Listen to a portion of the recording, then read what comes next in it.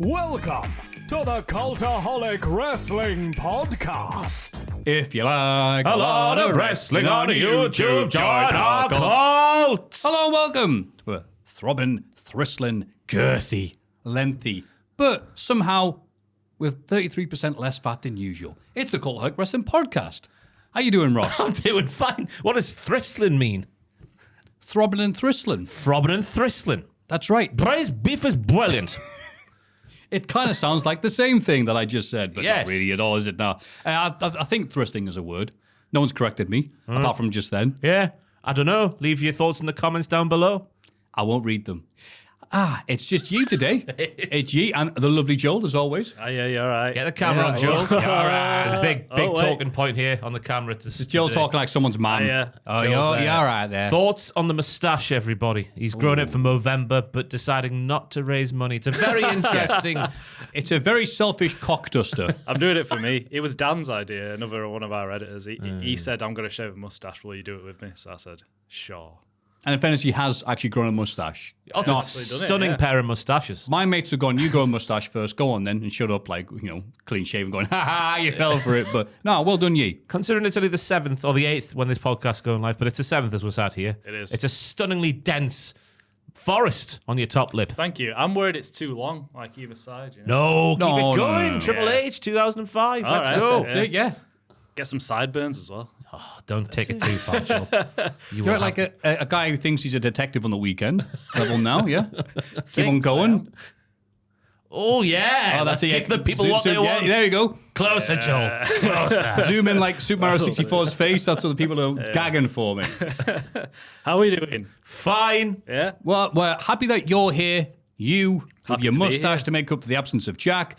Jack is doing a big walk this week. He's going from Liverpool to Manchester, if memory serves. That's right. At the whole thing last week, didn't we? When he's saying he was making sure not to wear white socks. Socks, yeah. Or he'd get killed, I believe. Yeah, something like that in Something like Liverpool. that. You can't do that in Liverpool. You can do it up here. No one cares. Stupid rule. I'm wearing white socks right now. Are you? Think I care? I'll take you all on Liverpool. Oh, hear that? It's exciting. So, yeah. That gap there is Jack. That's where Jack would have gone, oh, no, don't do that. Oh. But look, we have Puppet Jack here to be passive-aggressive as always with him. Our favourite member of the podcast. So. Wow, he can suck himself off. Do you see that there? That great action on the podcast. I love starring me. Look at See, that, it's fantastic. back like Great halcyon stuff. days of 2019. How old is Puppet Jack? Puppet Jack will Don't be make it weird. around about 8 years old now, Joe. Really? 7 years old. Wow. What did Cultaholic? 17, 18, 19, 20, 21, 22, 23, 24. That's the year we're in. right. So he's an OG. He's he's young, really. Yeah, he's got a hat on. He's only like 7 or 8, yeah. Bless him. But what a great talent. Anyway, move on. Yeah. So it'd be like all the other kids I meet and interact with, which will be playing their TikToks loud as F at the back of the bus, no earphones in. Isn't that right, you little thing? Yeah, whatever. Hey, how about that politics, Ross? Yes. Oh, we got that out of the way. On the wrestling news, the Curse of the Podcast strikes again, mate. It was fantastic. It was brilliant. Not only did it wait till we stopped shooting, but it also waited until the podcast went live itself of like 24 hours course. later, and then the news came out. Great stuff. That's right. Fightful Select first revealed Baron Corbin, Indy Hartwell, and Tegan Knox will all be leaving the company. Lots of people noticed the wording. They're departing the company. It's like they're having suitcases and leaving. Oh, well, bye then. See ya. It's like, no, not released. I think they were notified that deals weren't going to be renewed, I think is the way to look at it, isn't it? Because it was all like, in 90 days, Indy Hartwell will leave the company. Yes. Yeah. And then the 90-day release clause, exactly, which made them unable to compete elsewhere until February 2025. And weirdly enough, Indy Hartwell's match on SmackDown last night aired after it was learned she was getting released from the company. Yeah, she was making history. Yeah. Can't be too many people who's done that in the past. NXT it happened a few times. I know Bull Dempsey was one of them. Bull! That's right, yeah. That's what he did. Fit! You meant to say fit back. I remember those days. Oh, yeah, right. Me and Jack went to an NXT house show and we had girls laughing their pants off in front of us because Jack would go Bull and I would go SH1T. And you still making went- content on that residual energy from Still that. went home alone. So did he. Yeah, he got released in NXT. I think would do 3 or 4 episodes, Right. all in one taping. Because you could tell because the crowd like dead during that last episode. You're like, oh. But yeah, he was like, wait, you've been released. But then Samoa Joe would kill him. It's like, oh, that's why. Yeah, might as well give him a glorious send-off like that. Yes. I'll tell you what, though. I understand Indy and Tegan, because Tegan's just gone missing in action completely. Hasn't been used at all on TV. So it's not too surprising they're going to let her go and do something better with her career, because she is that bloody good at the wrestling, which I think we all forget sometimes, how little she's being used. Indy Hartwell, pretty much the same as sort of side piece, not side piece, that's the wrong word. A side character to Candice, who's a sort of a side character to Nia Jax. So two to the side there. I'm working That's well it. here. She's mashed potatoes, that's right. Bye. Baron Corbin, though, send him back to NXT a year ago or whatever, and he does the best work of his entire WWE run with the Wolf Dogs. Bring him up to the main roster thinking, wow, let's get him going as a babyface potentially and let him do what he's been doing. All the new skills he's learned in NXT. Don't use him on TV apart from a thrown together tag team trying to recreate the magic of the Wolf Dogs, but with Apollo Crews. So it's never going to happen like that. And then release him. What? Very interesting. Yeah. Especially our half-year culties, tag team of the year as well. Deservedly so. Yeah. And it's like, oh. And it was really interesting, people going, oh, Baron Corbin, they never really gave him a chance. And I'm there going, no, they gave him loads of bloody chances, but... It'd be interesting to see the chances if they were in this current regime. Because the chances he was given, there wasn't much chance of success. King Corbin can only go so far, for example. Yep. Constable Corbin, where the failures of the WWE were placed on his shoulders, I think it was the end of 2018. 2019, I think, because that's the year of death. Aye. All of the badness we saw then was blamed on Baron Corbin. So that sort of stuff can only go so far. It's a shame. I really like Baron Corbin. I like his dogs. I like his wrestling. I like his tattoos. Yeah. Lots of things I like about him. It's funny when a guy's there forever. I mean, since what, 2014? Yeah. Yeah, I think thereabouts. He's had so many great bits and so many terrible bits. It's weird when you go like, oh, if only they'd done this. And he's like, yeah, if only he hadn't opened his mouth when, they had that NFL dude going, we don't have concussions. And Baron's going, I think you'll find your D. Wow. And they went, okay, cool. See this beating you to a pulp at that Money in the Bank thing. It's like, oh, cheers. Yeah. But then there's the great moments as well. Bum Corbin. Bum-ass Corbin, yeah. The Wolf Dogs, the run when he was crapping on indie guys at the start. Oh, that was so great. I don't care about your Ring of Honor career. Yeah. Whoever it was. That never I wrestled. don't watch Ring of Honor. Okay, yeah, go back to Ring of Honor. I think it was, just a tag partner, Apollo there. But yeah, it's like, I'm a former Golden Gloves dude. I played NFL. Don't care about indie wrestlers. Don't watch indie wrestlers. It's like, that's amazing. For the time as well in NXT, where they were all getting signed in that first wave. But what will he do next? I mean, I think he's a guy who's got a lot of opportunities because he's just him talking seems to be a nice, jolly guy.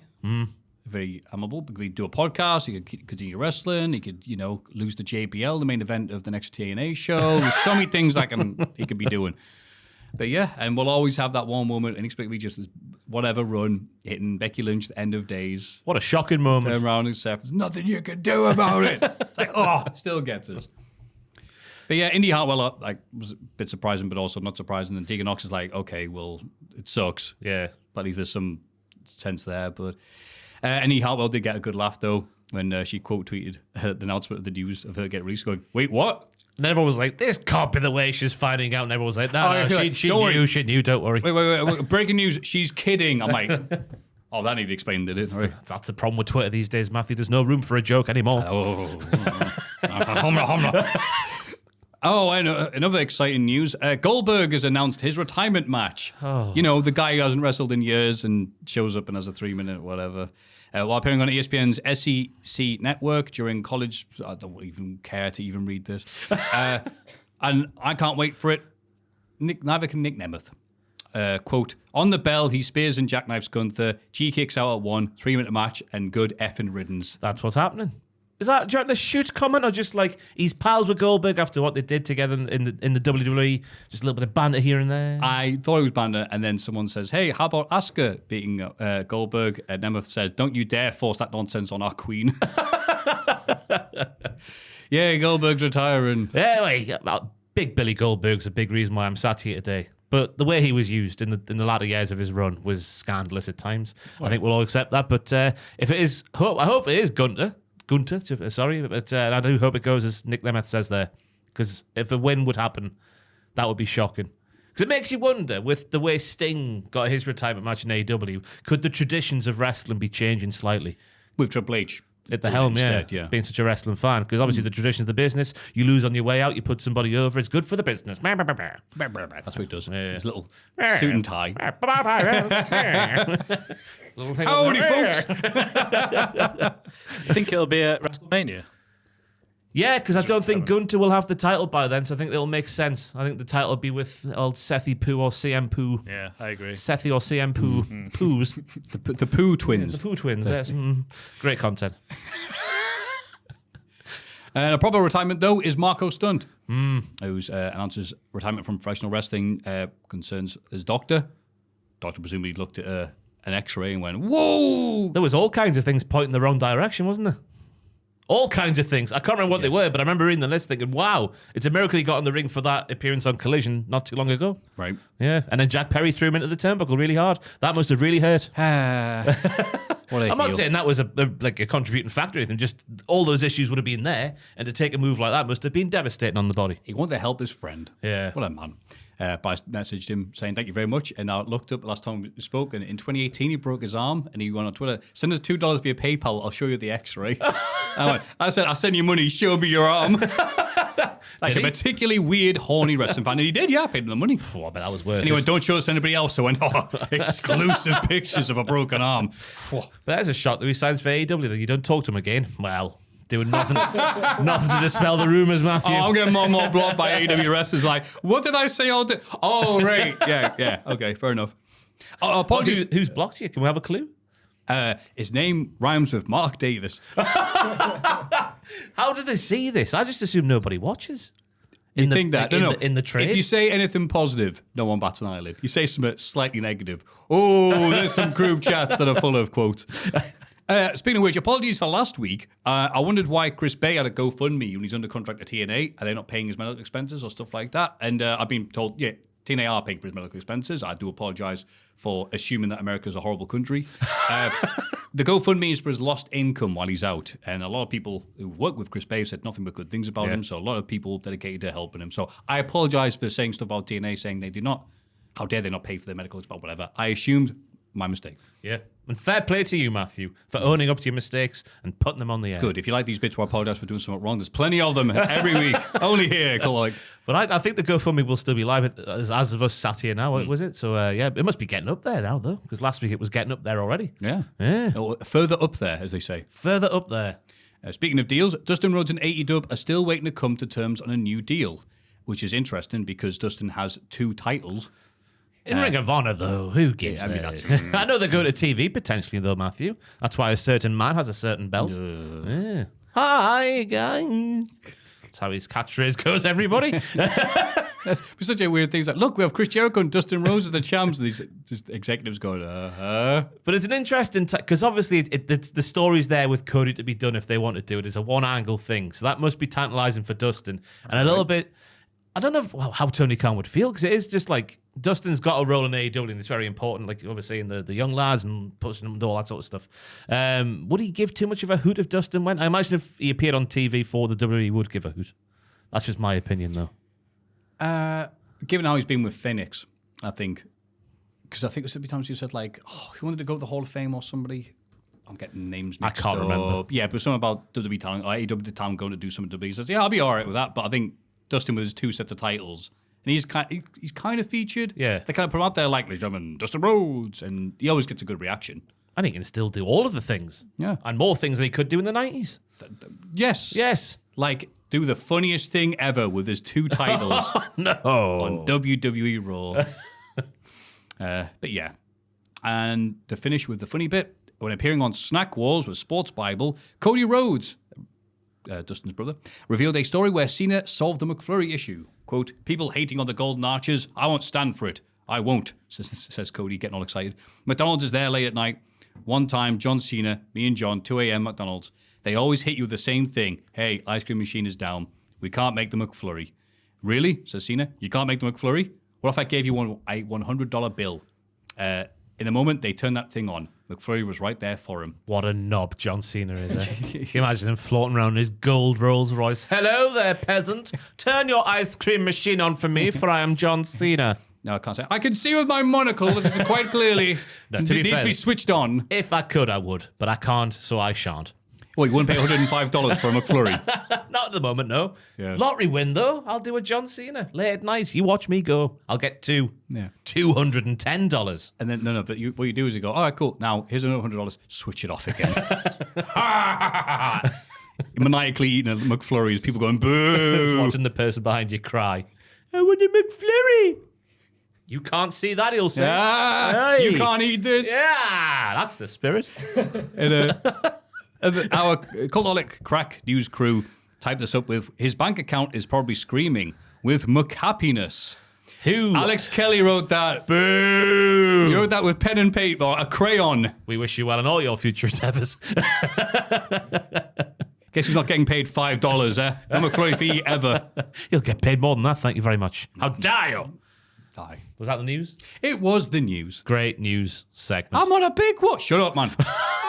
Everybody get excited for the Cultaholic Hall of Fame. The Hall of Fame. The Hall of Fame. In condescending honor from last week. Ooh, with 10% of the votes, the Rizzler. That is arguably the most shocking result in Hall of Fame history. For how universally beloved the Rizzler is. And I see why. He's a funny little fat lad. It should mean the Rizzler annoying Jimmy Kimmel. Yeah. I think people were really behind that. I thought he was going to win because the Rizzler has the Riz. He has all the Riz. So much charisma, kid, as Chris Jericho would say. Sorry, Clint Bobsky would say. Not Chris Jericho, two different guys. That's right. Yes. The Anime Church's new mascot, 25%. Yes. Joe liked it, so I thought it would do really well. I go by the Joel-ometer, but it doesn't matter because, of course, Ross's new kettle. What else? 64%. Takes causing down the me to Rizzler. boil. Haha. Well done, mate. Thank you very much. It's a brilliant kettle. I'm sat here now after 2 weeks of owning it, and I've not regretted it once. I mean, it was like the James Bond car of kettles. Yeah, it did it's everything but unbelievable. open the door for you. So And I've just learned outside there, because Richard was very interested in the conversation about my kettle. There's different variations of the kettle with different colour schemes. And I've got to say, the rose gold with the black, it is the best one. So if you are going to spunk on £100, I like to pause there.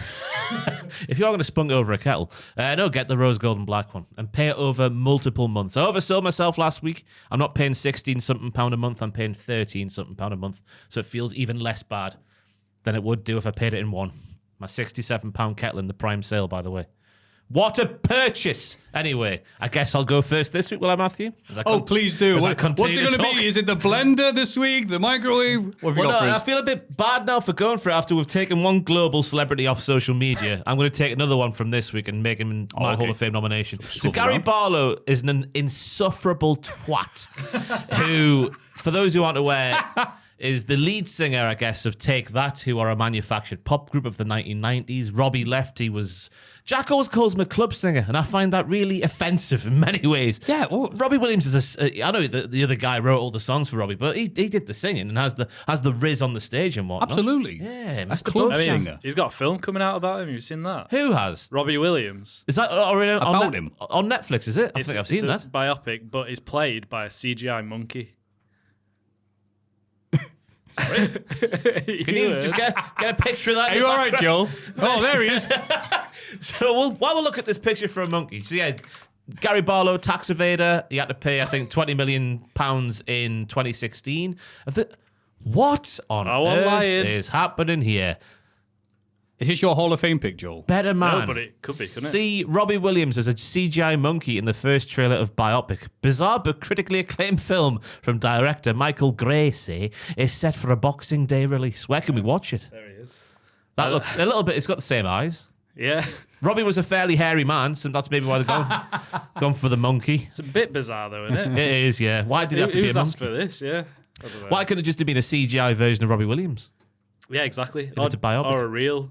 Because it's version of funny. Robbie Williams. Well, yeah, I guess if he can't act, he can't act. So just use a CGI guy. Why not? Fair.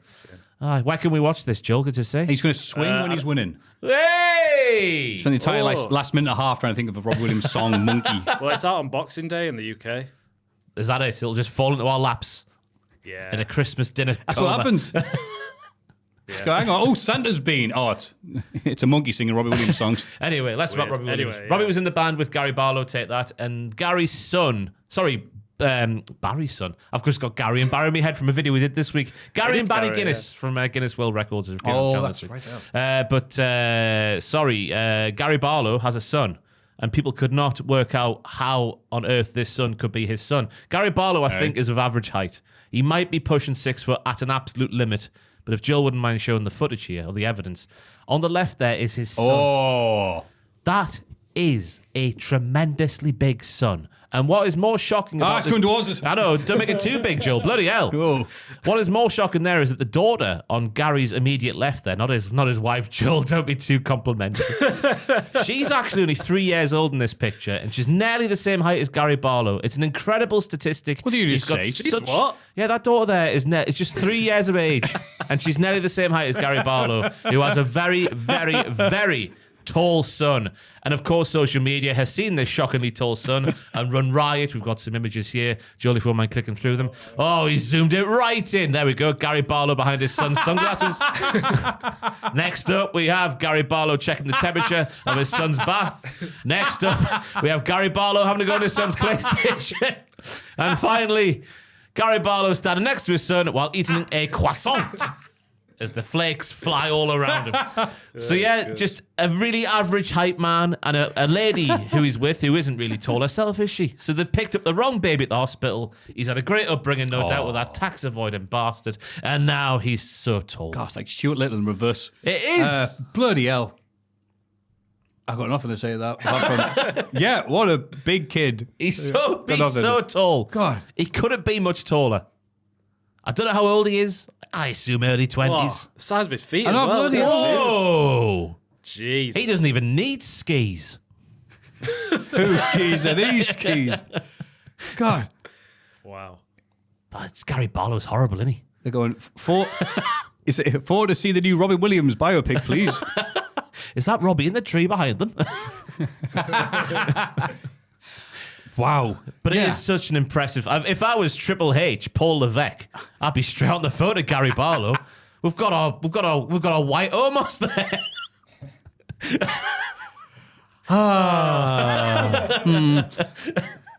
God. Is this why Parker Boudreaux could make on TV? Yes, exactly. Very accurate replacement. He saw this guy coming and ran a mile. Hey, Parker, take that. You're on a while, but that's I can still reach you. He's like, hey, veteran, will you let me shine? Other Take That songs. They've got a few bangers, to be fair, Take That, but Gary Barlow is horrible. Horrible guy with very powerful testicles. Is he a bad man? He's a tax avoiding guy. Yeah. Is he? When I hear him with his fake Ringo Starr voice going, oh, hello, I'm Gary Barlow. I can't stand him. No, he does do that. Yeah. There's Low and then there's Barlow, right? Exactly. That's what the joke's been as well. Like, he's called Gary Barlow and his son's obviously called Gary Bar High. Hey. It is good when some of this happens. He's like, yes, everyone making jokes about it once. But his son, I think, as far as I know, is not on social media. So does the son know? He breaks every phone he This touches. is all going on. Oh, surely he must do. I don't know what his name is. Just Giant. El Geo del Barlow. Giant Barlow. They call me Tiny at school. Hey. Good one, pal. What's your I pick? said good one, pal. Come down here. Whatever. I'll text you. Mine is, if you'd like to link to the other thing you've got there, Joel, lots of tabs open, I know. The good news, the best news, the happiest news. Maffew, the very happy chap, very secure in himself. That's right. Maffew, you always picked, ironic Jack voice, you always picked the silly animals I thought you would have loved. Moo dang. What? The hippo that exists. The hippo that gets up in the morning and does hippo things, eh? Yeah? Well, guess what? All glory is fleeting. Whoa, He's Joel. already been replaced. Joel, scroll up the swears on the screen. No, I can't. I've just Careful. seen it. I've just seen it. You know what that means? Moo Deng can F off. Oh, it's a Vice article I've sent you. Sorry, I thought there might be cursing and rude words. But yes, he's been replaced. Edinburgh Zoo welcomes haggis, a pygmy hippo.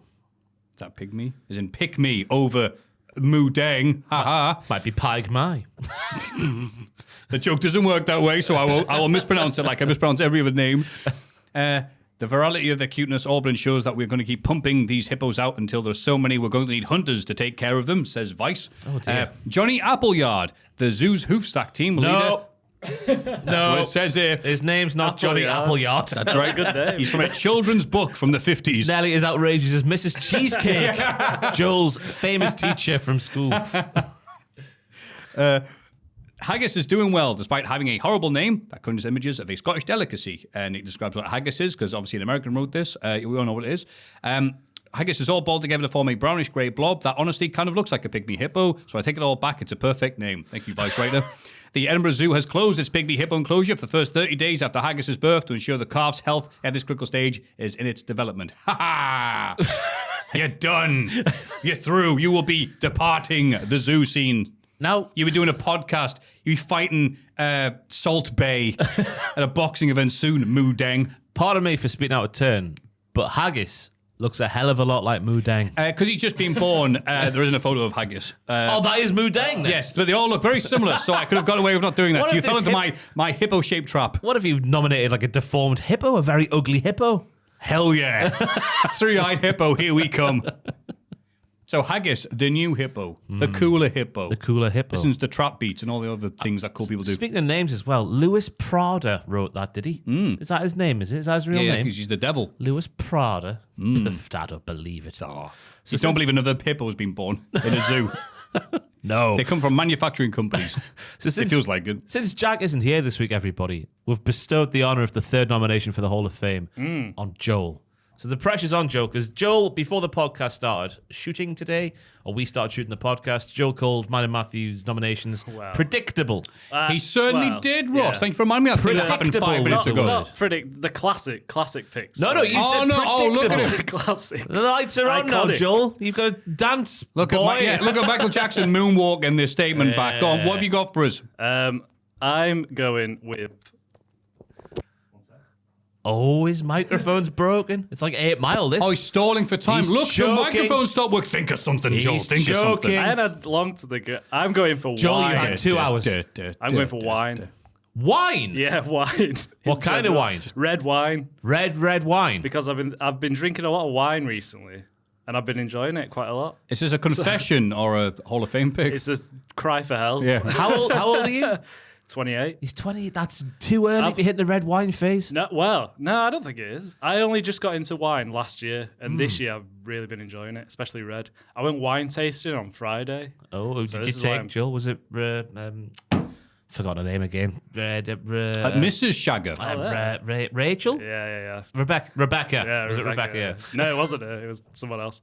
But Anyway, yeah. No. of course it's not her. But we went this place in Gateshead, you get like 3, it's like taster wine things. So you get 3 little glasses and you have them all and then you get more. So we had like 6 glasses of wine. So I was drunk. And then we went next door to a bar and then I ordered a pint and it was 8.5%, which I didn't realise. Dilly so I was ding, by the dilly end of the dong. night, yeah. But that wine place was excellent. Just like drinking wine. It's fun, innit? I think wine's a different kind of drunk to like beer, you know? More sassy, isn't it? It's more heady. So you get a bit more giddy, a bit more laughy. So yeah, red wine. Red wine is good. I used to, when in my gap year, when I was a pizza boy, right? I'd yes. sometimes get the privilege of finishing at like 10:30, by which point my pals were going out because I was like 19 at the time. And I would go to the garage at the top of Morpeth there. Fairmoor, if anyone knows the Morpeth area. That's where I had my car searched for Raoul Moat that time.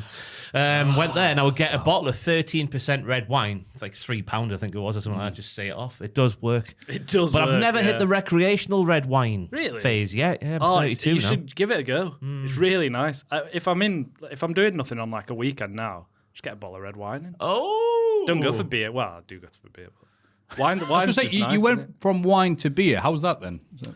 Well, Did it work? It's just what No. was on offer. felt horrendous the next day, but Oh, okay. it's just what happens. Tell you innit? what I can't get on board with the wine in public is when you go to a bar and someone orders a wine and a massive glass comes. Yeah. So big, like Gary Barlow's son.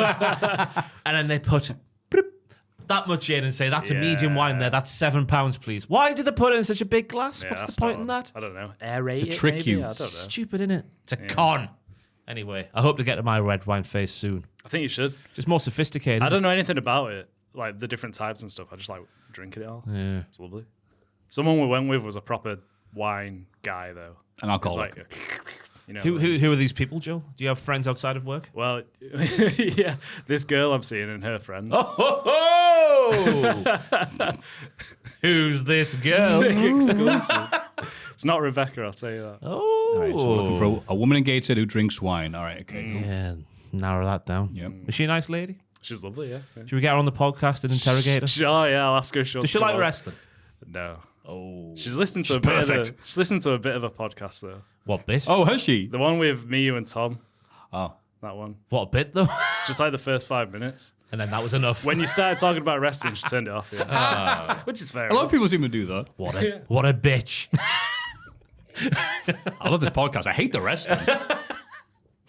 There we go, then red wine. That's a third nomination for the Hall of Fame. Red wine. Is it Is it wine or red wine? What we're doing for the listing? Red wine. Red wine. I'm not that into white, and rosé's wine for people who can't deal with reality. That's my girlfriend you're talking about. Sorry, my not fiance. I forgot that bit. My fiance you're talking about there. Not proper She wine, likes is rosé, it? yeah? Do you want to fight her? It's like fruit juice. It is nice.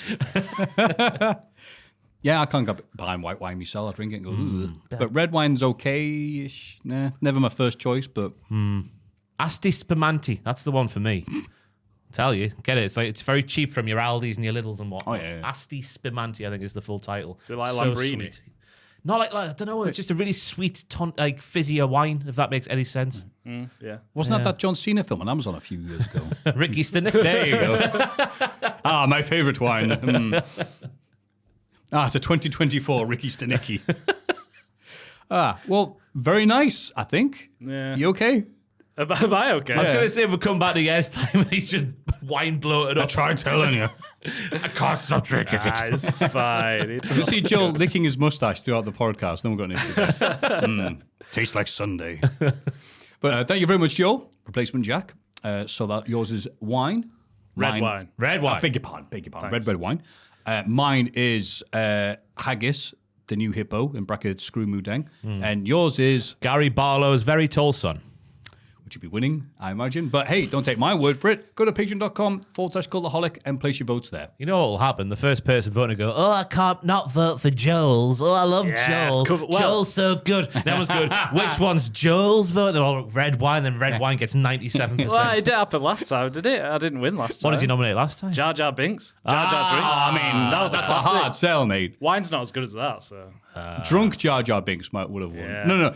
Jar Jar Binks, in brackets, as nominated by Joel. Jar Jar Drinks. That's winning. Jar Jar Drinks. Jar Jar sinks the drinks.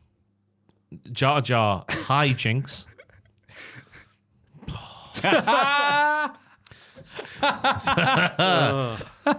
time for the week in wrestling, is it not? I can't talk I now. hope so. Not a minute too soon. That says this week in the wrestling. It's this bloody week in the wrestling.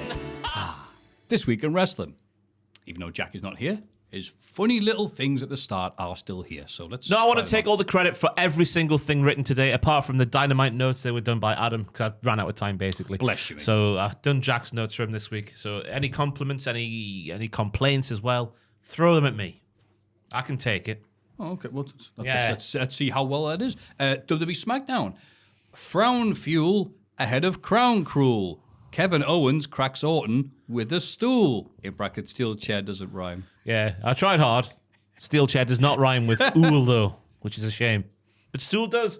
And technically, a steel chair is a stool. Yeah, You sit down on a stool, you sit down on a steel chair.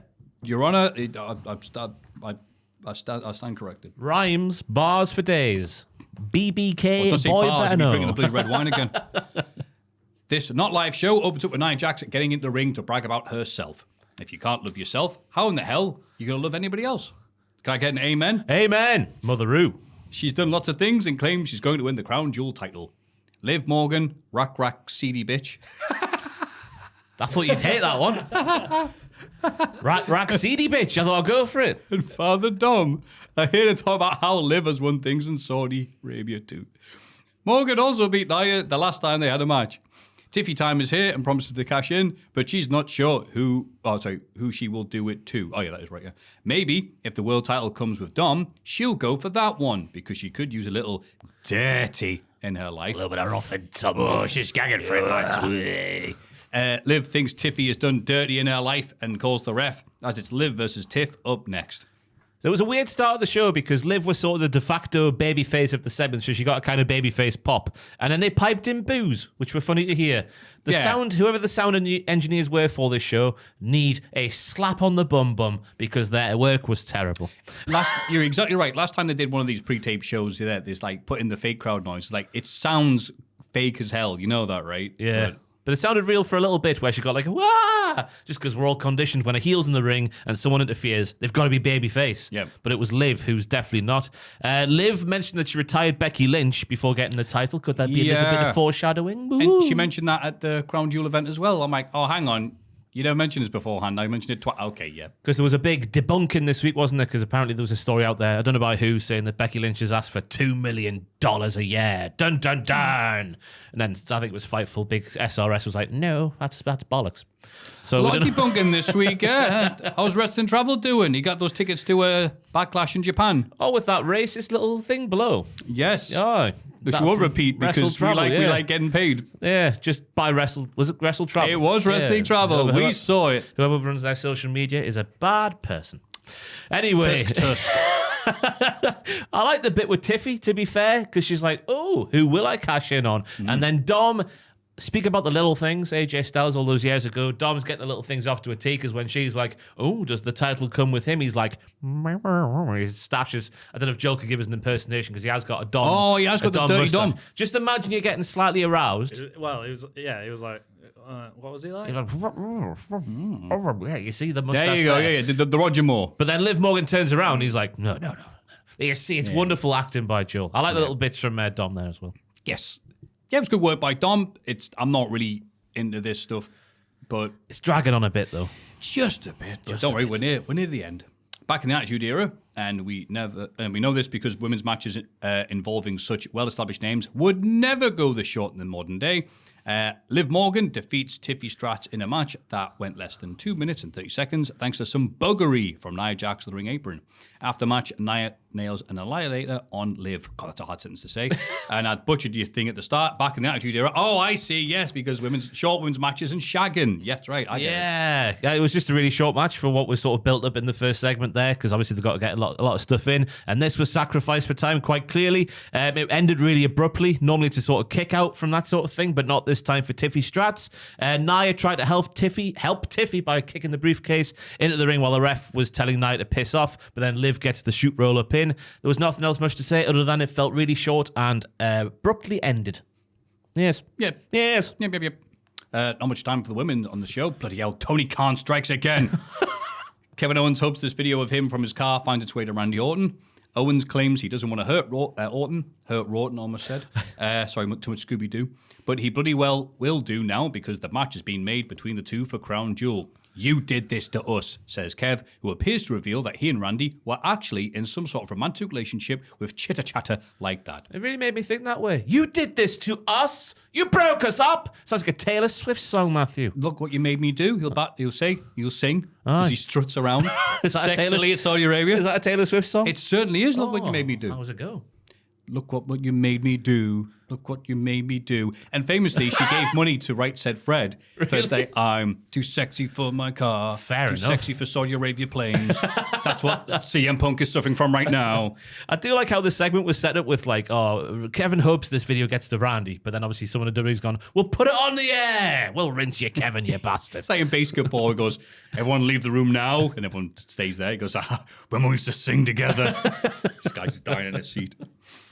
A massive doomsday blockbuster thingy that went really, really high was enough for the Street Profits to defeat Pretty Deadly in a match that went over 4 minutes, which is the equivalent to 2 women. 2 women's matches, aye. The action was jam-packed inside these 4 minutes. Pretty Deadly with the textbook wrestling, the leapfrog from Elton setting up a shoot DDT from Kit, a cool AF bro I've put him down here, with PD cutting off the ring, Tez doing the flip over them to get the hot tag to Angelo. I thought the match was very well structured for as short as it was. Pretty Deadly with an assisted code breaker, with Kit being backed by Elton. Like, whoa, that's a verb, to be backed.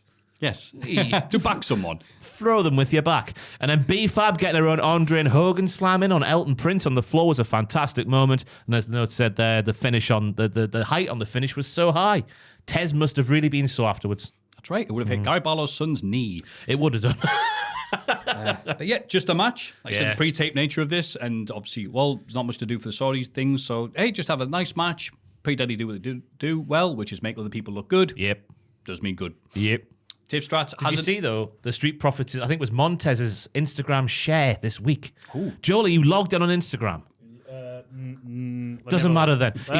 He put something like, no matter what we do, my brother, we stick together through thick and thin. Everyone's going like, oh, what's going on here?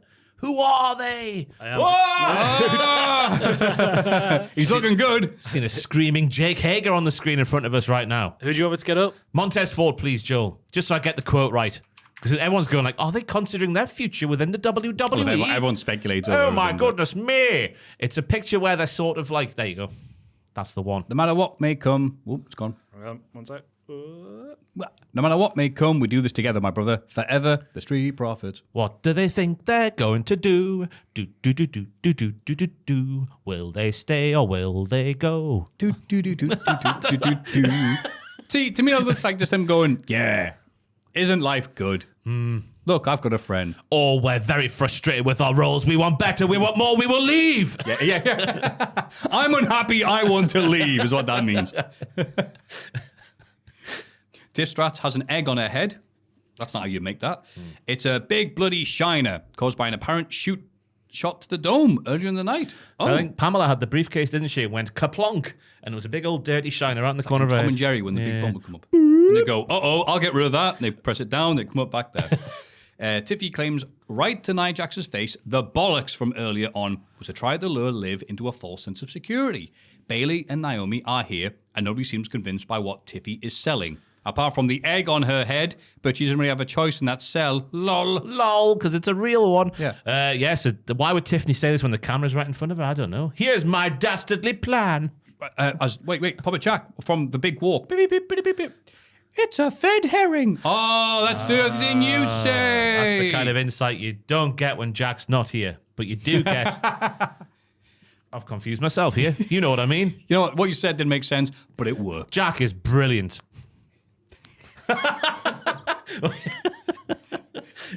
And then Naomi says, keep the title warm for me, Nia, you dick. So no one believes Tiffy. No one at all. They're not having it. They're not buying it. No. Tiffy time and telling the truth time are two different times. They are two different times. On the watch yeah. of life. Indy Hartwell makes history by having a televised WWE match a number of days after it was announced she would be departing the company. That can't have happened too many times before. You're all right. I'm trying to think of any other people that happened. Maybe Christian in 05, when he was still nominated for Taboo Tuesday. And he even said on commentary, he's not under contract, so thank you very much for Christian for showing up. Because that would have been awkward, but he didn't get the vote anyway. And he's on the losing side of things as a shoot rear view from Naomi is enough for the glow and the palm to get the win over Indy and Candice. The match just went over 8 minutes and 50 seconds, and God, that would have been awkward if Indy won. I know, aye. But there was a nice bit of story piped in there from the commentary team who was saying that Bayley and Candice were in a match years ago, but Bayley was the one who was being scouted. Bayley got scouted instead of Candice, who was supposed to be scouted, and that's why Candice hates her all these years later. Just held that in well as Candice. The heel beatdown was proper dreary, I've written down here. I cannot lie to you. The crowd, they could not have given less of a toss if they tried. The hot tag crawl from Bayley right across the ring was like well earned because she'd taken a hell of a beating for a long while there, but the crowd were really silent, and I've never seen that before, where she's going like, oh, I'm dying, I need help. And the crowd are just like, well, die then. Yeah, they were not very happy with the crowd. I've never seen that done before. There was a heat seeker from Naomi, which looked horrible because Candice's Candice's body is so short. How short is it, Ross? The opposite of Gary Barlow's son. It's as short as his... There's nothing short on the boy. There's nothing short on the boy. It's all long. Yes. Even his little toenail's long. His little toenail's probably the length of this table. Anyway. And probably doesn't shake when you lean on it either. Her body's so short that Naomi went for the heat seeker kind of maneuver through the ropes, and you could just see that Candice's head came out 10 feet away from the mat. Right. And I'm not saying she should be spiked, but I'm saying it should be a little bit closer. As I speak from my 10 years in New Japan Pro Wrestling. And then the heels don't see the tag when Bayley and Naomi collided, which makes them look like dicks as well. Naomi was being counted out by either the ref, which was being called out by Corey. A messy finish by all means, I should say. It wasn't a very good thing for me, this match, unfortunately. Nah, I don't think it helped that they cut out a lot of it because of the commercial break. Again, Tony Khan, how could you? But they tried. Stuff was happening. It wasn't very well put together. It was like a big old sloppy spag ball. Yeah, it's never good when the heel cut, whatever Corey is now, his hybrid heel, whatever he is these days, whatever commentary all he has, is going like, oh, the referee's bollocks here. Down with him. What's going on here? Yeah, it's one of those like newfangled cars. He's a hybrid. Half heel, half runs on smug. Yeah, half combustion engine.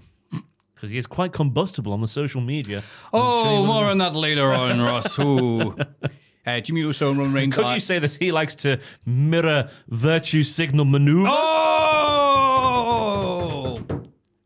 I got that joke. All right. Thank you.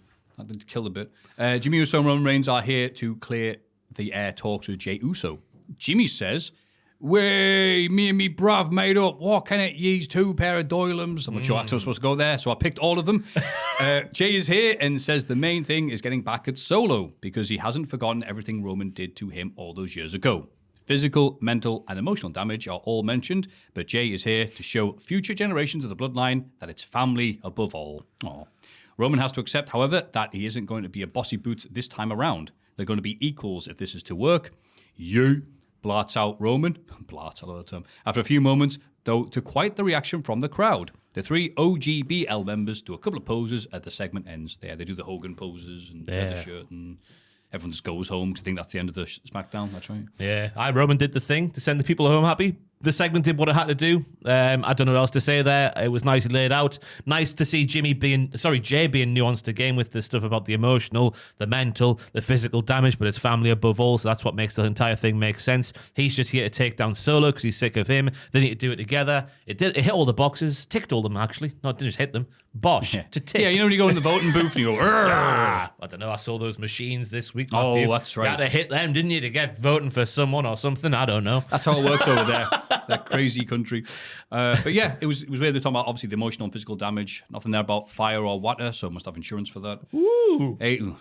A-Town Down Under are backstage for an interaction with the Motor City Machine Goons. Goons. The Bad Boys invite the tag team champs on an episode of The Grayson Waller Effect next week, and it will appear the good guys are in. There was a really funny joke in this one because he was like this. Oh, let's come on the bloody biggest and best chat show in all of the WWE, said the Australian man Grayson Waller, and they were like, "Oh, we'd love to go on Ms. TV." Jesus Christ! Do the clip. And he went. No. No. That's not right. You flaming galah. They're Australian. Well, one of them is. The other one's American. The other one's annoying. Yeah. A KOD from Bianca Belair to Lash Legend, and then an immediate shoot over the moonsault from Io Sky to Belair allows Sky to steal a pin on Legend and win a four-way match that also involved Piper Niven. Piper Niven. Really like Corey Graves saying, just try and injure somebody just so they're not right tomorrow. Just try and injure them. Makes sense in the kayfabe. Enjoyed the way he delivered that one. He's hot and cold this week, is Corey for me. Yeah, like an ice cold shower. Yeah. Lash and Piper meshed together really well. Putting the Hoss in this David Hasselhoff. Oh, butchered it. Putting the Hoss in this David Hasselhoff. It was all going so well until the crucial moment, the story of my life. The story of the match was them two taking the piss with the smaller lasses, just hanging in there. But then Bianca gets her chance to take the piss, a spine buster on Piper. She then flips over Piper to evade her while in the corner, and she beats down Lash at the same time as well. Then the piss-taking stakes go to Io Sky, because she's doing that drop kick from the tower spot thing in the middle of the ring. She's doing kip-ups to get back into it. She's piss-taking everyone, Maffew. All of them at once. So much piss. Piper Niven, though, for me, was the lady of the match. I thought she was class all the way through, especially with that flurry towards the end of the match. I thought she was going to win before Lash kicked her in the middle of her running splash thingy-majiggy. And I thought the spot for the finish was very good. Bianca getting the KOD on Lash, and then Io doing the moonsault while Bianca was sort of just like finishing the KOD. Yep. And Bianca sold it well by going, ah! As Io was coming down with a moonsault. The facials were fantastic. Great match for me. Lots happening, given a fair amount of time as well. I'm supposed to follow that. Yes. No, I agree with everything you said. And good hospital, such a good exchanging move. Jim Ross probably had a nosebleed someplace and I understand why. For a different reason, though. All these beautiful ladies, by God. Blue too. So the Piper looks into the crowd and sees someone got a sign. It's just a smiley face with a cowboy hat and goes, oh, that's Jim. That's Horny Jim. But yes, this was 3 Horny Jims out of a potential 5. A-Town Down Under a backstage for interaction with, I've just said that. Just said that bit, In yeah. a really, really manly segment backstage, Cody asked Rhodey to leave some of Kevin Owens for him to munch on. Uh-oh, where are Randy's eyes going, lads? Whoa! What was he doing, Maffew? He was looking at the big shiny gold thing. Hey! His cock. It wasn't Dustin, no. It was the WWE title, of course. Oh, silly me. But I was so manly because Cody's doing his boots up. He's like, yeah, you leave a bit of him for me, brother. And then Randy's like, look at the title belt. So manly. The testosterone in that room was palpable. You know what I'm talking about. Such a good impression. Yeah, yes, that's exactly how it went down. I can confirm. I also pretended to watch the show. And then one of them, I forgot to write down which one, and I can't remember now. No, they all look the same. One of them said, I'm sure you'll figure something out. What does that mean? Or is that when Cody's figuring his next opponents? And Orton's looking at the title. That's what it is, isn't it? Orton says you'll figure something out. So Orton's coming for the title. Yes. Yes. We see a promo package involving all 3 members of the Crown Jewel United States title match, and things happen. Really paid by the number, boring things. Well, you said it. Yeah, Mello might just pin both of them. The lads are in Andrade's way, but he's tranquilo, which means he's going to win. And LA Knight knows the deck is stacked against him, but he doesn't regret putting himself in that position, even though I would do, because it means you have to work hard and you might not even get pinned yourself to lose the title. Yeah, and he didn't put him in his position. Nick Aldis put him in that position. So he dicked about when he was the referee, Maffew. Bless you. Yeah, but then Nick said, well, it's a 3-way, so what do you think about that? And LA Knight was like, oh, No! balls. This looked really good on paper. Solo does a bit of speaking, airing his dissatisfaction at Roman and the Usos being back on the same page. Yeah, he was saying, like, they think I'm the bad guy because I surround myself with people that love me, that never hurt me, that never let me down. So dramatic, this Solo lad. I'm the bad guy because I helped Roman Reigns, but he never helped me. I thought the promo itself was a bit of a step backwards because he was more back to being just a bad impersonation of Roman instead of being he's been flamboyant over the past 2 weeks, I'd say. So the less evoking in his words and whatnot and his cadences, I think that's to his detriment. See, I like him doing that. But I also know exactly what your point. It's like, I'm more entertained by that. But as a character, you're like, well, yeah, you just feel lesser than because you're not doing a Roman impression because Roman's higher up and even impression of him. Yeah, I get what you're saying, but I still appreciate it. And I'm also thinking if Solo's doing a promo, can we not call it a soliloquy? Yeah, soliloquy. Bless me. In your main event of the evening, allegedly, an RKO and Crossroads on Ludwig Kaiser sees Randy and Cody beat Gunther and his sexy pet, in a tag team affair that lasted around the 10-minute mark. 10-minute mark. He'll make your bed wet. Bed wet. Because he's a sexy pet. Sexy pet. We'll leave it there. He's wrestled in Tibet. Probably. Classic healing from Gunther, prancing around the ring and tagging himself out of there straight away at the start when it looked like he was going to have a good old grapple. It was nice to eventually see Cody and Gunther having some stuff in there with Gunther on top. So you're thinking to yourself watching SmackDown, how the bloody hell can Cody win on Saturday if he's doing this badly on Friday? Yes. Christ, he's not Craig David, who has better days on some other days than others. Some days he's just going for a drink, but then he makes love for like 3 days, doesn't he? That's Joel's week, apparently. And then the faces get their stuff in. Cody gets the pin on Ludwig, which was predictable, as Siobhan Evans is bouncy, I've written down there. And Siobhan Evans is very bouncy. So that was very predictable. And then there was a post-angle thing, Maffew, unless you have any more thoughts on the match. No, this was nothing much to say about this. I'm so glad I'm doing the podcast with you because if someone asked me, what do you think of SmackDown this week? I'm going, it's all right. I moved on quickly. But you are right. There's when you break it down in detail and actually put effort in, it turns out it's actually a lot of Break it down. Yeah, you know what I mean? Aye, wrestling. But then you're like, okay, fair enough then. After the bell, Kevin Owens thwacks Randy with a chair. I was like, thwack. And Gunther chokes out Cody to close the show. So they did the old, I forget what it's called, the bottom corner, the little signature thingy. Yes, trademark. Do not steal. Aye. Copyright WWE. And it says in little writing, haha, lol, show's still on, look up, idiot. Classic NXT. No one notices that, 'cause no one reads that text. So they did that this time with that in the corner there before the executive producers get listed. Yeah. Or is it just after? I don't know. I don't even... No, they do that and then it's the thing, yeah. Yeah, so they did that there, so you were slightly surprised, I guess. But it was good to see, because Owens has been built up as a scary man now by Triple H in the promo last week especially, and he looked menacing here, by God. Yeah, and him showing up in places you're not expecting to see him. I mean, obviously in the back, was it the back? In the front of the arena? Outside the arena, I should say. And as the show was ending, it's good. I'm not going to say he's going to show up in your bread bin or out like that, but whenever there's a wrestling involved and Cody or Randy's there, he'll be there.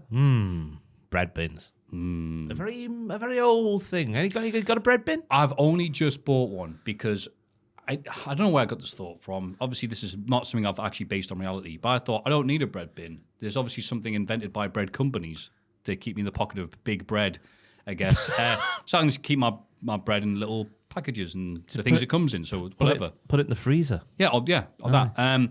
And it turns out your bread goes off really quickly if you do that. So I bought a bread bin and my bread doesn't go off as quickly as it did because it turns out it does exactly what you want it to do. How much longer does it last then?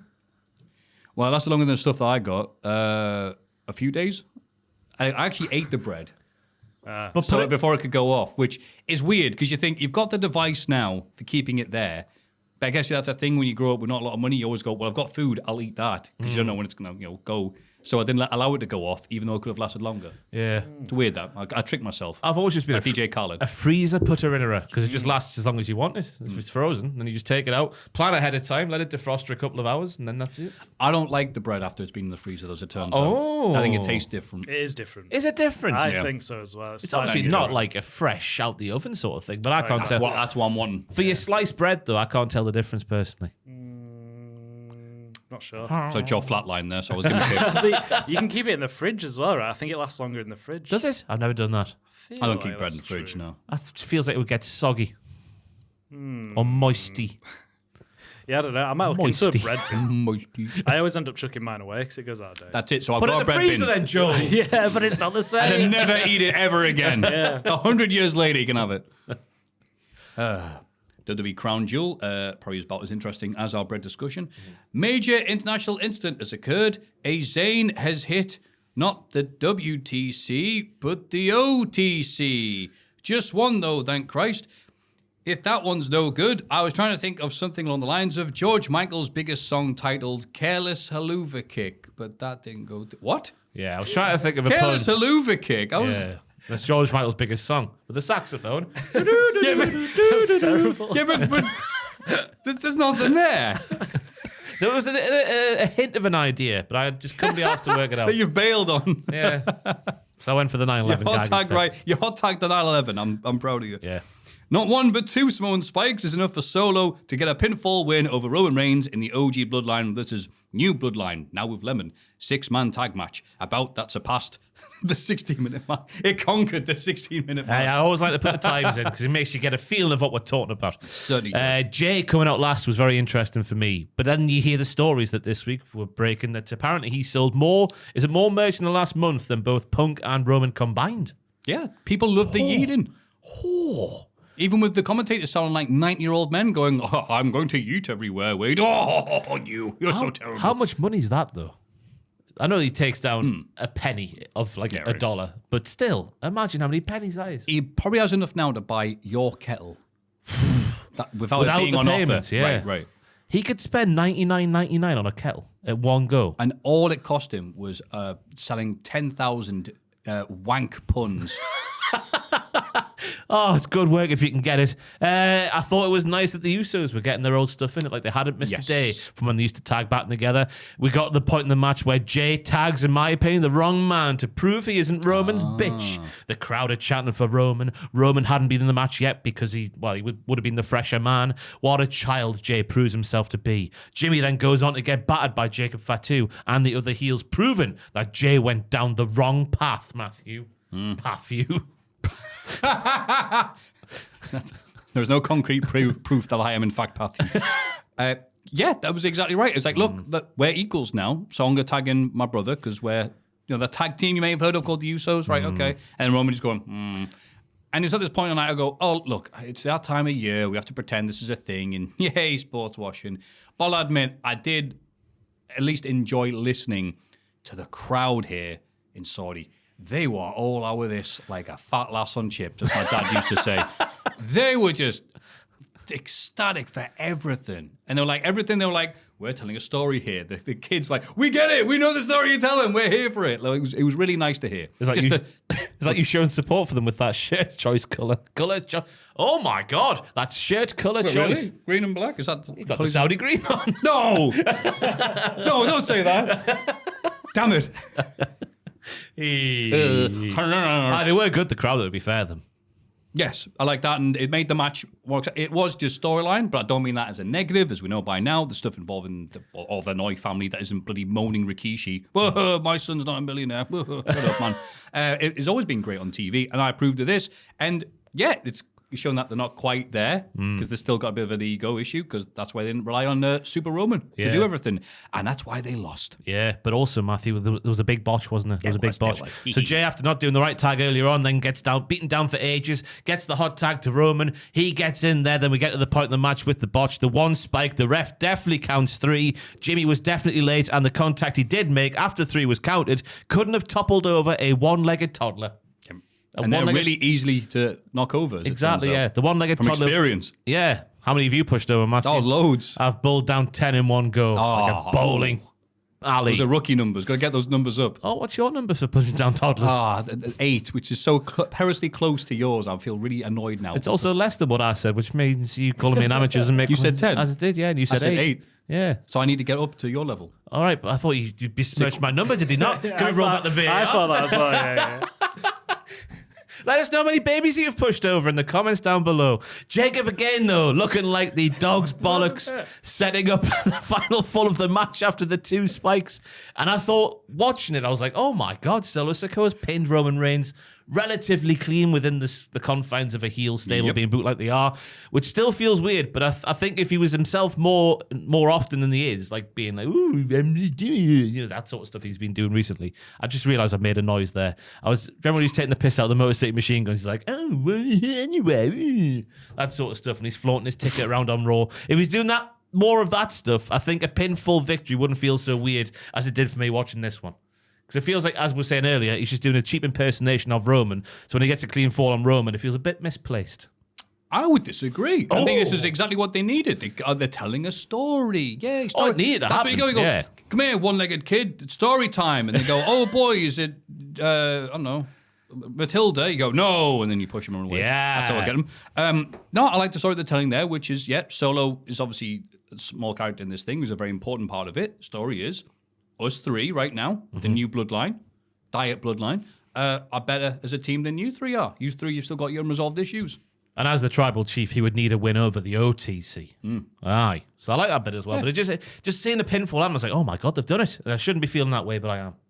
Good. Well, that's what they want. The crowd went, oh, like that, devastated. Yeah. I can't believe Ross has pushed that kid, they all yelled. Aye.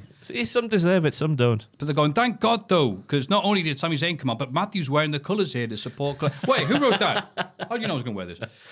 Reigns is trying to get up, but Solo and his friends bring the boom. Oh, God. They bring the boom! 3-on-3. War Games bucket. Thwacking Reigns and Jey Uso some more. This brings out Sami to try and stop the beatdown by walking really slowly and freezing the heels completing their tracks. It was fantastic how that worked.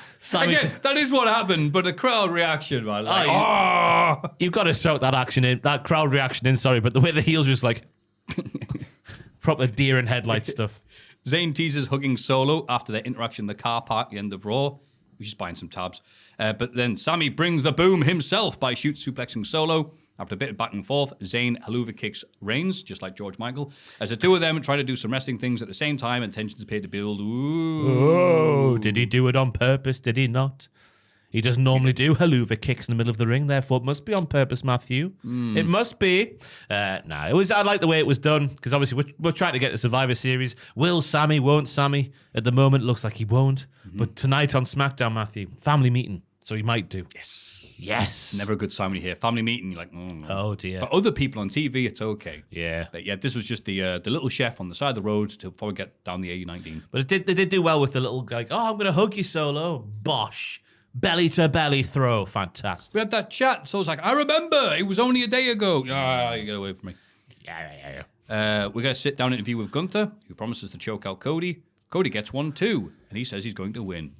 We already know all of this. All promos this feud have been largely pointless time fling effect. Yeah, there was nothing to say about the promos because they punching all the boxes. Yeah, punching all of them. Not even tickling some of them. Yeah, I did like the one that Gunther had one good one on Raw last week. Yeah, when he goes like, "Oh, you want the John Cena schedule? Oh, you're trying to be somebody else, aren't you?" You are the servant to the people. What did he say? I forgot the turn of phrase he used, but that was something like that. Trying to be people. Yeah. You should have just patted Cody on the head and go, "Good boy."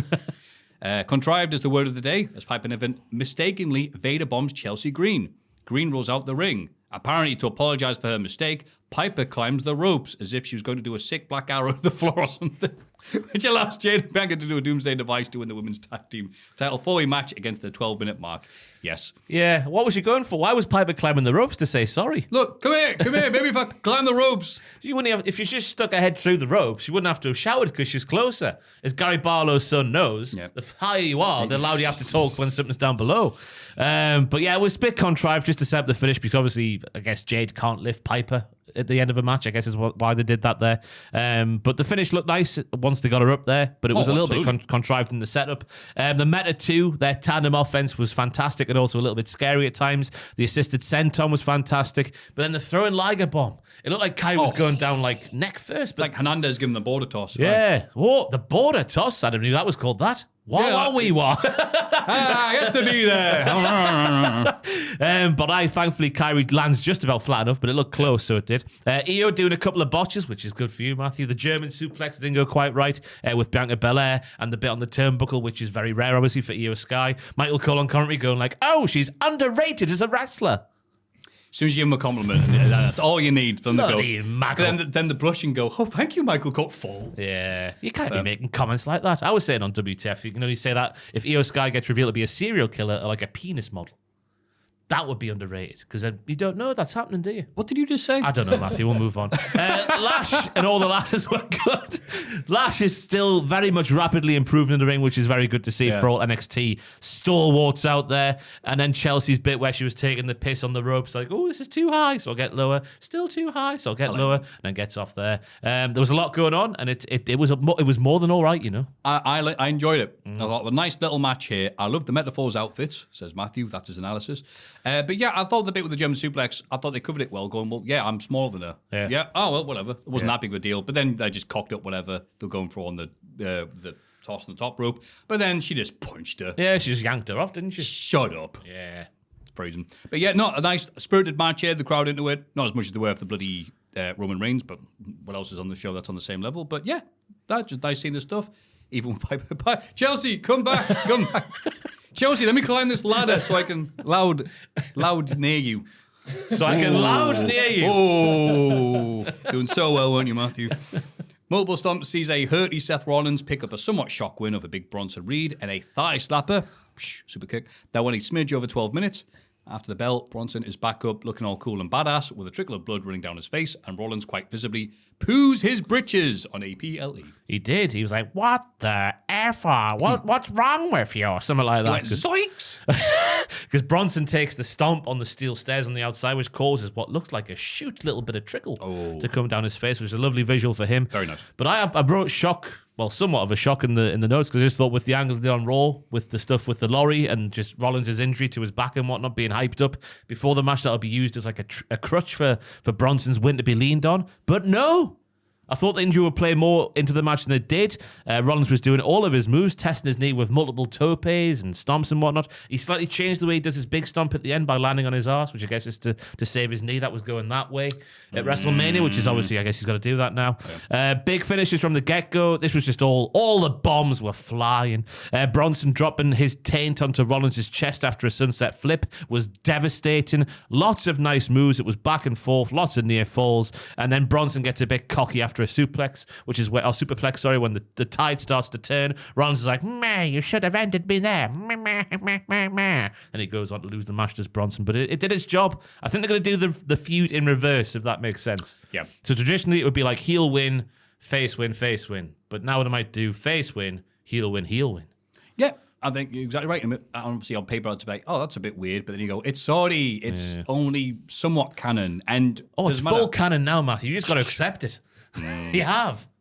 This was meant. Really enjoyed the match. I've put here, not even mad about the decision because none of this is count. Well done, Matthew. Read the notes that you just said. Appreciated Rollins having to outsmart Reed rather than out wrestle him, and loved the post match with Seth yelling, "Yeah, come try this again, and I'll make you famous." As Reed is bleeding from the eye, like he's the Undertaker in 01, but good.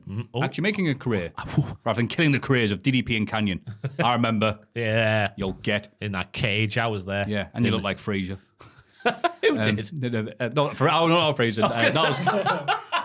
You look like a young Scottish boy. But yeah, no, I like this here because it's all Bronson Eater goes. Yeah, I'm still standing. Yeah. I'm Randy Marsh. Yeah, Or Elton John. two very similar people. Where we at? All kinds of bollocks with Tiff Strat's briefcase handbag hybrid, and Dom Mysterio allows Liv to hit an oblivion and pin Nia to become the first ever women's crown jewel world champ. Blah blah blah. Blah, blah, blah. Yeah, it starts off with the classic little lass versus big lass feud, like Liv working on a leg like a heel would do, or also a plucky underdog tactical baby face, which she might have been just here. I don't know. Nia turning a code breaker into a Samoan drop was nice, as was the transition into a later avalanche Samoan drop, where Liv was just up on her back and she went wabba-da-ba-ba-da, and then did the old Samoan drop off the ropes. She continues to impress. Tiffy promising she was there to cash in on Liv, which then makes Nia stopping her do anything just to be safe. And then big rack seedy bitch comes out there to get involved as well. Lots of distractions on both sides here. It felt like the heel was trying to out-heel the heel. But then we had the heel who is being booked as a babyface, also trying to be a heel. This was so heely. Tim Healy, Matt Healy, Denise Healy before divorce. Yep. And well done. Heelys, the shoes. I was about to say that. Yes. Shoes, yeah. The shoes were wheels. Aye. Yeah. It was a bit like the structure. It was a bit higgledy-piggledy because there was so many heels trying to do things, and heels being booked slightly lesser as a lesser heel because I don't know. I'm a heel. Yeah. I'm a heel, and so's my wife. Yeah, it was all here. I must have been in a good mood because this was decent as both women played their strengths and hit big moves. Yeah. And then the Tiff's time, that's good type in there, Matthew. Tiffy's time is here. And I was supposed to take a crucifix bomb, I guess, but ended up as a Samoan drop that Nia just pretended wasn't one. Looked horrible, but I don't know why Nia is doing moves she isn't good at, like a crucifix bomb. Bloody hell. And then Morgan won because of Dom, blah, blah, blah, gave her two halves and all that. Yeah. Like the first half, then it was just like, well, here comes the rest. That was the thing when all the heels got down there and they were trying to do heelish things on both sides of the match. It was a bit like, whoa, like a tennis game, but played on 2x speed. Yes, which sounds exciting, but wasn't. Yeah. It's a no contest on a it says PLE, but I refuse to say it, so say pay-per-view. It's a PLE, Matthew. I'm not a Tory. A premium live event. It was a big show. It's a super card.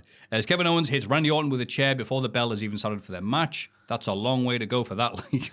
The pair fight on the floor for a bit. Stunners are hit on refs. Orton gets a chair shot on Owens. Orton gets, in before draping DDT, and Eva does an RKO to the general manager of the other brand, so he can't possibly be fined for his actions. Smart. You think like a thinking man. I don't know. The fight is back on and goes through the crowd before Owens eventually hits an elbow off a platform onto Orton, who was laying on some things. How the bollocks are they going to get these two in a match if this is how badly they want to hurt each other? That's a question we're all Triple H asking. was right. Yeah.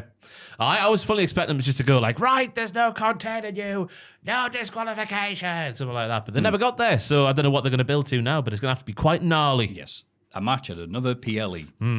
Orton threw Daivari out the ring, even Daivari yelling, "Who did Jesus ever beat?" With the Saudis' usual up-to-date awareness of WWE, I'm surprised Hassan didn't get a chant because of that. Just good angle with lots of action. Lovely stuff here. Nick Aldis seeing Orton getting mad and going, I'm getting out the ring. And then Pierce eating one was cathartic. Yes. I hope he has a drink now, though. But it was also nice to see Jamie Noble just getting a straight right from Kev. Yeah. Bosh, right in his face and down by the announce table. Former Ring of Honor World Champs going at it. God. And then I put, an LA Knight BFT as Kamala Hayes is going for some kind of facebuster is enough for the champ to retain his US Championship in a triple threat that didn't even go 9 minutes. Yeah, it was a bit of a Smackdown feeling match. It was very Smackdown. LA Knight started off the match well by letting the other two just go at it because that's what a thinking man would do. Then he's in there like Hogan I've put there, beating down Orndorff and the Sheik at the same time. Why I've gone for that one, I don't know. He's slingshotting Mello onto Andrade off the ropes. He's outsmarting and out Kavorka the pair of them. There's a moonsault from Andrade, which looked like he was going to go in the ring on Mello, but no, he goes to the outside on LA Knight, which was a very beautiful looking maneuver. Good camera work. LA Knight, in my opinion, needs to stop doing the kip up to the top rope. Yes. Because he doesn't nail it. What am I saying? He doesn't get it right as much as he should do for a man who claims to have all the Kavorka and have all the chickadees look at him in his red Corvette, Maffew. I've heard that. Yes, I I'm love starting to not believe him with all these little mishaps on a very difficult wrestling maneuver. Well, he can jump in the Corvette. That's easy. We got everything you would expect in this match here, but it was all just a bit short for me, which made it feel like a SmackDown match. But the finish was nice. Like Mello had Andrade wrapped up in some kind of face busterish thing, it looked like. But then LA Knight hooks on the old BFT onto Mello, and Andrade takes some impact as well. Yep. And on LA Knight gets the pin on Mello. Nice finish. Yeah, love the finish, but you're right. It was just like, yep, there we go, do some stuff, and nothing's really been proven here with this feud that'll never end, and we'll probably get even more of it on SmackDown. I'll put here, oh man, you thought Andrade got 0 pop in USA. Bloody hell. Oof. Again, Latin, no heat. But yeah, just a match, and I wish LA Knight would stop doing that move as well. Yeah. Good for me, not good for LA Knight. Yeah. I'm already smooth, mate. I'm like peanut butter, me. You could do it with your eyes closed. Yeah. Gunther is a silly tit. Oh, don't make me say this. There he is, hell-bent on ending the Crown Jewel Championship with a sleeper hold. That one sleeper hold too many. That one sleeper hold too many allows Cody to nail a shoot roll-up in the middle of one of the aforementioned holds to steal the title for America, his daughter Liberty, and the rest of the free world. After the match, Gunther shakes Cody's hands, and Triple H and Liv Morgan are here with some Saudi men for some posing. And look, they look very happy to be there. They did, didn't they? Yeah, it was just all the classic stuff. The domineering heel at the start. Cody selling his back like I would argue Seth Rollins should have in his match against Bronson Reed. But that's less about that one. Maybe Cody's just a bit better than Rollins at the selling. I don't know. Me. This is when Jack would go, what did Seth Rollins ever do to you? He beat CM Punk there, Jack. Has he beat CM Punk? No, yeah. I've just said it. Actually, that's a good point. Yeah, Has he? I don't think he has he? No, I don't think so. I've just said a sentence there without thinking. I heard Jack. I went CM Punk. Why would he Seth? Yeah, I've just made something up there. Somewhere Jack's just like, what? Someone walked over Who me. said that about him? Then we get to the bit where Cody's trying to get a body slam in there, but he can't do it because his back's sore because of the offense Gunther's been doing. He finally gets him up for a delayed suplex, but because of the back, Gunther reverses it and gets back on top again. I like the crossroads being the reversal out of one of the many sleeper holds in the match, as I said there, because Gunther seemed very much hell-bent on ending the match with a sleeper hold for some reason. Cody selling again, too tight to get the cover in after that reversal I've just mentioned there. Gunther, we've never seen this before, Maffew, in a WWE main roster ring, getting frustrated after the powerbomb doesn't get the win. I hope he's okay. I hope everybody's okay at home. Maybe it's the new baby. Baby. Big baby. Keeping him up at night and stuff like that. He's getting frustrated. I don't know. Just making Especially up if it's like Gary Barlow's. Father! How long was Gary Barlow's baby when it came out the womb? So he just kept on coming, I guess. It's like, bring more nurses. Brace yourself like Sticky Vicky. She's like a clown's pocket. The other thing I've got written down is I think there were only 2 crossroads in this match. No wonder Cody had to win it the way he did. Because it always takes at least 3. That's it. Yeah, crowd singing Cody's theme will never get old. Nothing against the Saudi fans and people. It's not your fault your government does all this sports washing. Cody says he wants to do what his dad never did, and that's win a title on foreign soil. Yeah, I bet. Wow, what an accolade. I heard Michael Cole say that at the start of the show without watching the pre-show where they made that claim. So Michael Cole's just like, Cody's here to do something his family's never done. And I was like, that's a bit harsh, isn't it? When I know Dustin was with the company when they started the deal, but Dusty was long gone by the time the Saudi deal was here. But obviously it makes more sense there. Yeah. Oh, they look. Oh, big deal. Dusty Rhodes and Saudi. What are you on about, you idiot? I'm surprised they didn't go, Saudi dream, boom, boom, boom. He's just a Saudi man. Who would they have played Dusty Rhodes in the current day like they had Hiroka Sumi play Yokozuna that time? Oh, yeah, right. Who fits the bill? I'll Tucker retired last week. Hey, Tucker's a thin man now. Oh, that doesn't work then. Yeah. Nah, all right. Tucker, you're eating yourself out of a job. Bleach my hair blonde, I'll play Dusty Rhodes for you. Yes. I'm a son of a planet, man. Hey, buddy. Hey, you're Canadian, Dusty Rhodes. Hey, cut it, buddy. Hard times, baby. That's when you go to the shop and they're all out of maple syrup. You got a bicycle, have you, buddy? Got a bicycle. I like Gunther cutting off the flip-flop and fly over chop. Because the crowd like, yeah, oh, Gunther. You could add that too, the flip-flop and fly and chop. Yeah. But he won't. Because Dusty didn't do that. Crowd having such a grand time, they start doing the Mexican wave. Again, it's not called that as an anti-thing. It's called Mexican wave over here because of the Mexican World Cups when we first saw it.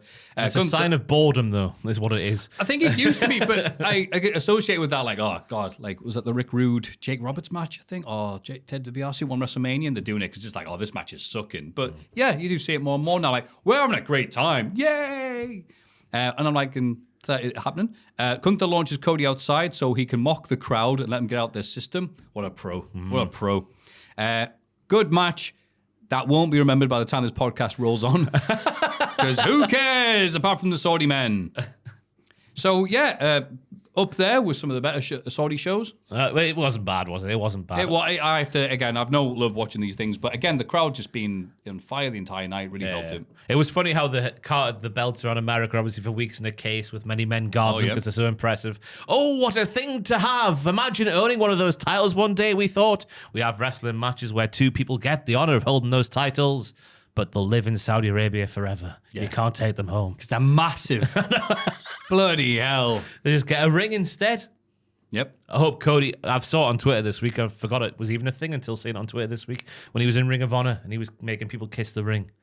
Oh, okay. It's a shame he's not a heel these days because that would have been brilliant to bring back. Yeah, I was going to say, he'd be a heel everywhere else in the world. He's not. He's cheered everywhere he goes. Yeah. Oh, yeah. Hey, guys, what's your AW Collision highlight of the week? Skipped it this week. Hey, Maffew. Well, thank you for asking. I've gone for Kyle Fletcher versus Commander.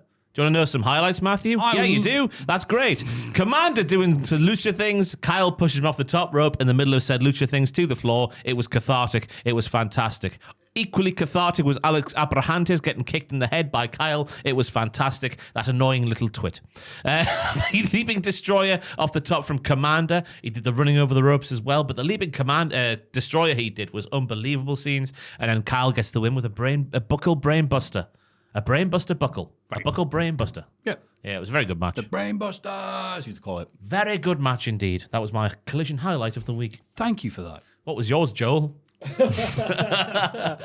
Just the whole thing, I think. Yeah. What was yours, Jack? CM Punk. All right, shut up. WWE Saudi Arabia. Yeah, you like that one, don't you? That's what I said. You like that, don't you, bitch? You like it, don't you? Arabia. Read me script. The JD opened the show with Liv Morgan slowing her ring off. It says here, showing her ring off the crowd. It's huge. Liv reveals her revenge tour is over and her world tour is starting now. Morgan starts patting herself on the back, but Jade Cargill and Bianca Belair are here to brag about their own success at Crown Jewel. Liv thinks the only thing keeping Bianca and Jade together are the tag titles, because they can't both think they're the best around. You wrote that just so you could do that. That's very good. Yeah, I did.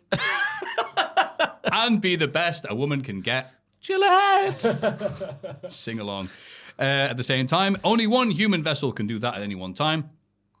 How will they coexist? Now Liv has pointed this out. Belair issues a challenge for a tag match against Liv and her apparent real friend, Rack Seedy Bitch. But Adam Pearce doesn't let it happen. Because she's a heel, Maffew, but her name's Raquel. So I've gone for Rack Seedy Bitch, playing off the really well-known song Rack City Bitch. It's not bad. Thank you very much, Joel. I don't mind 10, 10, 10, 20s on your titties, bitch. Excuse me? Is that how the lyrics go? No idea. When you're in the strip clubs, you know, doing, ladies, great dancing. Great dancing. It's a 7 from me. Instead, the Battle Royal for #1 contendership for Liv's title starts. No. And Jade and Bianca are also in it. Yeah, with questions at the start of the show when they're all doing here's people arriving for work. Dom had a little cat in his hands. I was about to say, yeah, Dirty Dom arriving with a cat. Oh, Yeah, what's that about? I don't know, but Sheamus arrived still wearing his massive jacket despite the heat. Yeah, I was dressed to Saudi Arabia like this. Bloody hell. He'd be sweating his hairy bollocks off, as he would say, no doubt. Liv came out of no pop until they piped in the booze, and it was very, very obvious. I don't know what the World Tour means. Maybe that was a little reference to what the WrestleMania seasons look like next year, I guess. Potentially, I don't know. She reckons Rhea's going to be gone for a very long time, which is very newsworthy. Yes, it turns out it was happened last week, but she got attacked in the NXT parking lot, and I'm like, oh, okay, a little bit of an angle. Oh, no, she's actually proper. Orbital Bone's gone. Yeah. She can come back with a mask on. Undertaker did it back in the day. Exactly. And Raquel's harder than him. Yes. Yeah. Screw the Undertaker. The pop for Jade, worthwhile going back and looking at it because it sounds like, and it stops just that abruptly. I don't know who put this together. Step back and watch it and thought, yeah, that sounds realistic. I don't know what that was about. It was worse than the COVID times. I used to think that we were really good at doing these fake pops or enhancing the noise, but bring back this year they've been really bad at it. Bring back the Smackdown vacuum. That's the only way I could describe the fake crowd noise from tape Smackdowns back in the day. The whoo. Backstage stuff's happening as two people talking. It's like, why is the crowd like, oh, they're talking? But for some reason, I don't know if it's down to the editing of the show, Adam Pearce got a bigger pop than every single wrestler in the ring. If you go back and watch that when he when he power walks out there, it's Adam Pearce. I put, nothing else normal. Normal Raw intro with people talking throughout the rest of the show, but with giant crowd pop, that was very real. And even Adam Pearce getting a giant pop. That says he needs it. He must be dying in a dry state like Saudi. Is it dry? Yeah. Yeah. Imagine so. I always get mixed up between Saudi and Dubai in terms of alcohols. You know what? I'm assuming that just for the sake of a poor joke. I shouldn't have brought it up. I should have just gone with it, and the podcast would have flowed much better for that. No, we don't want that. We need the animosity. She points out, well, I haven't got the Crown Jewel title. That's somewhere. I've got my little ring because the title is being held safe in the. Jesus Christ! You all right? A train's going by outside, and that started vibrating like the clappers. Did it? See how you hear it? I heard the train going by. I didn't see it vibrating. I thought the train was coming through the wall there. Imagine that. That'd be a good podcast. I hope the footage could be saved. Yeah. Dear Cultaholic, I love that bit where the train came in and killed everybody. Can that happen every week? How bad's this? I'm trying to think of that film franchise where they all die in horrific ways. Final Destination. Yeah, I've got Fatal Influence in my head at the moment. I was like, just like those Fatal Influence films. Bloody JC Jane killing everybody. What if they're driving the train?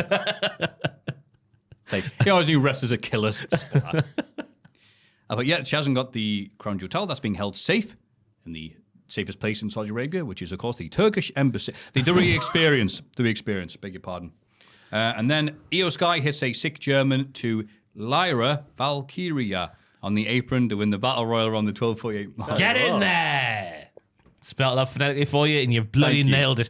Just about. Because you don't have the pressure of Jack here. Yeah. Is that what it is it? Oh, he's always putting me off that Is it little his lad. Durham University degree that makes you feel inadequate, is it? I'm imagining him laughing at me. Chauncey, you should have heard the idiot on the podcast this week, Chauncey. Gilbert, look, Matthew's trying to pronounce a word. No, look, leave me alone. The Cowie girls were fantastic in this battle royal. The monkey flips that were assisted were world class. So world class that Robbie Williams was inspired to make a biopic about himself while casting a monkey. They were class all the way through to Kachana Chance doing a handstand walk across the floor to get back into the ring. She lifts herself up with tremendous abdominal strength, but then she's booted out there by Io Sky, which is a good elimination for me. Jade and Bianca ready to throw hands before Io and Lyra Valkyria get back in the way of them, and Rack Seedy Bitch and Liv Morgan pull them over the top rope. I smell a women's tag team title match, Maffew. I don't know about you. Ooh. And I thought it was a nice finish with the German on the apron. Just think about the one that went slightly awry on Saturday. Io nailed it this time to Lyra Valkyria. She falls on the floor, and the lingering camera shot on Io was, I didn't even know what the word was. She was going, meh, while upside down like a German position. In the German position, which makes it sound weird. She's just giving a German. Yeah, that's why it's called the German suplex. She's bridging, yeah. Germans like to do that. Yes, I'm going to sneeze Before now. bridging. Elephant.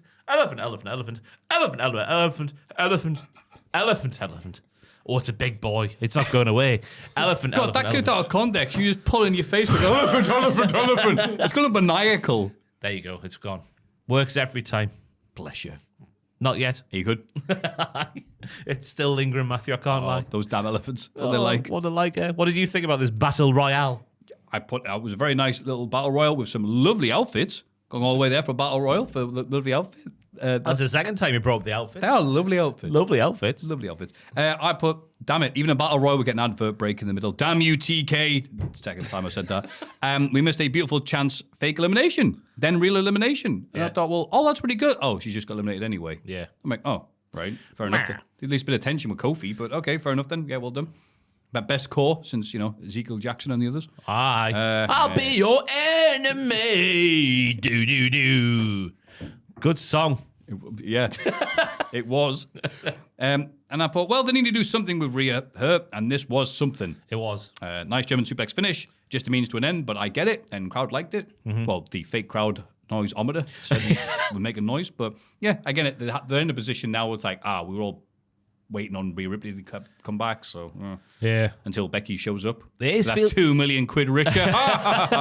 It is still feeling a bit shallow on the main roster though for me. When you watch NXT this week and you see that main event, then you're looking at like who they're invested on the main roster. You're thinking it's a bit lopsided in NXT's favor.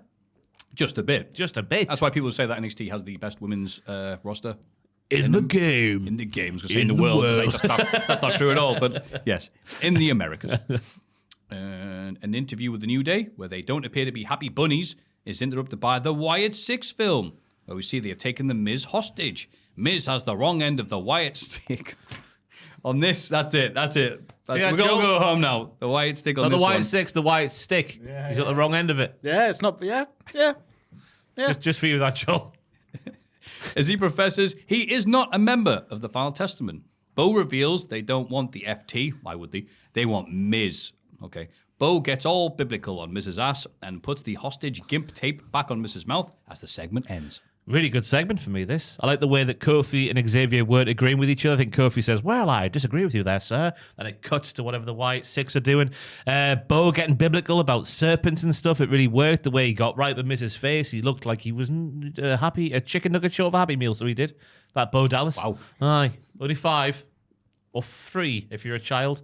How many comes in a Happy Meal? It's a good question. Yeah. More like an unhappy meal. Aye, he's proper unhappy, Bo Dallas. I reckon 6. 5 or 6. A Happy Meal for a little short baby. Oh. Baby. I reckon it's 4. I'll take a punt on 4. I'm going 5. Do you want to quickly Google it in the background? I'll keep talking. The bit with the Miz realizing that he's made a big mistake is fantastic because we had a little bit at the start of the segment where there was like a little highlight of the B team and Miz, the Miz Taraj back in the day. He's like, I'll make you so your families will be proud of you, said the Miz to them. He did. So there's a nice tie in there. What are they doing with him now? Is where Satya? Because he's still in that room. He's still being held hostage. Go on. It's 4. It's 4. It's 4. You're right. 4 pieces. That's good, that. What a shock that I know things about McDonald's. What's the toy currently? Do you have that information? No, I can find out though. Oh, go on then. Why not? Oh. They still do. Am I being really out of date here? I thought they didn't do toys. When was the last time you bought a Happy Meal, though? Exactly. Yeah. So, Well, we've moved on to big boy McDonald's now. big boy McDonald's.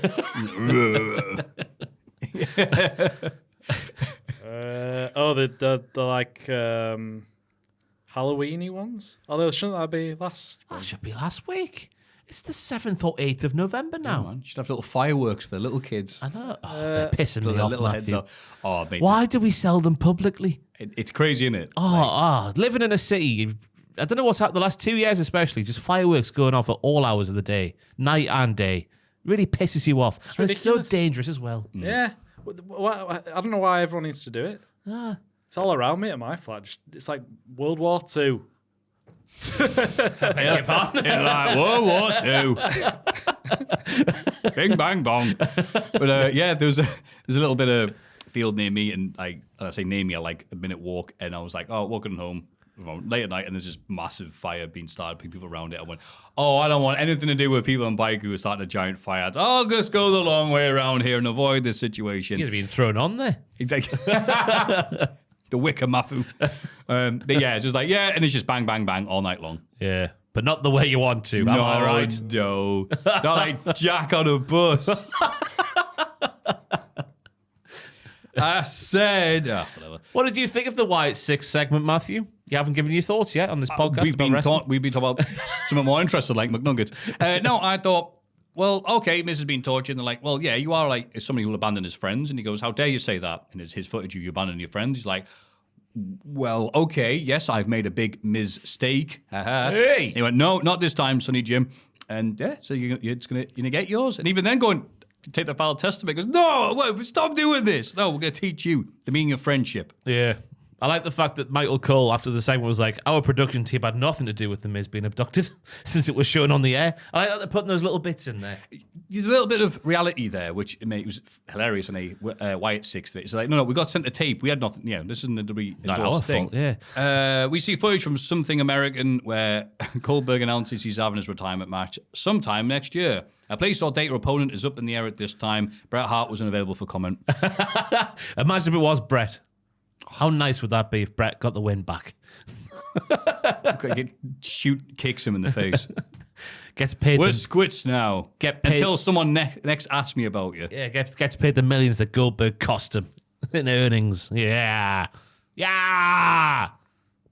By the way, speaking of Goldberg, on WWE's Vault, which some people think that I run, it's very flattering. Why? I think people are silly with their jokes.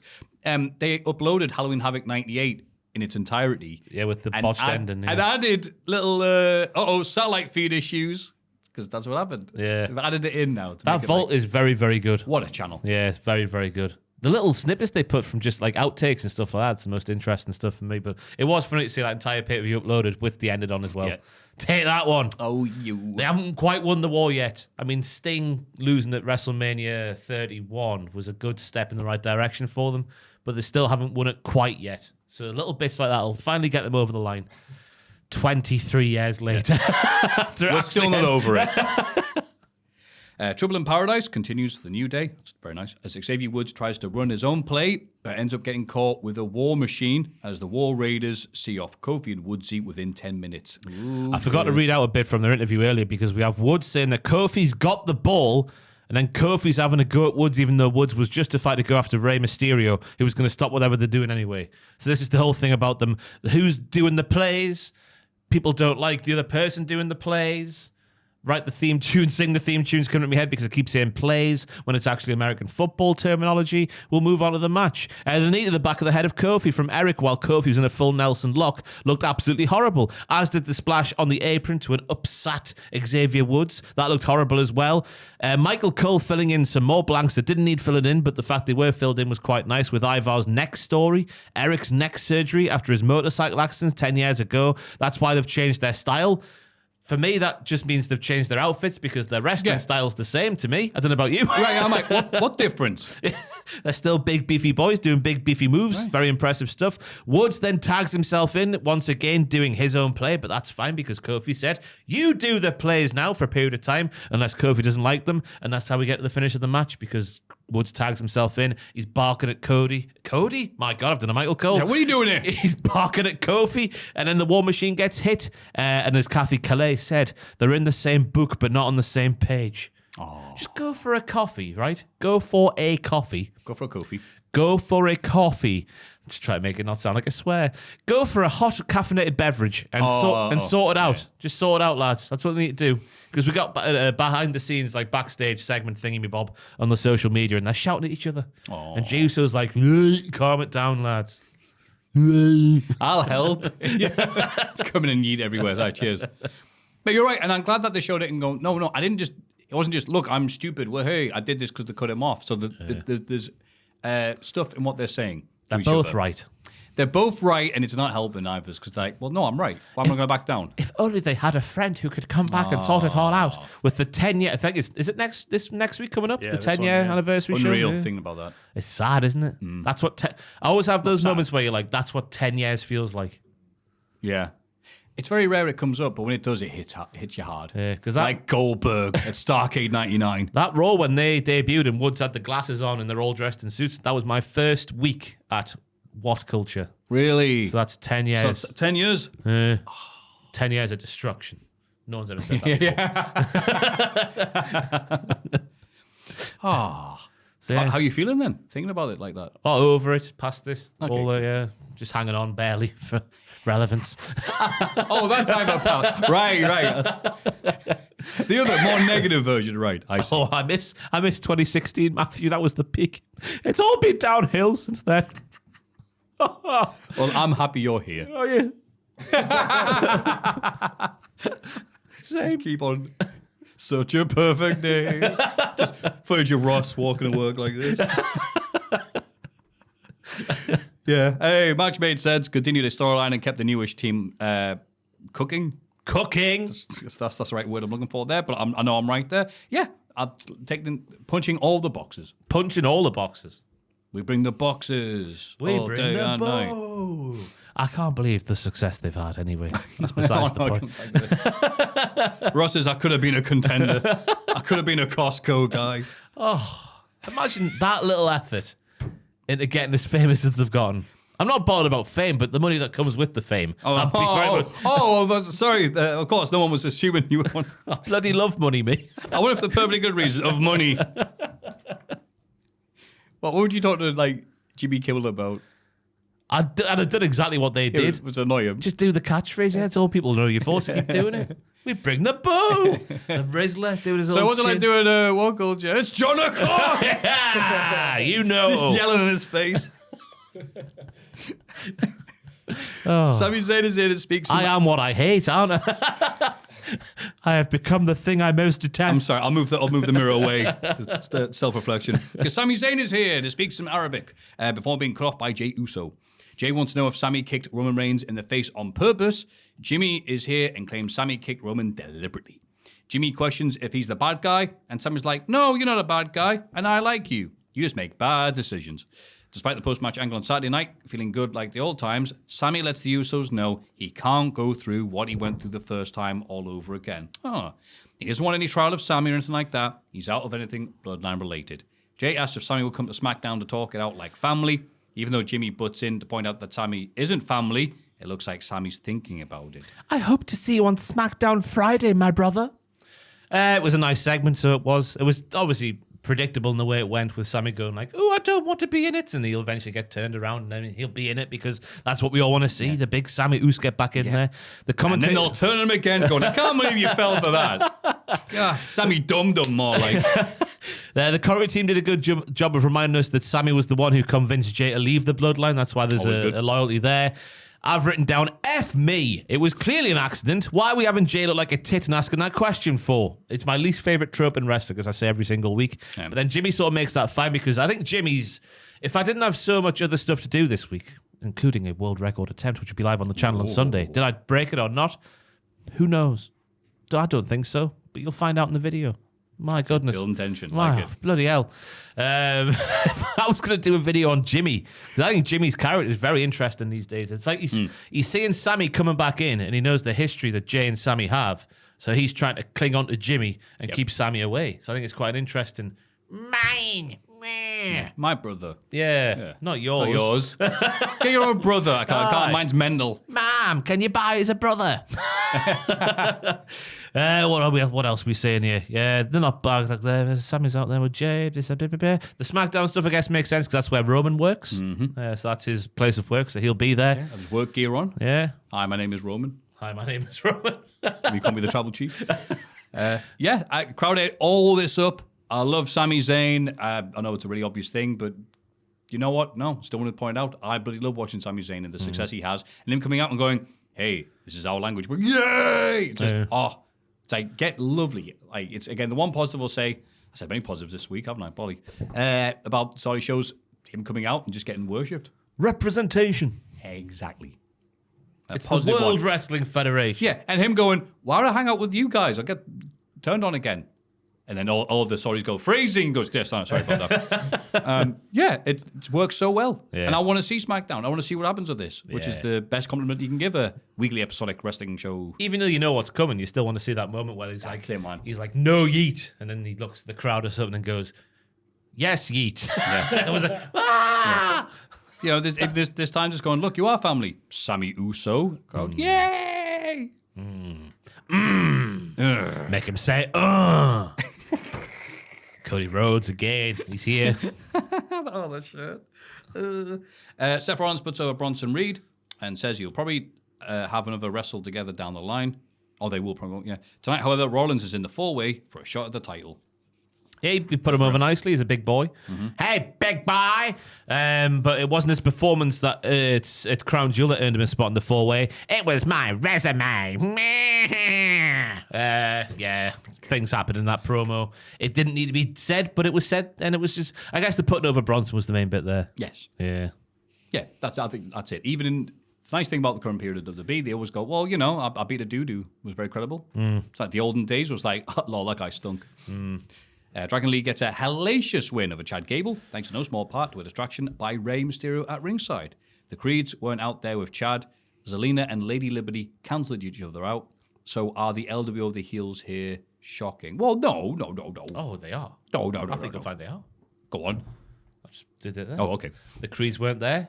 Lady Liberty, Ivy now, a new name, Lady Liberty. And That's it. easy for me to say. I couldn't say very well either. Liberty Dibbity. And Liberty Bibbity. and Zelina Wayne, they were together doing the wrestling. And then Ronald Mysterious comes down and then causes a distraction. The numbers advantage get the heels the win. Shocking scenes, let me tell you, Maffew. This match was sponsored by Red One, which is The Rock's new Christmas film. Oh, God, where Santa Claus goes missing, and I guess he's Red One, and The Rock has to find him and fight a snowman. Yeah. I've seen the bits of the trailer because it's bloody everywhere at the minute. But I'm like, J.K. Simmons is in it? Who the hell's J.K. Simmons? Oh, you know. J.J. Jameson from... You don't watch this one. Oh, yes, yeah, no. Oh, you do? Hey, give me a picture of them. That's it, yeah. That's it, yeah. You're so good. You sound like... those things called... Not the Moomins, but the Clangers. The Clangers? The Clangers used to just go... like that, and... But that's it, not nothing language. And they said, the Clangers are going to do this today. That's what the voiceover would say. When they were selling that to other countries, they had some German investors come over, and obviously the people going, it was like, obviously we'll overdub it. So it's them going, do. And the Germans went, nonsense. He's speaking perfect German. That's what I think people are like with you. When you go, people know what that means in every language. Yeah, thank you very much. I'll take that as a compliment. It was a long way to go for that. And not a shortcoming in my vocal abilities. Yes. But I thought this was grand. Oh my God, Maffew. Oh my God, yeah. I don't know why I went like that, but there we go. Chad using the tail of the mask to get his advantage by pulling it. Yep. And then Corey Graves saying it looked like it was going to fall off. So all Chad was doing was trying to help Dragon Lee to stop it getting in his eyes or something. I don't know why I couldn't read that sentence, but it was very good when Corey Graves said it. So funny, you had tears running down your face. Yeah. That was the good heel, Corey. Yes. The story of 3 belly-to-belly throws was this match. Fwah, I've written down. The running standing belly-to-belly on the apron with Dragon just going on the floor was devastating. It might just be my move of the week. I thought that might be one of them. Yeah. It was fantastic. Sweet. What a move to take from Dragon Lee. Then we had the belly-to-belly throw off the turnbuckles back into the ring. The speed it was done was fantastic. Then we have the one that set up the cliffhanger DDT, where it looked like they weren't going to get round, but somehow they did very quickly, probably because Chad Gable's heart rate is 36. And that's a true story. Then the King's Road fighting spirit. It was flowing through their veins, so it was, with the German suplex spots towards the end of the match. They didn't need to go as hard as they did, as the case like to say, but my God, they did. Before the dirty heels, Rey Mysterio coming out there with the numbers advantage. Dirty Rey. Dirty, stinky Rey. Bad boy Rey. Filthy animals Rey. Exactly. He's a devil. He's a real devil. He's got horns. He caused just the distraction for Chad to Dragon get the win. Dirty heels. All of them. That's right. Yes, the LWO taking advantage of the fact that the other ones weren't there to actually help get a win. The noble baby faces. The other times, the Dirty Gables have been there. The Dirty Gate. That sounds like that's not their name, is it? A 1970s band, isn't it? I'll have the Traveling Wilburys, the Dirty Gables. Yeah, the big hit from the Dirty Gables. Grant Gable's at that level of angle cosplay where he can take a loss and it not mean much because he'll still be over next week. I don't know if the same could be said for Dragon Lee, but it makes sense for him to have the victory here because he is DLC in the newest game as they keep on pointing out. And he can't ask him, Mum, I want this for Christmas. You can have that crap guy who never wins. Of course not. Of course not. Don't want Just Joe or Brooklyn Brawler. I want bloody Dragon Lee. Yeah, he does. He stinks a wee. And he is a moron. I say every time I hear Famous his name. footballer, Dragon Lee. Weird, like Pavlovian response every time I hear Dragon Lee that I think of Lee Mack's little rhyme from when he was at school. Lee is a moron, and Lee stinks away, and he is a moron. That'll be a great chant when he comes over it. I say that way too much on the podcast. That's the last time you'll hear me say that. That's a lie. Yeah, it's not true. But yes. It looks like Gunther and Ludwig aren't on the same page either at the moment. Oh no. In a backstage interview, Ludwig wants to have a go at Cody after Saturday night. Gunther wants to call Cody the better man on the night. Gunther then has a little jibe at Ludwig for not being able to get the job done with Sheamus, who's in the four-way match up next, by the way, and Ludwig doesn't appear to appreciate this either. Yeah, so Ludwig's like, yeah, Cody, you got lucky, boy, yeah. Then Gunther's like, whoa, he was just the better man, and that's fair enough to him. And Ludwig looks a bit perplexed by what's going on. And then Gunther says, oh, you wanted to beat little Sheamus, yeah? I don't know what I'm Look, this doing. came up as a notification. Buy 6 and save 25% on wine. It's that Joel DMing me. Morrison's. Oh, it's been listening. Yes. Listening, so I Oh, can't no, say. really? Oh, I thought it was a joke when people say that. Should we try and... Wine. What should we try and make appear that you wouldn't normally... Joe Hendry. Sorry. You wouldn't normally talk about, but we can just say it over and over again and just a little experiment. Beetroot juice. Beetroot juice. You like the beets from the beetroot juice? Do have that on Do you occasion. pluck the beets from the ground before you make your beetroot juice? That's a lot of effort. No. No. Where do you get your beets from then? Mr. Morrison's does that for me, and I just gave him money. The beetroot juice is from the Morrisons. That's right. Why am I saying that like this? Beetroot juice. The Muffin Man. The Yeah. Muffin Man. Not to be confused with Beetlejuice. Beetlejuice and hip No, hop. no, Ross, no. A hip hop and happening new film. I don't know why I put TH at the front of film. I didn't really like the new Beetlejuice compared to the first one. Different Kavorkas, weren't they? People who watched the first one said that this one was good, but I'm really skeptical of seeing Tim Burton films because I've seen a bunch of his last few years, and they've been gash. Oh, Timmy B's my boy. Yeah, but like, I don't know anything about the guy. That might be a terrible thing to look, say. he's a Hollywood dude. Assume he's terrible. Yeah. But like, 90s Timmy B versus nowadays, they're two different people. Oh, your Batman. Your Batman Returns. Yep. Big Eddie Scissorhands. Big Eddie Scissorhands. Not Ed Wood. Not Maybe Charlie. his best Not Wood. Charlie Chalk. Charlie Chalk. Charlie. Wait. Charlie Chalk. Johnny Depp as Charlie Chalk. Charlie Chalk. Charlie Chalk. He's a little way of walking and a little bit of talking. He's Charlie Chalk. Charlie Chalk. Oh, Yes, Charlie Chalk. Charlie Chalk. Terrified of him. He was always on the thing before I wanted to watch, so I'd see like the arse end of it and hear the songs, and I'd never watch it. I I can't remember what it was afterwards. Probably Sonic. a What's large. Charlie Chalk? Oh, shut up. Oh, Charlie. shut up, you young'un. I There don't used know to be. Charlie Yeah, Chalk. remember He was a clown on an island. a Brewster Bears near you when you were growing up? Yeah. So Charlie Chalk, in my local area at least, was That's the right. Brewster Bear before Brewster Bear. And my mum, on no less than 2 Oh. occasions, booked me birthday parties with Charlie Chalk having a special appearance at the end. And I used to hide under the tables because he was like a 7-foot clown. It's like Gary Barlow's son. Might have been. Barlowson. Yeah, it's, I think That's it's Barlowson. a reason why I resent my mother so much is the fact she kept doing that. Can you get a picture of Charlie Chalk just so we could see what Oh, my was scaring God. Ross, please? Because my mates, obviously, my school friends back in the day would obviously have Charlie Chalk parties. Yeah. And they would come out at the end for his little appearance, and I would There it is. absolutely dive under the table straight away. Wow. No hesitation. Yeah, I'm not surprised. Look. And what did your parents go like? No, Ross, you don't have to pay the bill. We do. Yeah, a clown on a desert island. But imagine him, like, when you're, I don't know, 4, 5, 6 years old. Yeah. Wait, click the picture on the left. Wait. Oh, I can look and you can see me. I'm Looks like sorry. James Yeah, which- Jenkins. Yeah, there you go. There's ye in a week's time. That bum fluff. This is very reminiscent of James Jenkins of Triple Jump. Yeah, it does. Big Jimmy J. Charlie Chalk, he does look a bit sinister, doesn't he? There's something That's about just a him that I don't clown, like. isn't it? It's not, Yeah. no, such things are non-sinister But imagine clown. if his feet were about 37 inches long, his legs 5 feet in diameter. He came plodding through, and the earth was shaking, and I would be under a table like I was in the middle of World War II, Joel. You know well. Strange. There's some so strange awesome. memories of like, oh yeah, I vaguely remember that elephant and the police. Yeah, I remember. person. Yeah, I remember the policeman. But I Yeah. have no idea what they did. Oh, the duck's got a hat on. Hat on. What? A duck's got hard on. It does look like it, to be fair. What's that orange thing in the background? That looks like it could be the Oh duck. no! Let's No, investigate. don't enhance. Enhance. Whoa! Oh, it's nowhere near him. Don't worry. That's Charlie Doc. Charlie Doc. That's a snazzy pair of trousers that elephant's wearing. Like Rupert the Bear. Do you reckon that elephant murdered Rupert the Bear and stole his trousers? Yes. That's the duck police saying, have you seen it? But no, I've never seen it before in my life. There's Charlie Chalk, I go, what up, buttercup?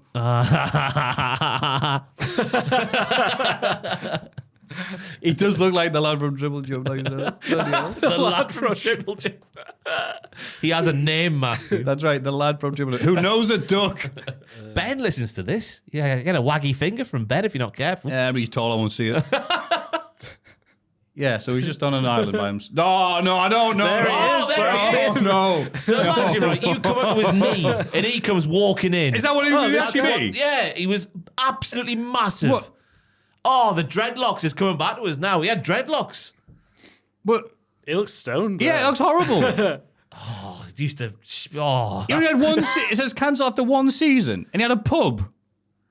That's some bad investment. That. yeah, he was the resident, whatever the word will be, at this restaurant chain for many years before Bruce the Bear took over. Wait, is that TFI Friday? Is that Chris Evans? It is Chris Oh, Evans. yeah. What's Charlie Chalk doing on TFI Friday? Is that his post? Is that like? Have they made a stoned costume of Charlie Chalk just for TFI Friday? Oh, it says, why does Charlie Chalk get cancelled after one season despite positive reviews, merch, having a pub, costumes based off the show, managing to get some relevance all the way to 92? Postman Pat gets 8 seasons in a movie. It's not fair. That's Pat Clifton you're talking about there.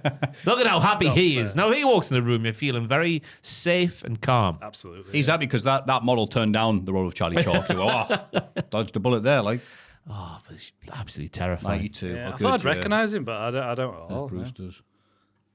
Yeah, it was a great day when Bruce the Bear took over. Because I was just, I think maybe 8 or 9, I remember going to a party. And I would, no second thought about giving Bruce the Bear a hug. Big Bear. Of course, yeah. Big trust Bear. him. Big baby bear. Bear. There was a guy at school, wasn't our school, but he just hung around, and he was just one of these lads. He wasn't at school, he just hung Hang around. on. He was one of these lads who was just jacked when he was our age, and we're like, whatever. So he looked like an adult. And we found out he was the Bruce the Bear on weekends or whenever we'd have him when he wasn't at school because he was a massive lad. So you go to kids' parties, and like, oh, happy birthday. He goes, yeah. And they give me money. I'm like, having a job sucks. Yeah. It'd be a fun way to make a living. I'd love to be a football mascot in a Premier League ground. love that. You get like 40 grand a year, some of them. Yeah, be great. Yeah. But you have to like put the head down. Yeah, but no one will know who you are. It's great, yeah. Would any particular mascot you'd be? I love you, West Brom's. Boiler. Boiler man. I was either that or Patrick Thistle's crazy son. Yeah. Oh, that's even more terrifying than Charlie Chalk. Where were we on the wrestling? Yeah, Ludwig and Gunter won't get along. yeah. Do you think that'll go anywhere, Maffew? It'll go to Charlie Chalk's Island. Oh! No, I think just to add a bit of tension in the last match. Had the thought of Sorry, I'm sorry, Ross, to scare you like comparing that. Charlie Chalk's Island to Epstein's there. No. No, this is way scarier than Epstein's. In our main event of the evening, Dom learns he probably should have listened to Finn as he succumbs to Damien Priest for the final fall. Priest has his shot at Gunther with the pair posing as the show goes off the air. It did look like Seth was on his way to victory, but big Bronson Reed came up to put a stop to that. Rollins puts him through the announce table via Tsunami. Wow. Tsunami. Class south of heaven from Damien Priest to do the finishing bit. But you've got to wonder, was Dom looking where he was going?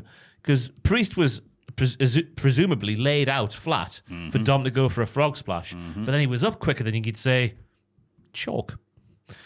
Let's try to think of one syllable word you can say quickly. A short word with one syllable. Chalk.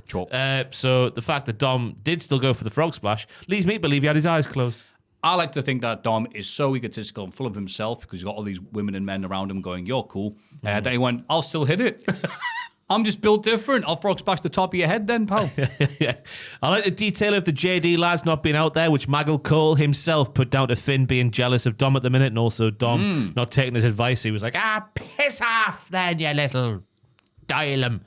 Priest letting Sheamus get the 10 beats in at the start of the match was nice. Which was even nicer, by the way, was in the middle of the 10 beats, Rollins going for a roll-up on Priest because he's always a thinking man. I made that sound like Brian Clough. I'm Seth Rollins there, son. I'm always a thinking man. Rollins again testing his knees out with all the countless dives he did. Dom getting battered by Priest after being on top for a little bit was the right thing to do for the match, I thought, with Finn Balor obviously lingering in the background, but not literally, metaphorically speaking. And then Bronson getting out there when Rollins looked like he was going to get the stomp in on Dom to win. Continues the good push.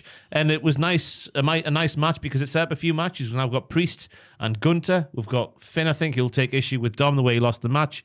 Bronson and Seth. So many things happening. Don't cry. The clown's gone, all right? Yeah, you're right. Lots of moving parts, which we get with Raw and SmackDown a lot now. It's like, okay, this is a nothing match on paper, but no, wait, that's building into that. Rollins and Bronson got their thing. Gunther and Kaiser, maybe. Ooh. Dom thinks he's the king, because why wouldn't you? If you were Dom, I'd certainly think I was a king if I was him. Bloody hell. Oh, if I had Liv Morgan on my arm, Absolutely. I'd batter Charlie Chalk. And Finn Balor on my head, and all the other stuff happening. Yeah, I'd be a very happy person. Sheamus just being cool. Yeah. Lots of stuff happening at once and all the things happening. Crowd liking it. Yeah, good main event. Yep. Thanks, Saudi, for being so loud.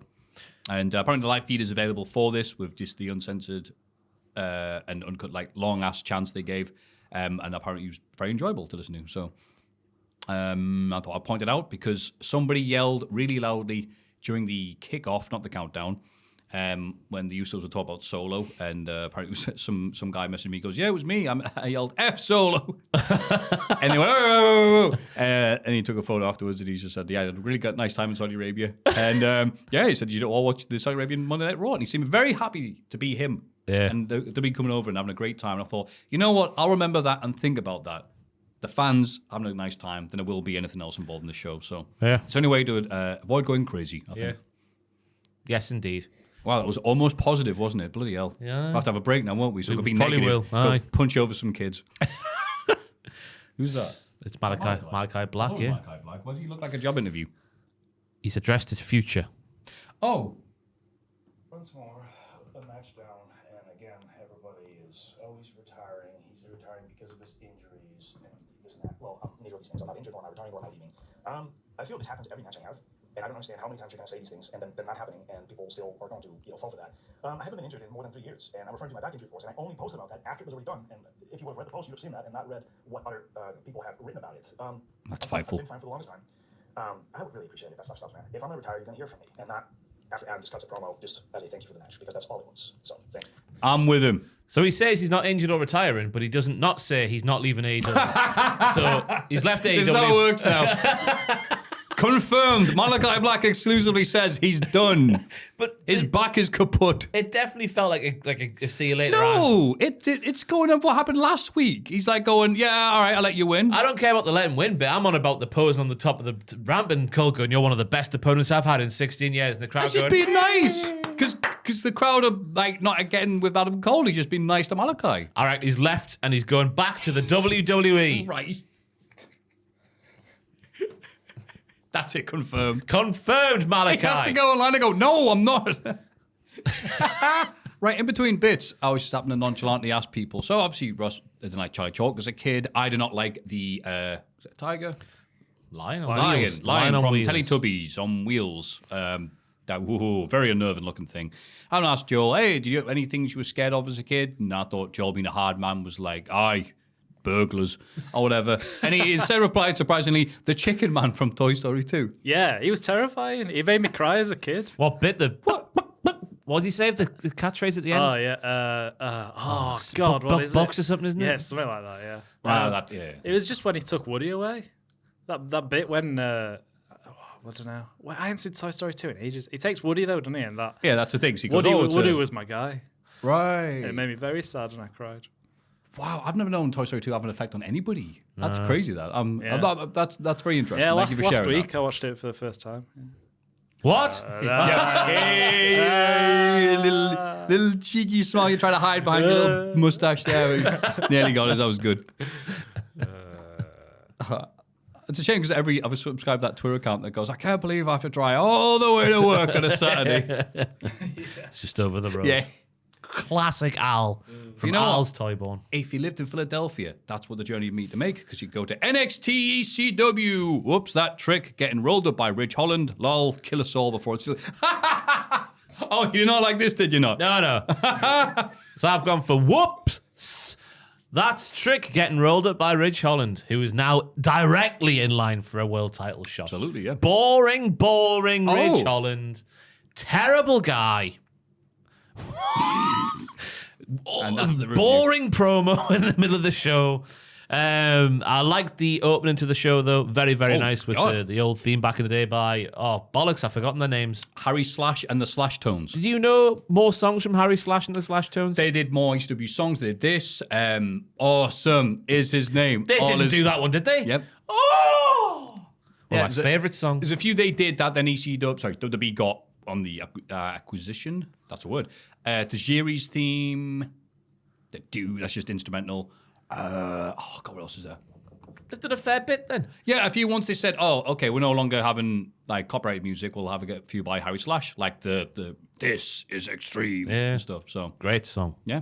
Get it on the streaming platforms if you can. And he was recently on Desert Island Graps. That's why I bring him up, because I felt a bit bad for Tom the other day. Because Tom, when he gets a guest upcoming, he puts in the chat, anything you want me to ask? Yeah. Harry. And no one replied. Because I didn't see it. Everyone's apart from you and Tom, everyone's under 40, aren't we? So your number one song, you didn't. He'll ask him about it. I don't know if he's done the interview yet. He might still be time. Huh? Yeah. Ask him about I think Mike he's Awesome. done it. Has he done it? Oh, Yeah, I think so. Bollocks, son. I think he's collaborating with The Cure soon. What? Who, Tom? No. Slashes. Start his own wedding. It's Friday. I'm in love. You buy. It's awesome. I'm in love. Oh, it's a good depressing song, that, isn't it? Friday, I'm in love.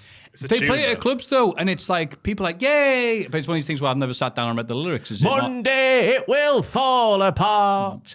Tuesday, Wednesday, break my heart. Took her for a drink on Thursday. Thursday, did a cracking fart. It's Friday. I'm in love. Is that how it goes? Yeah, I think so. Yeah. Sounds happy to me. I mean, it's got that like Monday's upbeat- falling apart. Tuesday, Wednesday's got Mondays broken always suck. But then you get to Friday and the podcast is on. up. Yeah. Happiness. If you're driving a truck right now, do a hoo-hoo. Because apparently a lot of truck drivers listen to us as they on the emails. Really? Well, 3. It's a lot, right? Well, Dawn Marie, the special guest, with Dawn Marie as the special guest ref, the first ever women's hardcore match in NXT history, apparently according to Vic. That can't be right. That can't be right. Nah. Ends with Jada, I mean, it'll be no holds barred in other matches, I guess. So, all right. Ends with Jada Parker hitting a massive arse to Lola Vice in a match that went almost 15 minutes. First and foremost, though, the opening shot of the show where they were like, we're on the other side of the tracks in Philly. How much of a poo hole did they make the arena look like? And as someone who's been there, that's the area. Is it really? Oh, yeah, it's not nice. It's extreme. Yes, Lee depressing. They made this crappy ass arena look amazing for TV. Bloody hell. But yeah, that area's crap. And Trig and Bully at the start of the show when they're having that meal. That's been featured on NXT before, or some sort of wrestling before, and I couldn't remember what it was. It was the sound of the little veranda thingy, and there's like a thing over the road. And I remember, I think it's NXT. I think it's like 2.0 times, and I can't remember what it was about. Damn it, I can't remember. Yeah, me neither. But if you know in the comments, please scratch my back. Yeah, Matt McKnight, presidential Philadelphia lover, please tell us. Aye, but the match, it was funny watching Dawn Marie do a promo on social media this week. Ever the worker, she had the NXT logo on her TV in the background, which was nice. But she seemed to forget how her arms worked. She was like, I'm Dawn Marie, and I am going to wrestle NXT.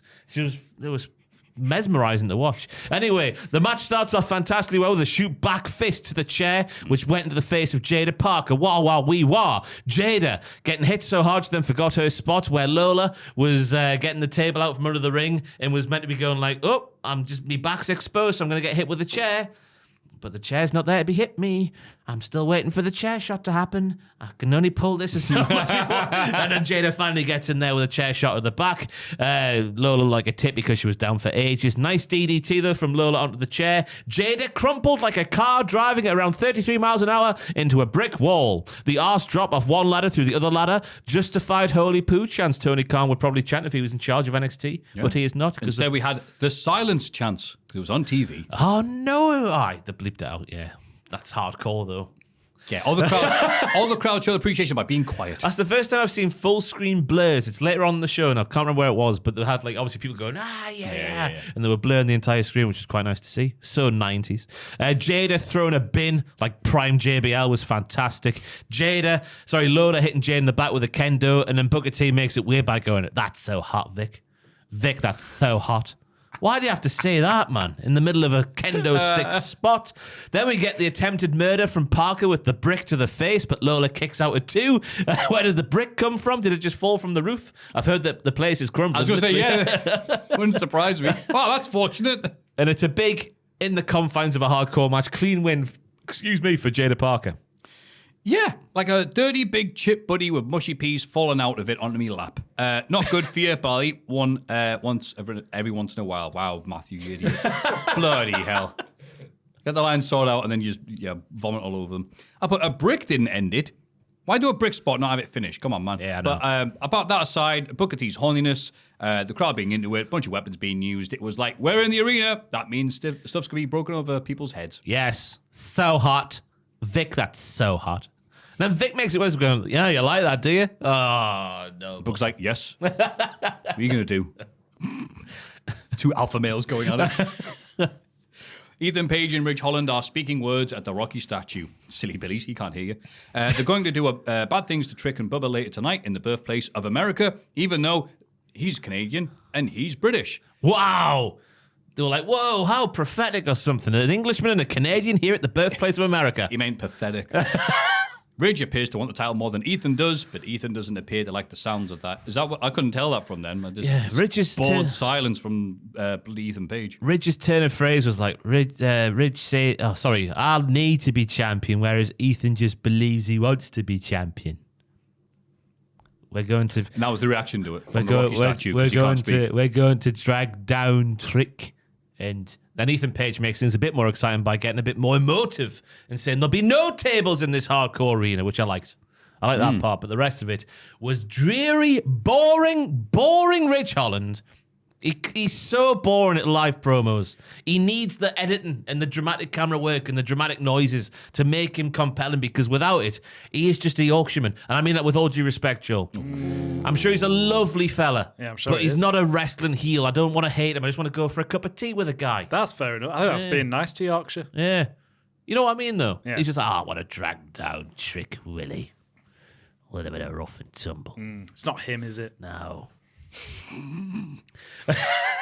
Sort of obviously a 6-man match later on. Ethan, Ridge, and Rocky trying for that. But you know what? You are right. Ridge wasn't exciting to say the bloody least. But you know what? I'm looking forward to it because it's not Ethan Page. Oh. I'm that happy. Of course, to you see hate someone Ethan else. Page, but still won't tell us why. I'm less bored. And I hate him doing that because then you go, there's no way you have to deny something. No, that's not true. I would just go, oh, Malachi Black's retiring. Why would you not say you're not leaving AEW, but put the other 2 possibilities out there? That's all I'm saying. I don't know. Kalani Jordan is doing the RVD groin hamstring quad killer, and won't you bloody know it? RVD is right next to her doing something kind of similar. Wow. What are the chances, Oh, hey, look at this. Rob says it would be a mint idea for Kalani to try and pin Fallon Henley tonight. Even though she dropped the title to Fallon a short while ago, Kalani doesn't appear to have thought about this.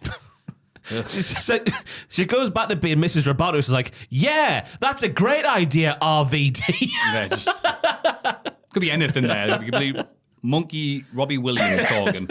After pep talk from Rob comes to an end, he's attacked off camera by a chair-wielding Wes Lee because of what he said last week, probably. Yeah, because RVD closed the show last week by saying, I'll get involved with whatever Javon and Wes are going to do. I thought it was going to be a triple threat. I think Rob must be injured because the chair attack happened with the cameraman getting knocked down. And you just heard the, stop it. Oh, that's hot. While the chair was being clattered around. Oh, no, I'm being attacked. I thought, yay, Chuckle Vision segments. I'm sure they wanted the shot where RVD was doing the quad hamstring groin killer, but he obviously couldn't do it for whatever reason. So he's that was a bit of a old. shame. Yeah. I bet he can still do it when he's fully fit. Yeah. You'll be able to do it soon with your DDPY. Oh, hell yeah. Oh, hell yeah. Yeah, and by which I mean someone hit me with a chair. Also, one recurring thing has to be said about this entire event. Like, we're at the ECW arena and just ECW wrestlers show up. It's like, what, they live here? Yes. Do they haunt this place? No, they live there. There's a bed bunk room. Yeah. Bunk bedroom. My God. That's what happened. We wrestled here 20 years ago, right? So we're still here. We just appear. We're summoned. This is what Beetlejuice is like. It was Nunzio on the phone last week. What are the chances? Oh, yeah, likely Vic had to point out after the segment because no one got it. Tony didn't get back to Nunzio, though, so he has to pay a tax in the form of an NXT North America title defense against Nunzio. Must be pooing himself, the poor murdering criminal lamb. Yeah, it's Nunzio. He takes down Oba twice, but Nunzio's there. You're going to be worried, aren't you? And then, surprisingly, Tony Mamaluke is also in the scene. Wow, I was expecting that. And has called Ava to get the Riz a shot at Nikita Lyons next week. And he goes, hey! Yeah, and then I like Luca Crucifino, the League Eagle's like, well, you stop that now. When he's getting a bit too mobbish. Yeah. He can't be too mobbish in front of Tony. He can't out-mob the mobster. But yeah, the entire segment was about, your phone broken there, Tony. Everyone calls Nunzio back. Yeah. Yeah. Hey, guys, it's Nunzio. I'm more familiar with Nunzio 04 on SmackDown than I am like ECW Nunzio. So hearing this It was promo, very similar, in fairness. It was only like at the very end with Tony Mamaluke, the FBI became a proper tag team that started winning matches and titles. Every other time before that, it was like, okay, we need someone that loses to Tajiri or Super Crazy. Well, I went and watched the Undertaker SmackDown match where Nunzio starts the match by tope suiciding himself through the ropes to the floor, head first, and then doing the old sell on the last ride. Fantastic little match. Great performer, Nunzio. Oh, he did that thing, did he? Well, it's funny you say that. Yeah, he does it here as well. He certainly does, yes. And I put some mobster Tony is taunting the FBI on TV. Razak. Because the attack backstage from Wes to RVD, we learn the refs are going to be more lenient for the rest of the night. Right? It's referee's discretion, Matthew. Yeah, and they said that, and as soon as he points that out, the referee immediately gets the chair off Wesley's hands. Yeah, he brings it in the ring and he takes it straight off him. More lenient, though. More lenient. He let him in the ring with it. The longest frog splash you have ever seen is enough for Javon to get the win over Wesley in a grudge match that went almost 12 minutes and 30 seconds. And also saw the more lenient ref get rid of a chair. I already said that. Get rid of the chair quicker than you can say Diona Purrazzo. Yeah. It's been a few weeks, Matthew. Thank you, yeah. The big P yourself. What do you think of the match? I thought the frog splash at the end, the big P. To Joe Snorton. Oh, no. I thought the frog splash was a better idea on paper than it was in execution. It's an obviously tremendously difficult thing to do, but Javon lands on his feet. Yeah. Because it was so far away. So far away, yeah. Just bring him a little bit closer. It would look better. There was lots to like about this match, though. I was expecting more grit, I guess, but then there's this generation of wrestlers. They're always going to do their flippy stuff, aren't they? But then we get a brainbuster on the stairs from Wesley, and I'm thinking, yes, that's more like it. Javon hanging in there as Wes did all of his big moves. That happens, but not on the ropes, if that makes sense, before getting back on top. The chair bit happens after being told they're going to be more lenient. Lol, Wes taking the big cutter but rolls out the ring because he is a veteran and an arsehole. And then we get the big tope on the announce table from inside the ring. Booker and Vic are very, very nimble. God, yeah. They got out of the way quick. They certainly did. It's as if they knew it was coming. It's incredible. But yeah, there was lots to like about the match. But I just thought there'll be more grit there because of what they've been doing in backstage segments over recent times. Right. It wasn't so much a grudge match, was it? Well, more like, a match. Yeah. This was lovely, though, because Javon's so damn over. Booker couldn't keep up with anything, which is always good. Yeah. I guess. Vic points out that it's the referee's discretion. I've already said that bit. Oh, my God. Then Lee sent Javon flying over the announce table. And then RVD showed up to take all the attention off the guy who will be here next week. Yeah, Javon more or less nailed the splash from 9/10 across the ring. Well done. Yeah, I thought it was good. I saw some people do not like this match at all. Just think there was sloppy end. As you said there, just nothing in between the moves. Some people don't like Javon's punches, but I'm like, who's remembering those after the matches? I was about to say, I can't remember what he does, yeah. What does he do? Yeah, I'm like, punch it. Oh, yeah, that's what matters now in 2024 wrestling. Those big old punches. The rest of the stuff he can do, I'll take a crap punch because he can more than make up for it. So you know who else does crap punches? RVD. Horrible punches. Well, he punches the wrong guy, doesn't he? We know this from 5-Star Wrestling. Yeah, another great. He probably punched him. Rob, stop it, man! Who was he meant to be teaming with? Was it Hager? Oh, was it Hager? I mean, I can't remember. We'll have to go on I think Joe Hager Hendry's Twitch. Hager was a bad guy. He joined here. Team at the face. Zach Gibson, I think. Yeah, that rings a bell. On Rampage? No, it was on 5-Star Wrestling. I don't know whether you're joking or not. No, Rampage Brown. All right. He wasn't joking. Okay. Sorry. It's been a while since I've heard Rampage Brown's name. Bless you. I haven't heard that name in a long time. It was August. Let me tell you the last time I heard it. Ava is such a bitch. Oh, no. Big Ed Thorpe, but he wants a little word with her, and once again, she blows him off. phrasing, because she's got to get the ring for her moment in the spotlight. What, pies him off, John? There we go. That's a lack of due care and attention towards one of her contracted wrestlers, bloody hell. She should be fined heavily. Yeah, she should be. And Robert Stone doing the Rob Van Dam thing at the start of the segment made me sick all over my desk. And I hope they will send a large sum of money to give me a new keyboard, because mine is now broken because of the vomit. I've heard Vomit can do that. Thanks, Rob. Prick. Yeah, Rob Van Bleh. Yeah. I put if there's any time for Eddie Thorpe, I said, yeah, she saw you falling on your ass during the main event. In the ring now, it is time for Ava's big announcement. Always the highlight of NXT. She reveals that NXT Deadline will happen in Minneapolis City and the county seat of Hennepin County, Minnesota. Thank you. On December, thank you for typing all out. On December 7th, as the crowd boos because it's not Philly, and the Iron Survivor Challenge is coming back for Saturday. Yay! The little cretin F-wit Robert Stone starts to crap all over the fans' attendance, claiming those who reside in New York and Boston are better and more gnarly wrestling fans than the fannies here in Philadelphia. The lights go out, and when they come back up, Malachi Black, he's signed. We all knew it. Oh, sorry, beg your pardon. Gore, as Rhino does it for Come Tuesday and all the Terry Spunkenites. Unite, Terry Spunkenites. Sending Robert Stone packing. What a moment. What a moment it was. Cathartic. Joel, I'm sorry, but I'm changing my move of the week. Oh, my. Oh, baby.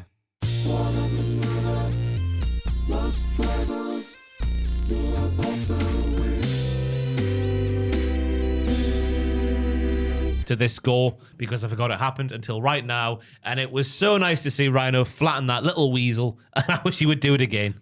Yeah, but he was aiming for Ava.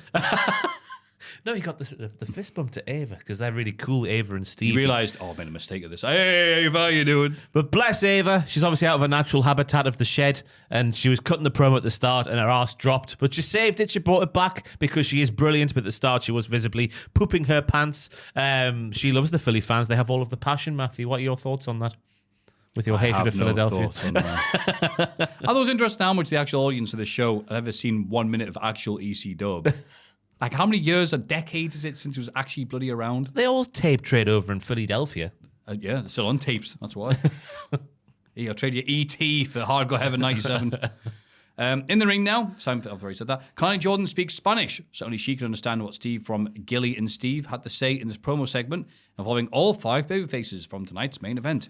Basically, all the faces are going to get all the heels, but the headline news is that a feud between Gilly and Steve and the Meta 2 is in the offing, as Last Legend and Miss Jackson their way into the segment. Sorry. It's pretty much the same as when Lash does it, though. I think I've got that pitch perfect.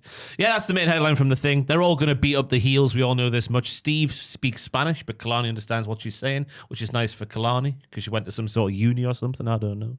But Gilly and Steve are going to... She went to Durham Uni. We used to laugh at poor people together. With Chauncey and Jack the Jobber. But yeah, they're going to have a feud with Lash and Jackson taking on Gilly and Steve. That'll be a good match. Nothing to add to that. Thank you very much. Yeah, what you said. That's so hot, Maffew's thinking. Yeah. Trick shot loaded. Engage. Bang. Shoot. Come on now. Let's do it properly. Wait, what we're doing? Just say it with a bit of oomph. Oh, okay. Trick shot loaded. Engage. Bang. Shoot roll up. Ridge Holland and his nimble Yorkshire feet pin the champion in that tag match that also involved Bubba Ray Dudley and Ethan Page. Yeah. To be fair to Ridge, the finish was very, very well done. I agree with that. His nimble feet, his shoot roll-up was absolutely bang on. The best thing he's done in the history of his career, probably. Good on Bubba Ray Dudley as well. I've been a big detractor of him actually just being involved in at this level of the card. But he got in that ring and he was taking bumps for Ridge, making Ridge look more big and more strong and more tough than he was before. He's also taking a beating from Ethan. He's building for a hot tag for Trick to be showcased. He really played his Claude Makelele role really well inside the match, as he was the holding player, letting all the fancy boys do all their fancy things. And yeah, that was the other main headline for me was the finish, because Ridge did so well in it, and fair play. The rest of it was just... done. I'm glad you said all that after like 2 minutes ago. Oh, it's so boring. But yeah, I was mad at Trick taking the pin, but if they're doing Ridge versus him, then it makes a lot more sense to build up Ridge than to him having beat up an old podcaster. And it was done as a proper shock pin too. No kickouts after bricks. Just That's right. Oop, 1, 2, 3. Like, nice. It's I can't remember the last time we saw a pin like that. It was probably the Liv Morgan versus Nia Jax match. Liv Morgan versus Tiffy Stratton matchup on SmackDown. What, a shoot roll-up? I think so, Surprise yeah. one? That was a shoot roll, wasn't it? Where it just ended very abruptly. You know what? That did happen, yeah. I can't remember the last time it happened this week. And then we got the here we go. You said there was going to be a tables, Ethan Page. Well, aren't you a liar, pants on fire? Yeah. Who's got the tables? And surprisingly, someone didn't go for tables, get chair shot in the back. No, because Devon Dudley is here.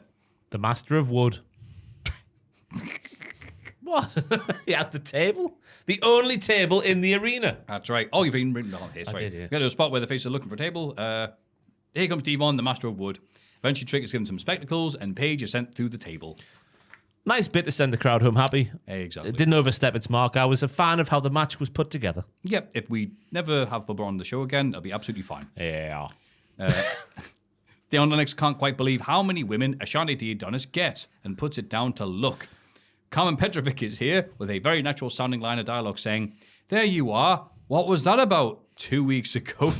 As if, yeah, you're right. She wouldn't have run into Ashante once at work in the time since. It was just so bluntly written for her. Like, there you are. What was that about 2 weeks ago? Hang on, what? Just what? in case you missed the show and didn't see it 2 weeks ago. But we'll not say what it was. So we'll not fully explain it, but it's still quite blunt all the same. We don't have time for the exposition. Hurry up. Ashante claims he doesn't like Carmen's attitude, so doesn't want to shag her. But he does remember her birthday was last week, though, and Carmen appears to like this. He knew it was my birthday. Oh. He's a stalker, love, run!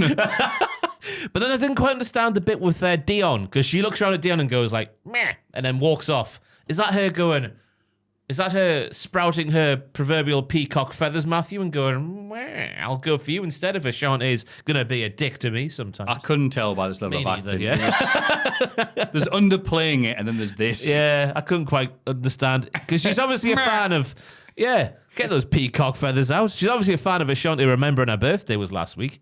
But then she was like, piss off. And then he was like, piss off. I don't like your attitude. Yeah, I don't know. I can't work out what we're doing here. But I reckon Dion's going to get his way. Have his moment in the sun. Yes. Pull a Joel, as they say in the office. Get his winky wet. Oh, sorry, everyone. Like that duck in Charlie Chalk. Like that duck in Charlie Chalk. That's what the kids are talking about.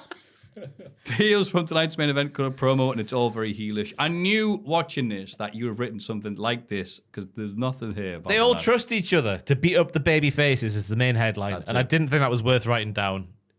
They look nice in a row. Great, Here they are, standing in a row. great outfits. It's Matthew. Beautiful plumage. 2 minutes and 18 seconds is all it takes for Tony D to pay his taxes by defeating Nunzio in the North American title match. Afterwards, bare respect is shown. Bare. I got it. Lots of. That's right. Sean Spears and Brooks Jensen are shown watching the match backstage, and Sean reckons he wants to eat some Italian next week. Maybe he can give Jack a map and maybe even a menu. Since Jack doesn't appear to understand either of these concepts when it comes to Italian food. BJ, he gets a reference Sean made, though, and these two weirdos slink off into the night. That'll tag you, tell you. Aye, taggy you, tell you. I like that one. Wow, wee, wow. Don't be so silly. Hearing it. That was. Oh no, that's not even a pasta. I was about to go. That was a muesli. Not even a pasta. Sounds like it should be though. Nunzio looked exactly the same as he did in 2004 to me, which is fair play to him. Like a tiny Ken Shamrock. Like a tiny Ken Shamrock. Tony might be the Don of the NXT Performance Center, but his opponent runs South Philly, we'd learn. Which I didn't know before this match. Nunzio with a drop kick and then a Sicilian slice moving well at the grand old age. Now, I thought he was older, but he's only 52. I thought he'd be pushing 60 now. It's crazy how 52 doesn't feel that old for athletes nowadays, isn't it? Bloody hell, but Fantastic. He must have had all the stem cells. And as we said earlier, nice call. stem cells, like my mama used to make. Nice call back to the last ride he took from The Undertaker way back in the day where he was doing the old boop, boop, boop, boop before taking the bump at the end of the match, which it was all it had to be. Yeah. I forget them being actual crime dudes because they're never presented as like real Italian dudes.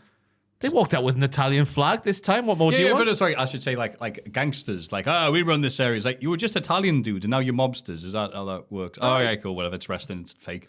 But yeah, typical. Vince leaves and then the FBI show up. Yeah, I was just happy to see him. I was annoyed that the crowd weren't into him that much. But again, they probably weren't even alive when he was tag champ. But I was just like, okay, yeah, look credible. I don't think Mamaluk can wrestle anymore. He's that banged up because all the concussions he's had. Bless him, Is Big Guido still with us? Or has he passed away? I think Big Guido's dead. Is he? But Big E, no. What? Sal E, who is big, Graziano is alive. I think that's right. Right. So remember Big Guido from One Night Stand? Yeah, I was like, hang on, who's Big Guido? I remember Sal E, but you know, Was that so many different generations of the FBI. It's crazy. Large man, long hair, That's yeah. vest, Joe, can you check to see if Big Big Guido Show was alive? 99 trunks. That's all right. He did not look great, did he? God. I'm not saying he didn't, but then No, obviously I mean, look crap. we get to the bit after the match as well, where Sean Spears is coming for the North American title. He wants to eat Italian, which can mean only one thing. Big Guido is alive. He's Yes! 60 years old. Is he? Yeah. Whoa. Mamma mia. Old Guido. Big old Guido. That's The worst rapper of all time. is that how Jonathan Ross would say Grado? William Regal appears to believe in Alexis King. With this apparent arsehole. It's good, that. This apparent arsehole not actually looking or feeling like his father's son anymore. Lexus is just a nice man. Ugh. William asks Charlie Dempsey if he's his father's son. And Charlie, looking back at his actual dad, says time will tell. Regal then claims the NQCC isn't just for the benefit of Charlie, suggesting Tavion and Miles go for the tag team titles. Ooh, misses. Ooh, misses indeed. What does this mean? Because it looks like Willie Reeves and Big Lexus King have gone their separate ways already. Job's done. They failed in capturing the Heritage Cup, They proved he was a nice guy, and now they've gone their separate ways. I feel like it's not over yet, though, Maffew. It's all right. Lexus King's been over in bloody years. He's crap. Yeah, I'm just like, yeah, have Regal do anything else. It's nice that they got this ECW and Sci-Fi Legend to show up at the arena, though. Yeah. That's nice. But yeah, okay, cool. I'm happy with the idea of Regal joining NQCC. Just do the Blackpool NQCC. Despite his own son. Yeah. It's not just your toy, Charlie, you little bitch, he'll say. Yeah, cheer up, Charlie. And give him a slap. Imagine him doing the Regal AEW shtick to Booker T. Oh. Man with the food app. I look in your eyes longingly like you look at a chicken palm. Yeah. Booker's like, yeah, get out of here, man. Stop looking at my phone. That would be great. They need to do that because Booker would not Sorry, go. I'll do a spotted dick, then you can shut up. Obviously, Excalibur goes along with it fantastically well. Taz loves a bit of fondling with William Regal, metaphorically, but Booker T wouldn't give it the time of day, would he? And that's the television we want to see. I remember Booker like putting the hand over the mic, goes, we know each other from WCW, you know? You were in my king's court, or whatever that thing was called, no 6.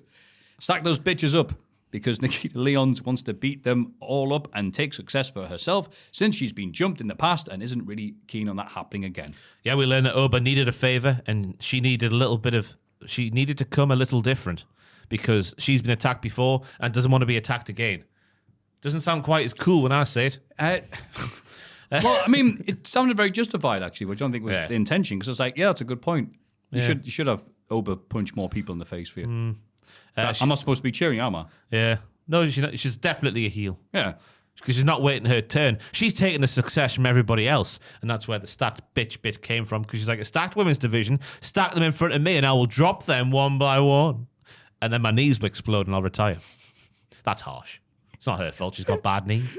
And I'll be walking around like Diesel in the 2009 Royal Rumble. Gotta be something about how the way they train them. Yeah, in what full. the hell? There's loads of lasses got knee braces on.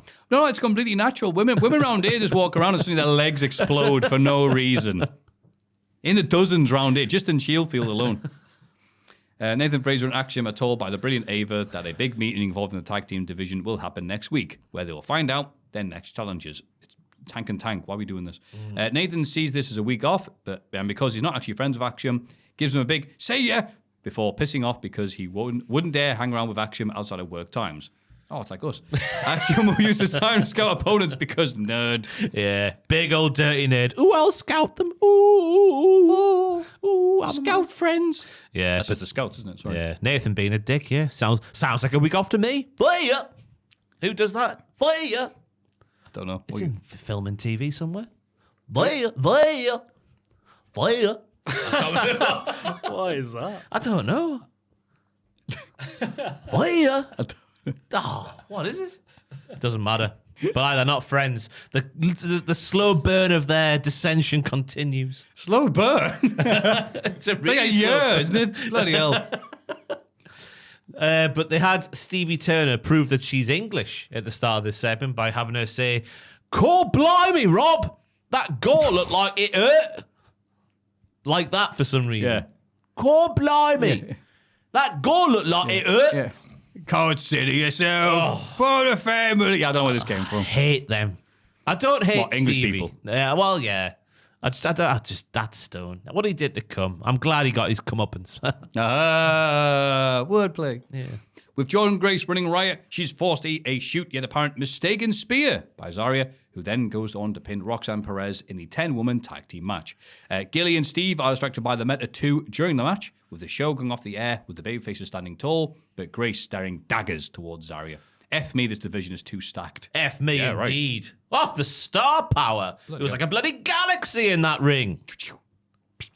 That was noise for the Galaxy. That's a shooting star, yeah. Much like Halloween Havoc, Big Stevie was taking the piss and showing that she's on a different level to most of them in there. Then Gilly gets in the ring. She gets a nice hammerlock belly to belly on Roxanne.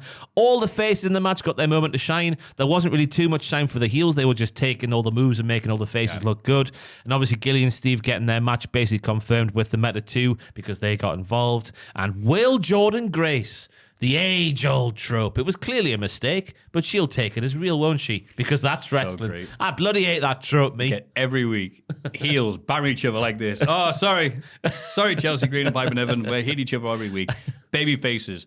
I've never liked you. It was a good match. There was a lot of like in the match, like. But again, that star power. Je ne sais quoi, va-va-voom. Yeah. So much. Bobby, what is Babavoom? I don't know. Quick cow. A little Reynolds Clio? Or is it a Reynolds Megane? I can't remember. That was very German.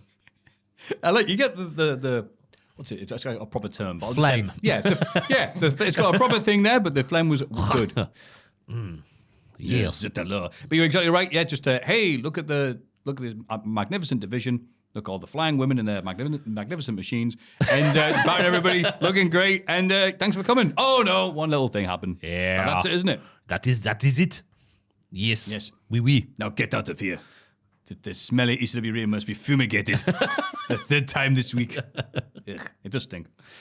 You know what? Is it bad? I was got a bad smell. It's like it lingers around the toilet area when I was there. It's legendary. Why were you hanging around the toilets, Maffew? I Were needed- you forming a queue again? I had wherever I go. I was not forming a queue after one of those Philly cheesesteaks I had. Oh, you can't have the cheese, can you? This is when I was doing the dairy and feeling ill all the time and going, it must be my general lack of fitness. So why you spoil back like that? It must be the dairy. A-dub. These notes provided by Adam Pacitti. Thanks for your helping hand, Adam. What a legend. Lol, ha ha ha. Is that true? Yeah, it was the worst week for AEW NXT to be on the Wednesday. Yeah. So I got up at 7 this morning I got up at 7 anyway, but I started work at 7 to try and fit both shows in. Well and the done. notes for NXT. Yes. And I was just like, Adam, it might be a bit too short time. Can you help us, please? I felt bad because he's always busy, but he was like, yes, I can help you. You found a street urgent and made them watch AEW for him. Tony Schiavone welcomes the Hurt Syndicate to the ring. MVP hypes up Shelton and Lashley. MVP says that a Hurt Syndicate business card can change your life, but if you choose to reject it, you end up like Swerve. They show replay of last week's beatdown on Strickland. They didn't show it on him, didn't air it like he was one of those open-air cinemas.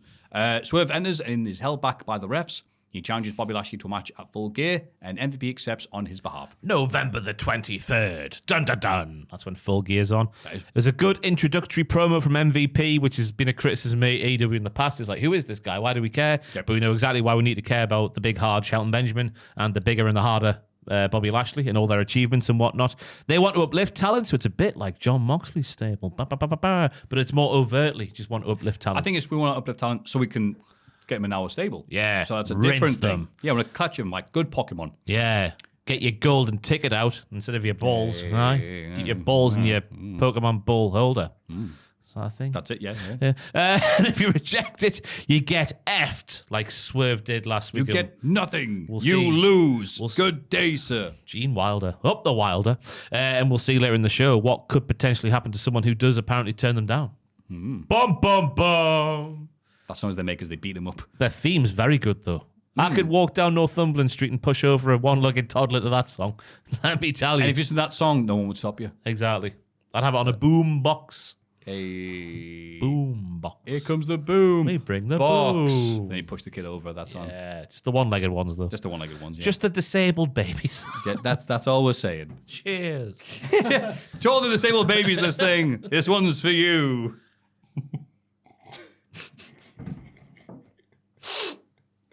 Terrible podcast, really, isn't it, when you think about it? It was going well 6 years ago. Yeah, crowd love these lads. Why wouldn't they? They were getting cheered in WWE when they're supposed to be heel. Why would they be brought in as heels? Wait, how is Bobby a champ across 3 companies, says MVP? WWE, TNA, and ECW. Impact. Yeah, I was going to say, is it either Impact or ECW? It'd be counting? Impact, won't it? Yeah. Yeah, hang on. What, counting either ECW or Impact as 2 different companies from the other ones is like, They were. Well, it's Impact, isn't it? WWE Impact in the other one. I've forgotten what you said. TNA. Oh, TNA and Impact. That's what I mean, yeah, because Maybe it's a Mama achievement. The old Mama. I don't believe he won any titles. You know what any in his titles? very brief MMA stint. Oh. Maybe Joel can tell us. Go on, Joel. You can do it. We believe in you, Joel. Joel is Bobbying. I've not got the song anymore. Bobbying.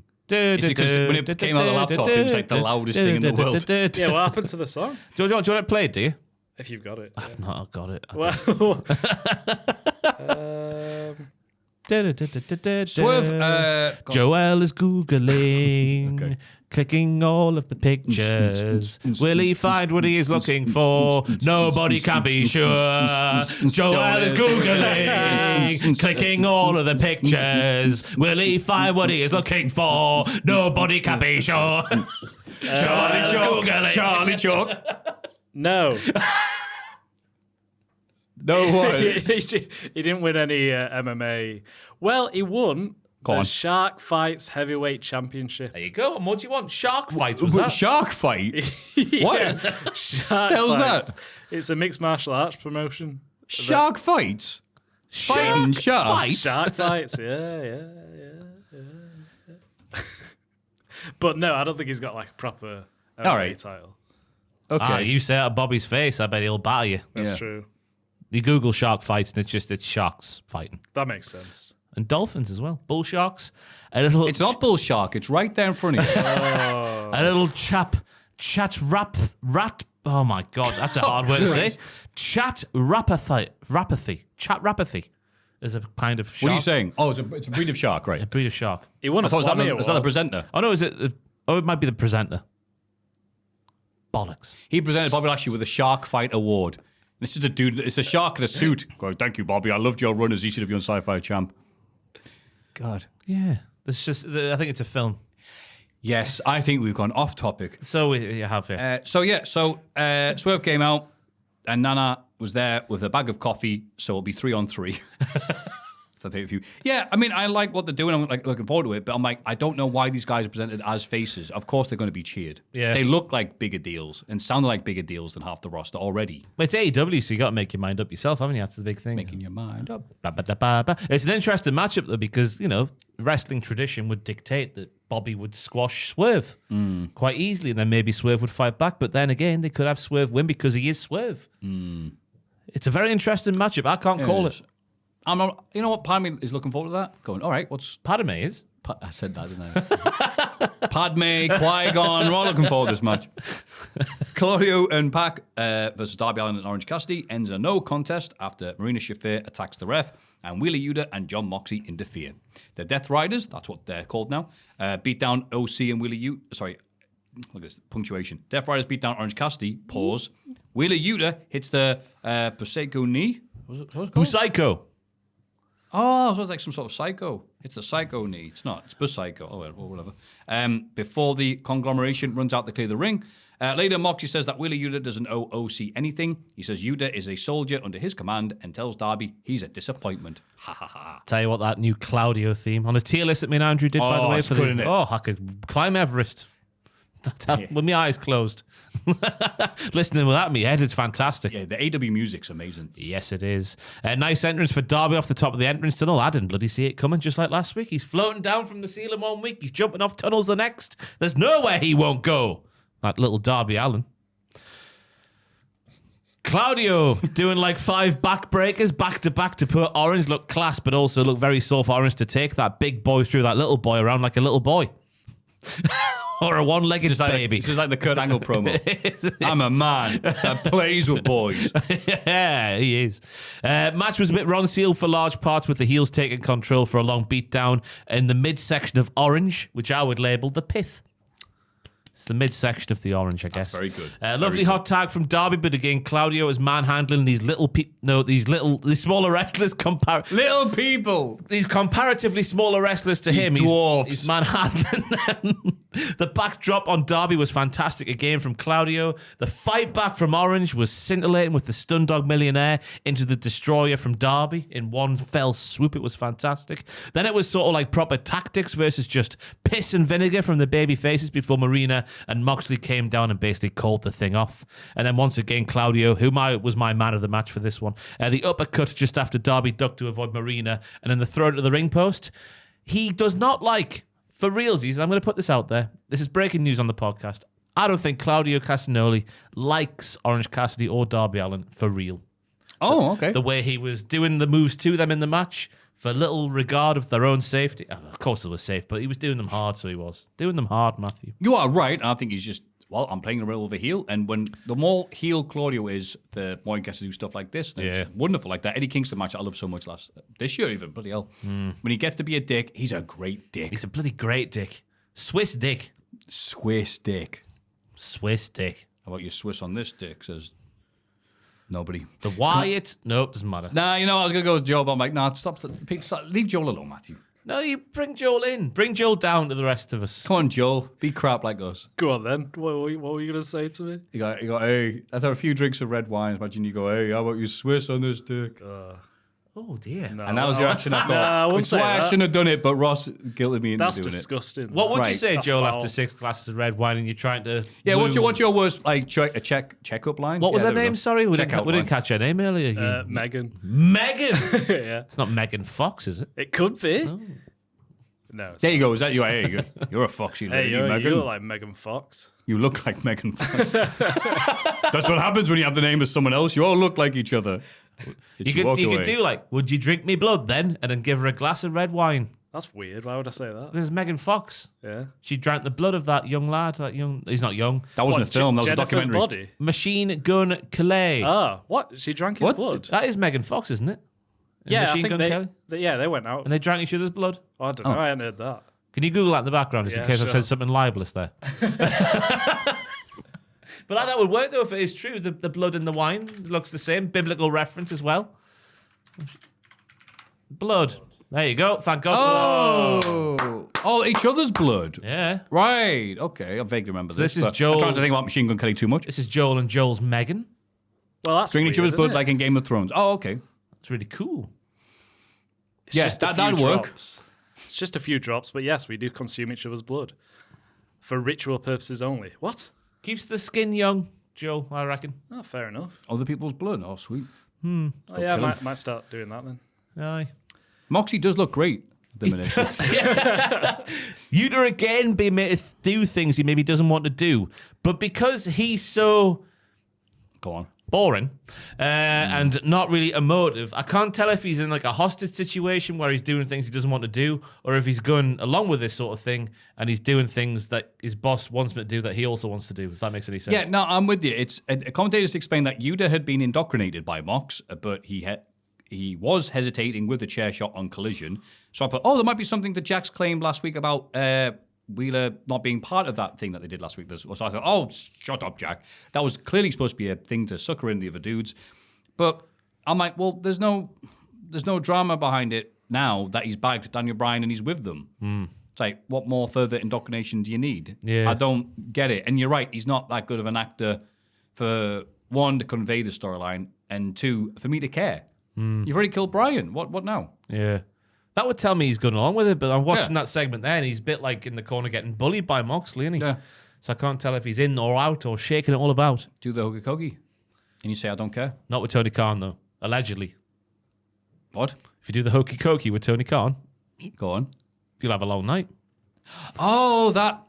Is that an expression for that? No. Okey cokey, right. Talking about Tony Khan doesn't do drugs. As far as I'm aware. The worst like criminals you ever see. Hey, I don't want to say out loud because there's people listening. Do you want to go do the okey cokey? Do the hokey cokey. Can I only one thing, sir? Glad Orange Cassidy got to outsmart the big evil guys at the start. They have Darby dive on them, only to then wrestle both of them in their exact preferred style of tag match and get beat up for ages, as you said. So well done, idiots. I'm all right with the finish because it got more heat than the rest of the match, and Team AEW got to get some offense on them. Hooray! Hooray! For 1 minute. Then they got beat up again. Hooray! Yeah! With Yuta with Yuta not hesitating, so that idea can sod off.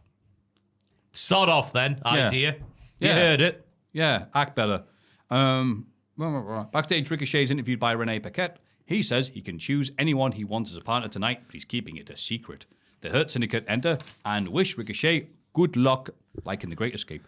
Yeah, Ricochet says they've already talked him and the Hurt Syndicate, which must mean that Trev's turned them down.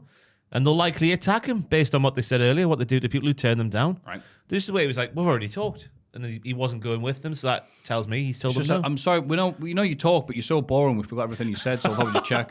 Please join that. Ricky, please join them. You need them. Yeah, I think he does as well. But I do like the reasoning that everyone hates the Don Callis family. So he was spoiled for choice for a mystery tag team partner to That's face fine. them. Yeah. Bunch of arseholes, a lot of them. Especially Don and his fake scar. See that on Reddit today. Someone was saying they saw Don out and about and he couldn't see the red scar. He must colour it in before the show.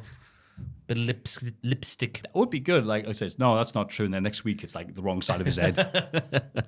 I think there'll be a dent, but I think he'll fill it in with a little bit of paint. Maybe, yeah. Emphasize the negatives, as it were. Aye. All right. The Conglomeration versus Jericho, Big Bill, and Brian Keith in a fight without honor, I'll say. Trios match. Loads of big spots here with Brian Keith and Kyle O'Reilly simultaneously going through a table. Big Bill chokeslamming Mark Briscoe through a ladder, and Big Bill and Kyle O'Reilly both falling through a table in the concourse. Briscoe looks to have the match won after an elbow drop off a ladder onto Jericho and through a table, but Big Brian Keith makes the big save. Big Ishii ends up hitting even a brainbuster on Jericho to pick up the victory. Yeah, my main concern for this one was going too long, and it didn't. I was quite happy about that. I thought the perfect ending obviously would have been the Froggy Bow off the ladder with the ladder match and how Mark lost the title, but that went a bit more, and I guess if Big Tom is getting the title shot, Big Tom getting the fall on Jericho makes all the sense in the world, so I'm glad it didn't go too long. As you've mentioned, all the spots there, all the big hits, they landed. Many tables were broken. Big Bill looked fantastic. But at the end, Jericho sort of grabs Big Tom and he's like, meh. So what does he say? That's what I want to know. What happened? He went, ow. Yeah, a lot of tables used. None of them meant anything, but I appreciate them anyway because tables. This was a fight without honor, Maffew. There's no honor in a table. Yes. Yes, you are right. Moving away from Mark Briscoe to Ishii, though, was weird. Like, there's heat there, there's emotion there, there's a reason to care about that feud, and it's just, Jericho versus Ishii. I reckon they might, with this TV deal that's being mooted about for Ring of Honor, I reckon that'll be the first, like, big angle for the show is Jericho and Mark. If it happens. And I reckon they're just spinning their wheels until that happens. Okay. What have you seen on the news this week? What channel it's meant to be on, Joel? Is that Ring of Honor? No. No, fair enough. Just a question. No. I didn't know. Was it in the news this? It's been on. I've seen it on Reddit a couple of times this week. Right. No, I haven't been. That's why Jericho's apparently got the title, because he's the big name. Oh, of course, yeah. Puller-innerer of viewers. The puller-innerer. Yeah, it was all right. Yeah. It was all right. I enjoyed it for what it was. Enjoyed it for what it was. That's the words I should be saying right now, but so I'm saying nothing and mumbling like an idiot.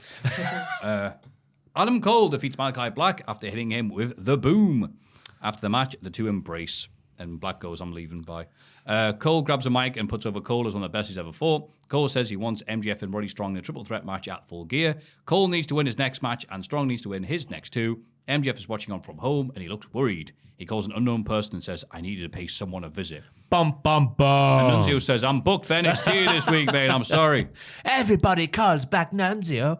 The commentators feeding the narrative that it's definitely 100% true, Maffew, that Malachi Black is leaving and going back to WWE by saying that he's being more cryptic than normal, doubting things, and Cole needs to be the one to end it all. What else could that mean? That's all I'm saying. Wasn't a fan of Black. This is me personally. I wasn't a fan of him apparently thinking the ankle was too easy for the target, so he doesn't go for it. I get this fighting with honor and all that fighting spirit bollocks. If there's a broken ankle to be had, I'm biting that son of a gun. Or kicking it. Or shooting it with a gun. But yeah, one of those things. Yeah. The confines of it. It will take you the referees will allow you to do that same thing. Only Rick Knox.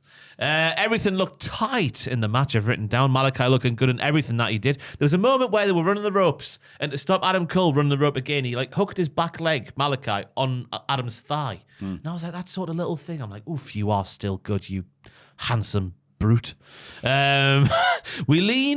We learn during the commercial that Tony Schiavone has 2 tattoos with meanings, but he won't say what they are.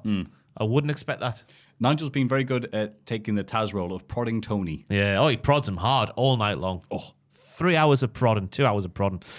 Cole, we learn also, has never defeated Black in a one-on-one match, which I wasn't aware of, but it is true. They had 2 singles matches in NXT, and Cole won both of them. And the end, getting hit in the middle of a boom attempt was fantastic.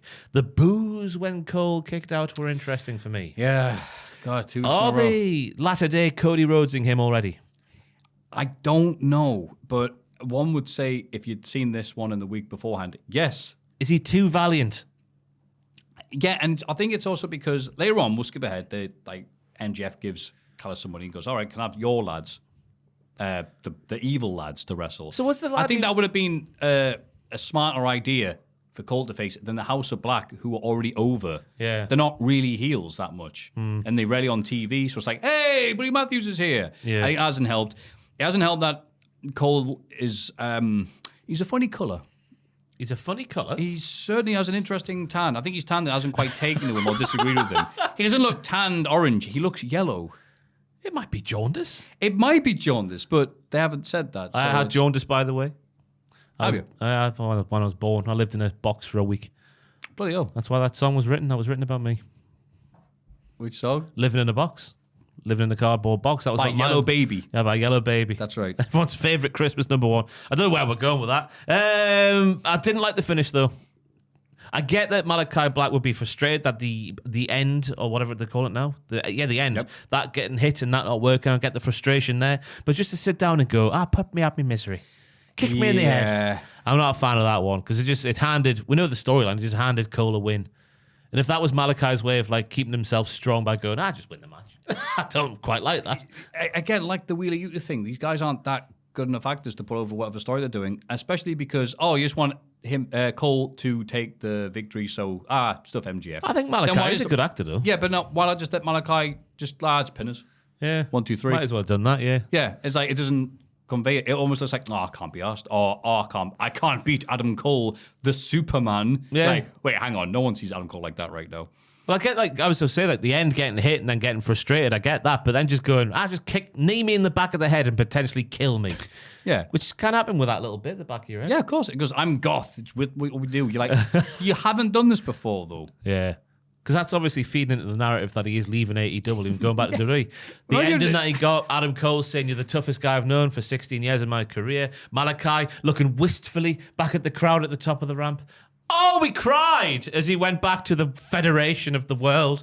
Yeah, I thought Cole just did this. Goes, look, I'm putting you over. Please don't boo me. Please don't boo me again. This is not going well.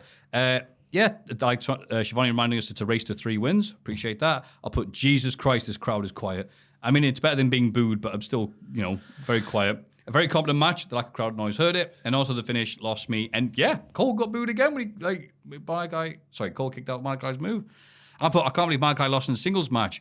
He lost to Edge in that cage match 6 months ago, but then before that, it was 2021 against Cody Rhodes. As I said, it's okay if he loses here. He'll go Dutch and beat Cole later. And then an update. A report from Fightful suggests that those in AEW believe the former AEW Trios Champions deal could be up in late 2024 or early 2025 if AEW don't exist. Imagine, like, something not working so badly that people just go, yeah, he's out. It's amazing how badly there's stuff in this. I thought the crowd would be like, I don't know, me watching it and go, oh, okay, this isn't being a home run, so to speak, with the Cole MJF build and going, look, I'm a face now. Okay, fine. But then, all right, Cole has to beat these three people that people like anyway. It's like, no. We're not liking you. We're not liking your mate. How dare you make us cheer Roddy Strong, the most natural heel in the world? How dare you kick out of all these moves? Like no. It's like, yeah, as you said beforehand, a Cody Rhodes anti-push. Yeah, too valiant for his own good. Yeah.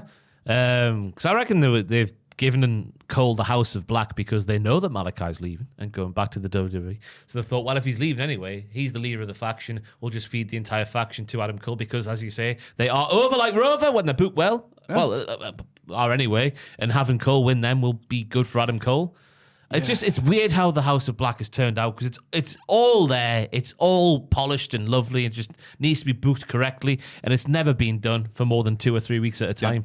Because somebody else has already come along and here's someone else. Yeah. And especially, you hear wrestlers at the time are like, oh, well, I worked through this injury and this bit of pain and this addiction. It's like, why? You're not taking time off? He goes, well, if you take time off, someone just replaces you.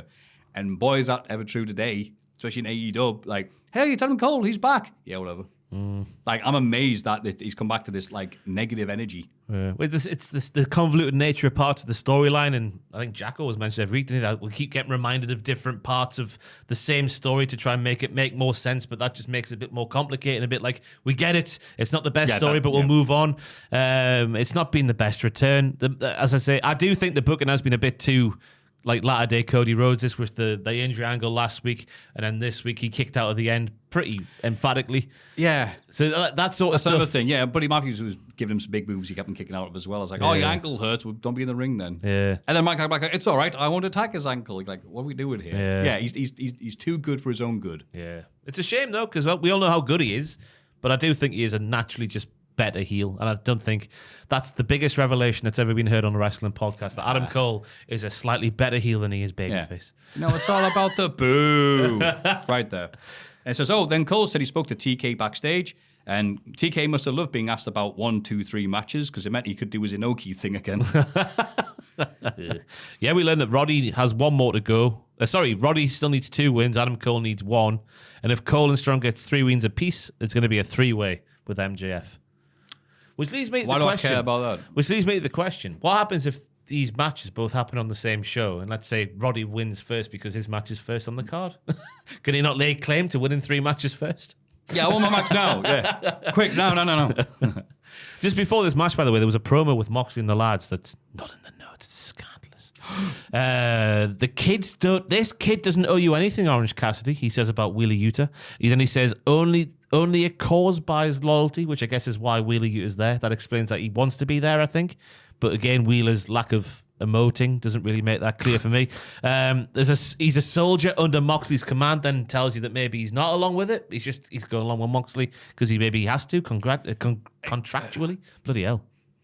Yeah, again, can we not just be basic with it? I don't know. Because we can't tell what we're supposed to be cheering or booing. Like, I was supposed to, oh no, Wheeler Yuta, you keep on showing up every week with these bad plays. I don't think it's Moxley. I think it's Yuta. I think when he that's what I meant. Like Yuta, I was like, oh wait, you're showing up with these dudes every week. He looks like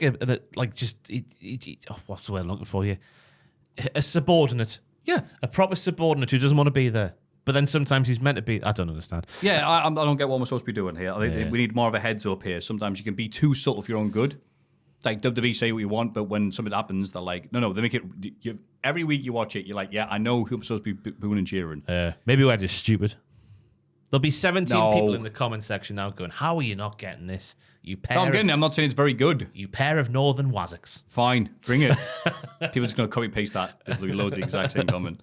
You Norman wazzocks. Norman, was it? Was that Norman Wisdom's cousin? Yes. The stupid one with cross eyes and everything. Isn't that funny how Norman Wisdom was stupid? Yeah. And here's me trying to think of someone called Mr. And Smart. Norman Smiley was miserable. There you go. Renee is interviewing Jay White backstage, but he barely gets a word out before Hangman Page attacks him. The two scrapping to the top of the ramp. It looks as though Page is about to break Jay's ankle until Juice Robinson makes a save. White says he's going to dismantle Page at Full Gear and make him tap out. Aye, the submission tease was there because Hangman was still selling the knee that was buggered at the last pay-per-view. Not premium live event, but pay-per-view. Right. I like the way the segment was done. No bollocks, just a bit of scrap. Let's get to the pay-per-view. Let's go. But before that, Maffew, we learned there's a Full Gear 4-way contenders series for the tag team We titles. did, didn't we? You got the big graphic. I took the big graphic because I couldn't be asked to write it all down. I was in a rush. This Saturday on Collision, the Outrunners versus Top Flight. Surely the Outrunners win that. Dynamite next week in Bridgeport, Connecticut. FTR versus the House of Black. I wonder who will win that one. Oh, no. Then on Collision next week, I think it is November is that next week? Yeah, it is November the 14th. We have Le Faction Ingobernable taking on the Acclaimed. The Acclaim will be winning. And then the winners face Private Party in an AEW Tag Team Championship 4-way match. So it'll be the Outrunners versus FTR versus Acclaimed versus PP. Who are you to doubt House of Black? Okay. Right. Unless it's Brody and Buddy. Yeah. Yeah. Oh. What a tangled Well, web it we probably weave. will be because Malachi's leaving to go back to, as we've established, he's leaving, so Concrete. he's proof. not. He's 100%. definitely not retired. Definitely not injured. So he can. He's Yep. leaving. He's leaving. His able On the midnight train to Georgia. his able body is leaving. That's what we'll learn there. That's something to do with the tag guys, I guess. Yeah. Yeah. It's another tournament, though, isn't it? Kind of, in a way. Yes. Yes. But more importantly, yep, Jay White and Hangman Page just scrapping because they hate each other. And it was weird having Hangman Page so far down after main eventing, but can't have him near the top right now with Mox World Order. So, okay. And also means we get Jay White going, I'm going to embarrass you. I'm going to beat you. Yeah, I'm all right with this. Just two lads going, I don't like you. There's no angles or storylines or, is he with them? No, I hate you. I'm going to punch your face in. Yes. They'll probably feed into the Moxley thing after this match is out of the way. Whoever wins and steps up I hope so. to be the next challenger, because I don't think Orange is getting it done. No. No. Yum, yum, yum, yum, yum. And Renee briefly interviews Chris Statlander ahead of a TBS title match, but she's bad luck this week, bloody hell, Renee, interviewing people because I read the wrong bit, haven't I? No, you haven't. You're on the right bit. Renee and Chris. Chris Statlander. Aha, yes. Former Alien. Current David Hasselhoff. You know what? I usually miss off a bit, and I thought, well, best check. No, I haven't, bloody hell. Camille then tries to run over Statlander, but misses. So Statlander batters both of them for trying to murder her. Well, I think she hit it, didn't she? Because Yeah, it seemed to be like, oh no, I think she just fell over from diving out the way, like, no. the way I thought it was, you have Carr, Yep. you have Chris, Yep. and then you have Barricade. And the Barricade was knocked over, which tells me that Chris was knocked into the Barricade. Or maybe it was just Chris's bag. Either way, something's hit those barricades because barricades don't just fall over. That's what I had to say. But obviously, Mercedes Moné, I can't tell if she's been a bit of a liar or being truthful because she's like, you are stupid, you are dumb, you hit her. So was Camille just... No, I thought she says you didn't hit her. Oh, I you thought, did- she was, I thought the idea was run her over and then she missed. Ah, right. Have I misheard that? Yeah, that's what I heard. Oh, bollocks. I thought she was blaming Camille for just... Oh, an it honest says, mistake. hang on, my notes say apparently it wasn't Mercedes' plan. Oh. Well, wait, why would you yell you didn't hit her? You're right, that's rubbish. No, but I think they would mean to, but she's trying to make herself look good because the cameras weren't on. Why do I have to second guess everything about AEW? Because it's a heel. You got to think about it, man. This is wrestling No, for I grown-ups. don't want to think. I want to watch wrestling. No, don't feed into the Jake Hager thing, Maffew. We're very clever people. Wrestling fans aren't stupid with the wrong use of the word there. There. Some of us are more stupid than others. Yeah, us too. Imagine all the money Jake Hager's got. I try not to. But yeah, the more Chuckle Vision segments here. Chuckle Vision, Chuckle You've Vision. never got vehicular homicide in Chuckle Vision. Oh, of course, every week. Oh dear, oh dear. But I guess Another body in the garden. I reckon we might get a security camera segment from this one, Was it true? Was Mercedes being truthful? Did Camille just hit the brake instead of the clutch or something like that? Hit the clutch instead of the brake. I went to a school with a lass who, soon after passing the test, was driving down the motorway and coming to a slow down from 70, and she put the clutch in instead of the brake and just went straight to the back of someone. Imagine doing 70, that. Christ. I don't know what speed she would have been going by the time she got there, but Jesus. imagine doing that though. I don't know. Putting the clutch I'd rather imagine being Jake Hager, thank you. But my God. Yeah, a bit wank. Security run out to stop the women from fighting, and I put NXT. We didn't get that segment this week, so I'm glad AEW provided that. Yeah. No bickering heels in NXT this week. No. A haven of tranquility and fighting. That's right. Yeah. That's the ECW arena. What do I have on there? The patriarchy make their way to the ring past 3 SWAT team members on the ramp, who Christian says are there for the group's protection. Christian formally welcomes Kip Sabian to the group. Can I say, he's looking more like Mother Wayne than Mother Wayne's actual son. Look at him stood next to Mother Wayne. That is her son. And he was born in Norwich. And we can't say how Justin Roberts would say the county, because he would really emphasise a certain part of Yes, he would. He'd love to say that, wouldn't he? Little scamp. North Fornicate, we'll call it. Hook enters and Christian tells him he needs a son like him. He says he took Taz out because Hook doesn't need that voice in his ear. He buries Taz and then says he wishes he was dead. Hook breaks through security and storms the ring, but Christian's able to make a hasty retreat as Hook batters the security guards instead. Do you want to be a commentator like your dad? Or do you want to be a world champion like me? Your father is a legend in this business. Just ask him and he'll tell you. Christian definitely got a DM after that show. You disrespected me. I don't make it great. Yeah, Christian talks about how his dad, Taz, could only take him so far because he was a star of an outlaw promotion and he retreated to behind the commentator's desk. I put Christian's at the levels of Kurt Angle of being so over. You're like, okay, you're a bad guy, but man, I love cheering you. Yeah, but he might have put his foot in it, Christian. When he's saying to Kip Sabian with the contract thing and stopping him sign it because then Moxley's lads would have cost him that title match. You've done more for me than any of my sons have ever done. And Nick Wayne's face looked like a slapped arse. Aw. Yeah. Yeah. Red See, that I get. That bit of acting I can understand. That subtlety in wrestling, that's what I appreciate. Yeah. Nick Wayne did not like that. I like the reasoning there from Christian for Kip Sabian being involved, because that probably would have happened. The BCC, well, the Death Riders getting involved in the title match eventually, and the stuff with. I hope it's building to Taz getting back in the ring. I know it's not, but there's a little bit of hope there in my heart. They'll just throw him at him. He'll turn into the lad off Hook when he just turns at the bowling ball. Yeah, it's like, oh, it's a no holds barred match. He's getting a table, a ladder. He's going to Taz. Yeah. But yeah, good stuff here. Like you, Christian. And yeah, there's enough lads in that stable, and that's for Hook just to suplex them around and look really good. Do you think there's a chance that Hook will join them? No. Or just built into a Taz return and, my boy. Yeah, they'll hit him in the elbow. Yeah, just one Kataja Hajime. Kataja Hajime. Yeah. How the hell can you say that and not say Lara Valkyria at Diana Perazzo? Perazzo, I've done it because now. That Kataja Hajime won a world title a long time ago, and neither of those lasses have won out. That's a former NXT UK Women's Champion. Exactly. I'm saying that with, I don't know if she is for sure. I don't know. I just took you by your word. I just assume she is.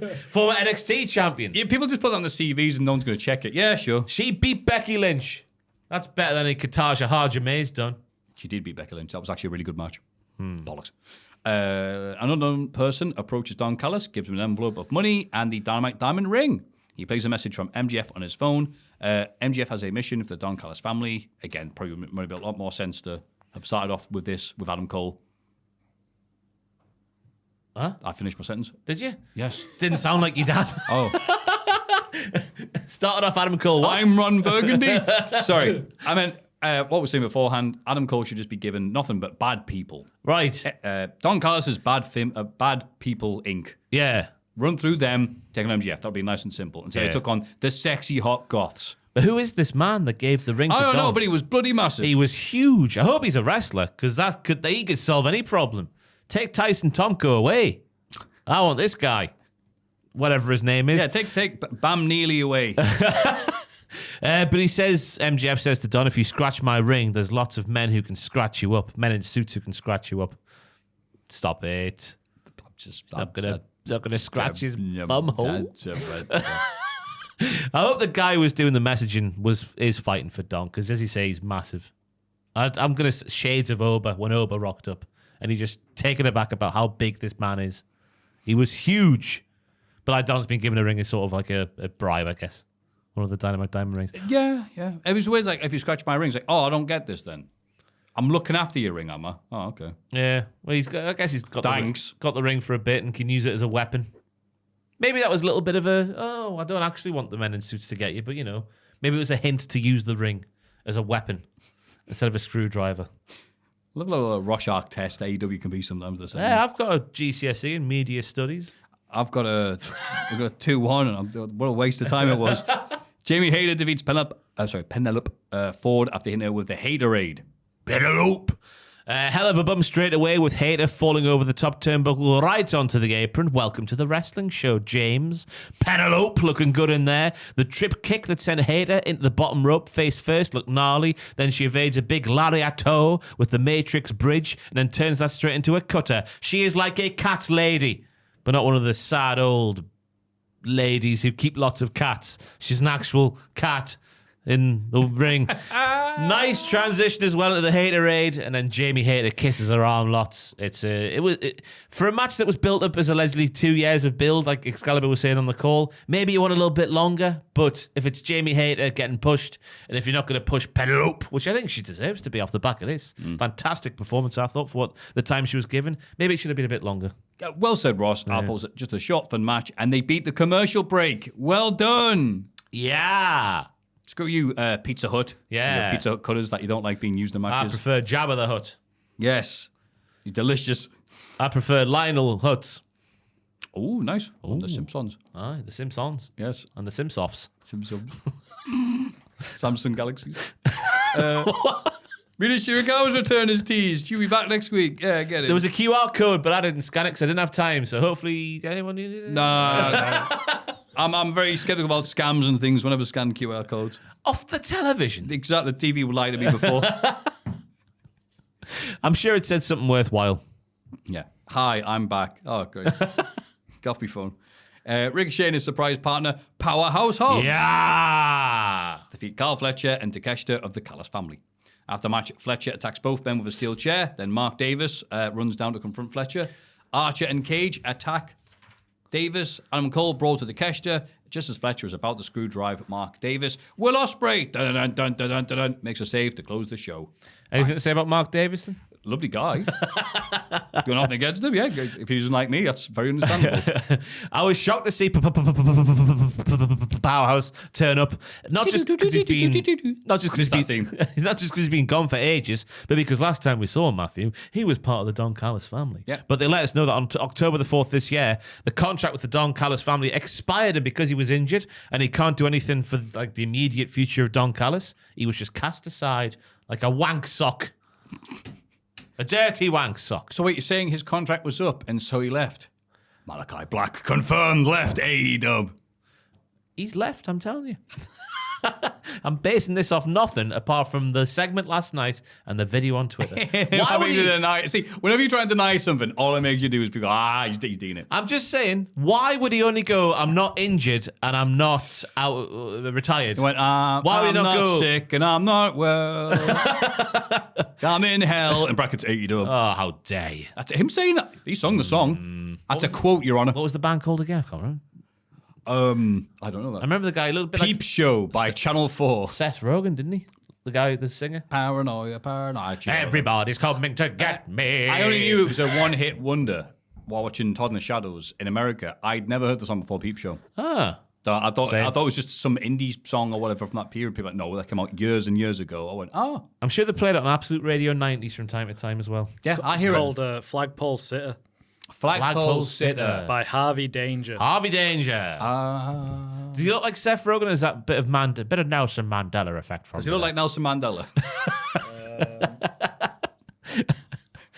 Joel is Googling. Joel is Googling. I'm not Google and I'm not Bing. Oh yeah, but I'm Googling. Does he look like that? Yeah. It's more in the hair. Actually. That's all right. I'll talk about the match. So I like the reasoning there for Powerhouse Hobbs not having a contract with the Don Callis family because he can't be useful. There you go. Oh yeah, actually you said. Oh God, it's Mauro Ranallo. Yeah, Mamma mia! Yeah, I can see it. Nice fluffy sticky up hair. Always good. You made that sound like a dinosaur. The hair is a bit Messy, mad. sticky up hair. I bet they've made a lot of money off that one song, though. I mean, yeah. I think he does a podcast now, and you know this because Don Shadows, with other one-hit wonders, about being a one-hit wonder. Oh, that's a good idea. Oh, I give that a listen, like, yeah. Because like someone will be like, oh, how does it feel? He goes, well, I can tell you how it feels. I'm Harvey Danger. Who is the best one-hit wonder? That's a great question. That should be the big question. That should be a big question of the podcast. Men at work. I come from No, that's not right. It's the other one. Men without hats. That's it. Men without hats are men. We got those two mixed up. Safety dance. Oh, what a song. Yeah. Do do do do do do do do do do do do do. I've got an article here from Rolling Stone. The Vapors turning Japanese is a one-hit wonder. Yeah. Question mark and the Mysterians, 96 Tears. I don't know how that one goes. Chumbawamba. Oh, that's a good one. Were they one hit? Get knocked down. I mean, obviously that was a massive hit, but that was songs after that. Blind Melon, No Rain. Okay. Don't know how that one goes either. The Knack My Sharona. It's a of big course, one. yeah. We're getting bigger now. Soft Cell, Tainted Love. It's getting bigger. Again, they're on for ages. Is this an American list? Oh, Rolling Stone. Okay, yeah. Big Country in a Big Country. Ugh, no, I'm not fan of that one. Norman Greenbaum. Nice, a green bum there. Spirit in the Sky. Gareth Gates took that song to new heights anyway. Dexy's Midnight Runners. Come on, Eileen. Shut up, American Shut wonder. Didn't watch the young ones, did they, Maffew? Exactly. Aye. It's written by the old ones. And then Aha, Take On Me. That's not true either, is it? Aha's got another song, haven't they? No, yeah. Yeah, that is the biggie, but Can you name it though? Nah. All right. Okay, you win this one, Rolling Stone. Right, the moonsault off the shoulders from Hobbs to the floor off a Ricochet was fantastic. The heels then take control, and of course, Takeshita, that disgusting bastard, does everything perfectly like he always does. The spirit gun we learn about in this match, which is Ricochet's stolen wrestling move. It's the hidden blade with a different name, which Nigel really likes taking the piss out of, which is nice to hear. We also learn it's Cole versus Takeshita next week on Dynamite, so that's going to go terribly when Cole wins valiantly. God. Hobbs looked as good as ever in the match. I think he's trimmed down a little bit as well, which is nice to see. The Avalanche Scoop Slam was gnarly. Takeshita and Ricochet in the closing stages was class, with Trevor getting the pinfall over the international champion. The West Coast pop they did with a little bit of boo back and forth was fantastic. He's going to get his title shot, it looks like. And then Ospreay, he looked good with his new hair. Yes. Curtains, bruv. It's curtains for ye, Fletcher. He yelled, and Fletcher went, I haven't got them anymore, I'm bald. He made him sound like a policeman there. I don't know why. It's curtains for you, Fletcher. That's what they say in the 60s. Yeah, this was a nice main event. It got all the storylines going. I like the four-way in Saudi and Raw. Raw Saudi. Saudi Raw. Saudi Raw. In the middle of an island. Saudi with an Arabia. elephant and a duck. Just gave me everything I wanted. House looking great. Building up to the other stuff there. Mark Davis come along and looking fine. And people going, look, it's Mark Davis. We know who he is. We love Aussie Open. We're a great tag team. But the bit I liked the most was Fletcher looking great. Looking very comfortable in that main event slot. Yeah. Even if, again, the bit before hasn't been great. Because it's like, oh, only view explanation. Bah. Him now bald, kicking ass, the new gear. Yeah, it's a good look. Oh, I was always a fan of the haircut, and I'm on board with that bit as well. It's a total package. The total package. I'm Carl growing Fletcher. mine out like so. Oh, yeah? Are you going for a mullet as well? It always ends up as a mullet, even if I don't want to do it. It's like I've got a magnet. I need mine shaped a bit. It's getting a bit out of control. Oh, yours is good looking good. Oh, yeah. It's got very much big body at the back. Big body Harvey. bit like Harvey Danger. Thank you very much. Oh. One hit wonders continued in the UK. The New Radicals, you get what you give. Don't let go. Oh. I never liked that bloody Brand song. Van 3000 drinking in LA's on here. Don't like that one. Well, it's all right. What the hell am I doing drinking in LA at 26? Chesney Hawk's the one and only. Oh, hell yeah. He Breakfast, still plays in Newcastle. Breakfast at Tiffany's, Deep Blue Something, fantastic. Echo Beach by Martha and the Muffins. Not familiar. Oh. Martha and the Muffin. Oh. Babylon Zoo, Spaceman. Spaceman. I always wanted you to go. What else is there? Mr. Orzo, Flat Beat. Mr. Oizo, Flat Beat. Oh, is that not? Yes, it is. JCB song. There we go. Oh, yes. Now we're talking. I'm Luke, I'm Dad, and my... No, I'm Luke, I'm 5, and my dad's Bruce Lee. Drives me around in his JCB. Say that 50 times. No, I couldn't say it Put once. a little song on, and then that's your song. Yeah. That's the week in wrestling, though, isn't it? I think that's it. It's emotional, so I can't believe it's over. Let's have a rummage in our mailbags. The mailbag. Hello. Hi, guys. Hope all is well. It is. The bouquet residence, the lady of the house speaking. Something we all enjoy whilst listening to your pods is when we get a little peek behind the curtain to life in the Cultaholic office. With the podcast producers section recently being incorrectly denied its rightful place in the Hall of Fame, it got me wondering, what do the rest of the office think, if they are still in the office at this point in the podcast record, when you guys are shouting, "He's from the future," etc. This section is one of the highlights of your weekly videos, and good old Jimmy Gillen must be over the moon with his weekly song. Thanks for consistently entertaining us and providing many distractions, the usual weekly dredge through work. Former England cricket captain Graham Gooch, a.k.a. Graham from Billingham. Rest in peace. The big Died Gooch. recently, yeah. Well, mainly they're out the office, aren't they? Because we go way past 5 p.m., which is when everyone finishes for the day. Any scuttlebutt down here, Joel? Because me and Jack work upstairs. No, like you said, I'd say 95% of the time they're already gone home by the time we get to the producers section. So I don't know.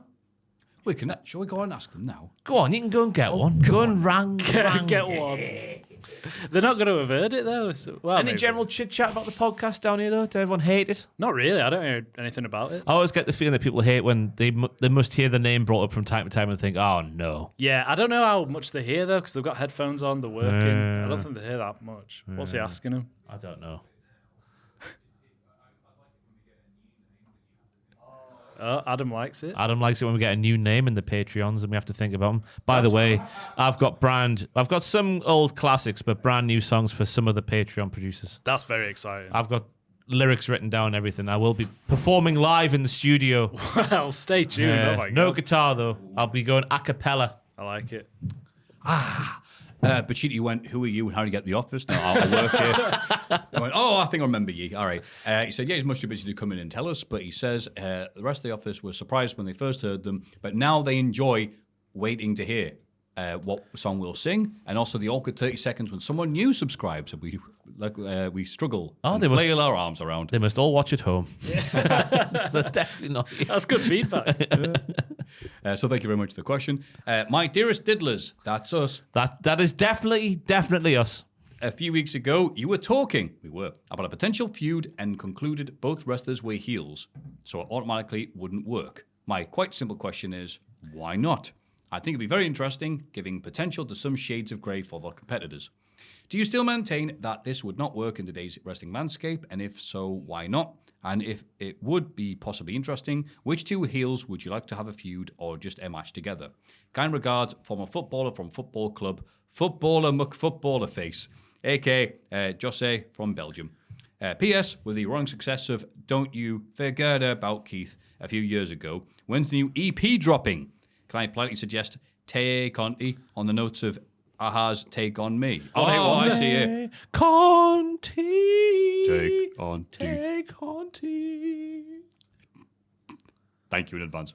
Well, that's a nice question. I could do Sammy G, like take on, or Ty Conti, Sammy G, Baby G, Baby G, the Guevaras. What song was that? I'm not going to sing it to the tune. I don't want to give it away before we've made it. Yeah, but That's the lyrics fitted to Take On Me by Aha. Aha! I think for the general concept of what you're talking about, that heel versus heel, you just need to go back to Crown Jewel and look at Nia Jax versus Liv Morgan to see why it doesn't quite work, because you've got heels trying to out-heel heels being booked quite babyface-ish in Tiffy Stratz. I know she's not really the best example of using that, but I think wrestling as a whole, just as a concept, good versus evil, that's when you get the best stuff. Exactly. The crowds are also going to make noise, and why would they care? anything about two guys who don't like each other, who the crowd don't like, that's a match. You go and buy a T-shirt from the merch or buy some overpriced beer or some red wine, perhaps. But if we had to pick two, what was it? If you had to pick two heels to go at it, who would you pick? Because I'm thinking like, Christ, the Death Riders versus anybody right now. Christians, lads. But even then, I'd reckon Christian would get a babyface pop in that scene. Yeah, it's a different type of heel, I should say. Yeah, maybe anybody get that. The MVP's Cruz. I'll go for the Lexus King. Oh, okay. Versus you've already lost me, but go Charlie on. D. I know we've seen it in real life and it was a fantastic Heritage Cup match, but those two proved that maybe it could work. Sorry for the burp. You get emotional. God, listen. Drink your happy juice. Thank you very much for the question. Peeps. I have an issue, and I need your advice. I like these questions because I am none of us are qualified to give any advice. Yeah. But multiple people ask every single year. I lent my girlfriend my winged eagle title for a Halloween costume at her friend's house, where she stayed the night after many drinks. She was a sexy ultimate warrior, so all my dreams were coming true. She came home to reveal that an inquest had taken place at this house the morning after the party, where it was determined my title belt was thrown into a garbage bag and taken away to the dump. Nah, that's To Philadelphia. That's that's horrible. That, by the way. She claims she didn't know, but I'm not so sure. How do you misplace something of that size, weight, and prestige? Like, she knew it was important to me as well, but she treated like Jericho and his title. I like this girl, but dang, this thing cost me $430. Oh, no. Jesus Christ. Oh, dear. It's And over. We've only been going out for like 3 months at this point. Do I break up with her and try and find a more careful partner? She hates you three. She has no chance of seeing this. Yours faithfully, let's call me Erling Haaland, who kicks balls for Manchester City to protect my identity. Haaland does that for you? That's nice of him. Wow. First of all, sexy Ultimate Warrior. Your dreams were... I'm leaving that on alone. I can see that, yeah. What? Can you see it? Okay. Megan. How long have you been going out with Megan for, Joel? Well, we're not officially going out. Oh, dear. We'll move on. I mean, if that's got a great meaning to you and you've conveyed to her, this cost me, what was it? $430 dues. That's cost too much money. Yes. And it's really important to me. Please don't harm it in any way. And just still let it slip. I don't think she's that bothered about you, personally. Right. Having care all of some of these things in a relationship, I think, is a very important judge of someone's character. Yeah. And also, I know people that have those title belts, and they tell everybody they walk past about how important it is, how great it is. So at a party, this person, Erling Haaland himself, it's his real name, would definitely have told every single person, and his girlfriend would have I definitely don't think he was he there? No, he wasn't at the I think party. he was at I think she's gone to a party without Oh, him. God. Am I going from sorry, about my point, I said it wrong, but still, the fact that you tell everybody this, she would have known it. There's no way she wouldn't have. It's massive as well. Hey, take my title belt. It doesn't mean anything. Like, no, he would have said, no, this is the title belt. And I don't The think winged eagle. You know, those eagles with wings. just think about the size of these titles. These are life-size titles. 130 quid, Nobody yeah. puts that in a bin bag by mistake. I think someone's nabbed that. I think you need to go back and do your own inquest. Yeah, either someone's twacked it, or the story here going, oh, I accidentally binned it. You're like, I reckon she's Oh. sold it. can you accidentally give me 430 quid for it then? I reckon Erling Haaland's girlfriend has Hey, babe. sold that to somebody for around about $400. Someone dressed as a sexy honky tonk man.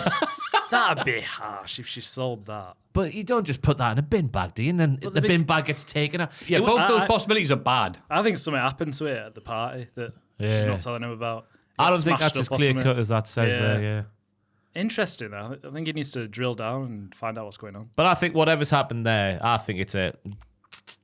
Because what if that... Whatever's happened, Yeah. break up. I mean, she's taken a belt that's important to the guy. Yeah. He's spent a lot of money as Erling Haaland. Well, I'm pretending it's not the real him because he probably got money for another one. She's not come home with it. She doesn't care. I think the fact that you're asking 2 or 3 random people, should I get rid of her? I think you know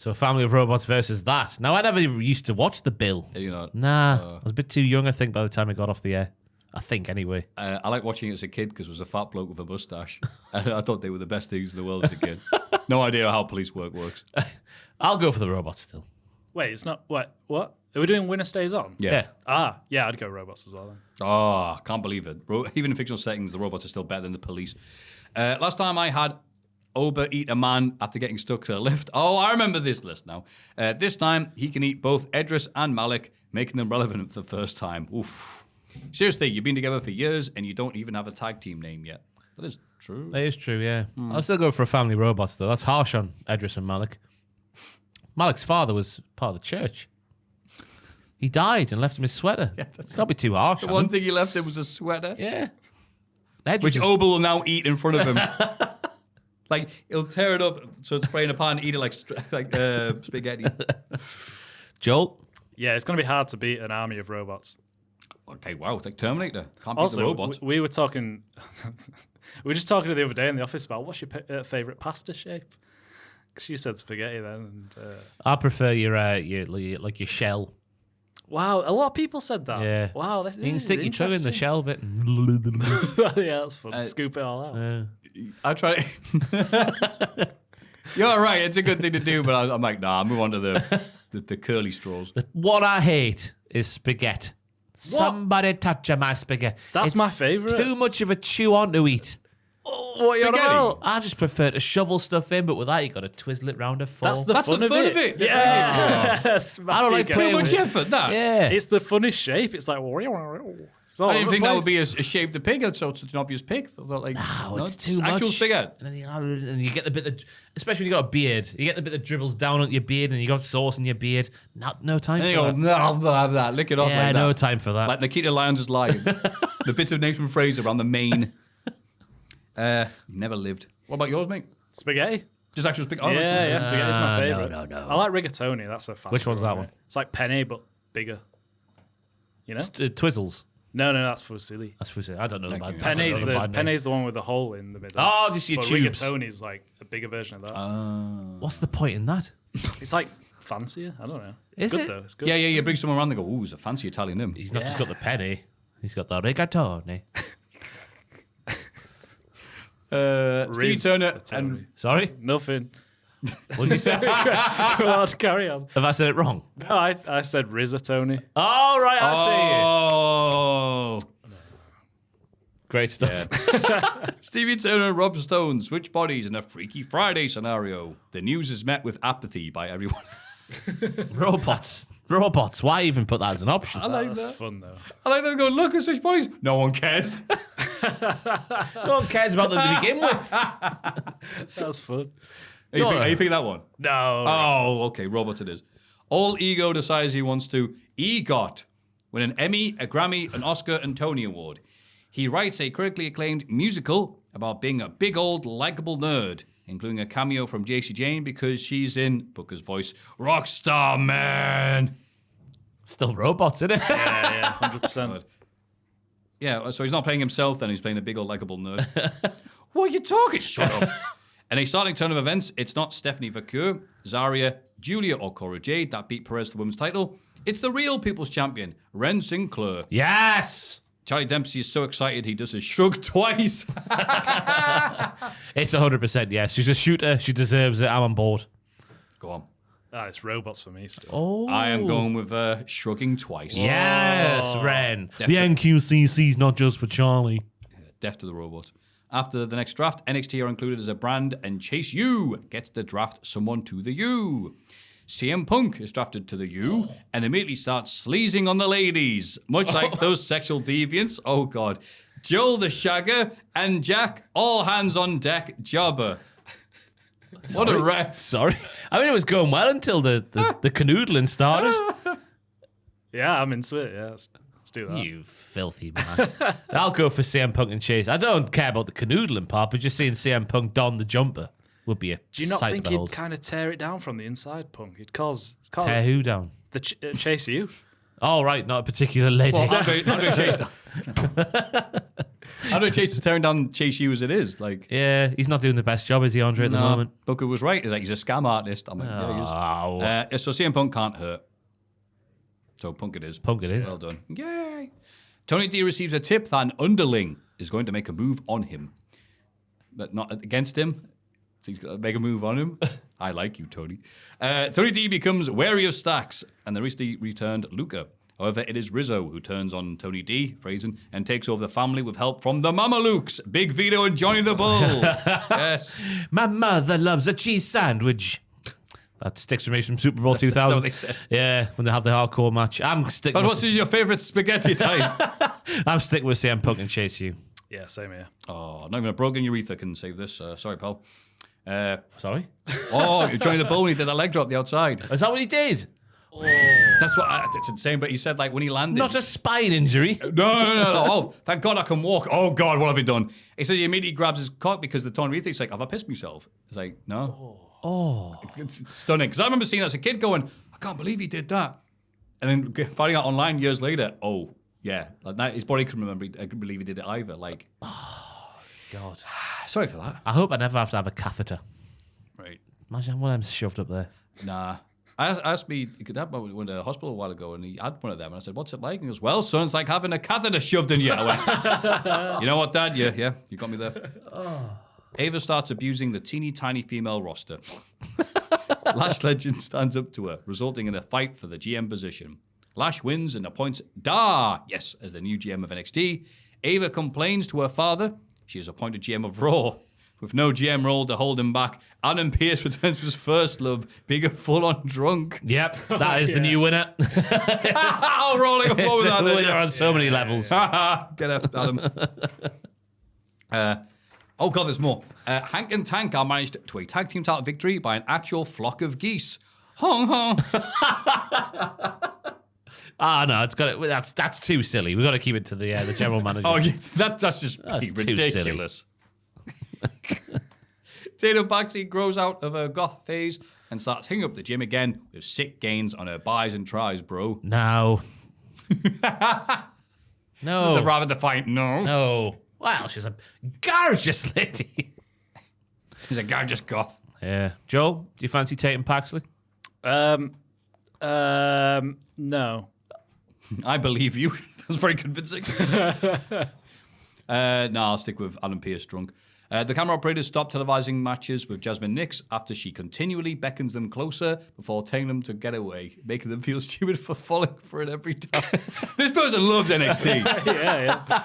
I'm sticking with CM Punk. Come on. Go on. Punk. I thought we got rid of the Punk one. No, but it's Adam Pearce. Oh, sorry. yeah. God. That onion I'm sticking with. Sorry. Pierce, yeah. I want to see Pierce pissed. Pearce pissed. In homage to My Fair Lady, Brittany Reese bets Izzy Dame that she could turn Vic into the fittest guy in NXT using Brent Fit. She succeeds, but Vic becomes a real jerk. Wendy Chu banishes him to the undead realm. Booker T is delighted.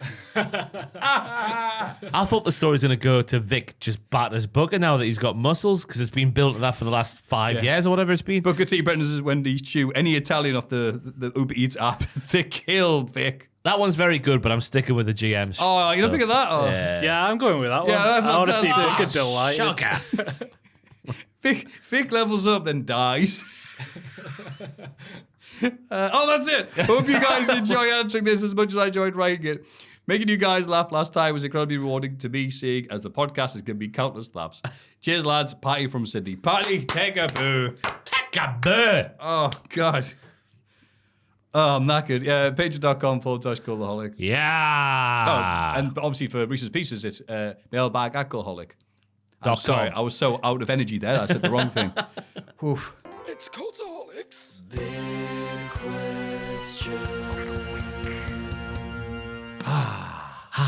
What a lovely, slightly quicker podcast than you. Oh, not really. I need to issue an apology. I completely missed in the Malachi Black statement that he says he's not leaving. So that was in the middle of the sentence. He's not leaving. He will not go to the WWE. But he did wink when he said that. Did he actually? Anyway.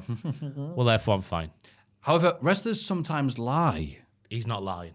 He would He never was lying lie. down as he did it. Someone called Malachi Black would never lie. I am not leaving. But I've missed that part, and I've just read it on Reddit now. So sorry to all the angry commenters are saying, what is this blithering idiot saying? He clearly says he's not leaving. That's my bad. That's what he wants you to think. Dun, dun, dun. That little bit of silence there is just to build tension. And also just to see if you post again while we're recording. I know, yeah. But before we get to the big question, it's podcast producer time. So make sure you got your earphones out and you're running away from them. Or you'll hear the lovely credits, the magnificent specimens that are Reno 2200. Their name is Reno, and they're on the Patreon. They're from the future, so they know what's going on. And when they shoot their guns, you'll know they'll never miss. Pew, pew. Oh, Reno, save us from the dark abyss. I'm telling you, I've got songs for them all, Maffew. God, man, I you spent really half an built them hour out. last night. Guy Barlow's terrified. So much saliva. Noah Anderson. Anderson, son. I wish he was my son. Anderson, son.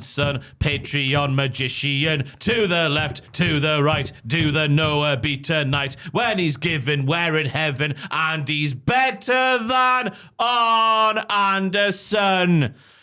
Anderson, son. Sorry, that's it. Levi LaRue. Didn't want to mess with the classic too much. Yeah, here. people like this one. He's so. going in for the kill. He's doing it for the thrill, hoping we'll understand. He's just a generous man. Jimmy Gillen. We've tried hard with this one. Okay. Put your faith in Jimmy, baby.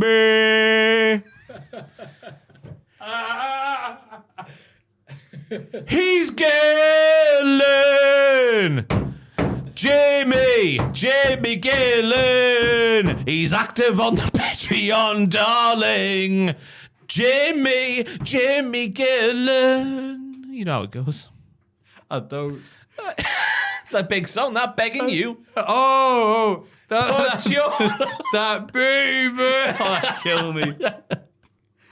Larry Robb. Larry Rabb, master of the Patreon. He is a Don and better than Tom Campbell. Tom Campbell. He is a very nice man, but he is not as nice as Larry Rabb. Damio. I throw my hands up in the air sometimes, saying Damio from the Patreon. I want to bake a cake and dance all night, saying Damio, Vincent Van Gogh. Couldn't think of what to put there, so I went with a classic man. Justice Mace. If there's any justice in the world, it will come with Mace, right up in your face. Oh no, Justice Mace is nice and full of love. It is just a name, like the dove from above is just a name. Couldn't think of what to put in there either, but we want justice from above. That worked. Tear of Grace. A tear of grace. His name is Brett. A finer man you can't get. Gillette. He has bear cats. He pays his tax. Subscribe to him on YouTube and Patreon, you twats.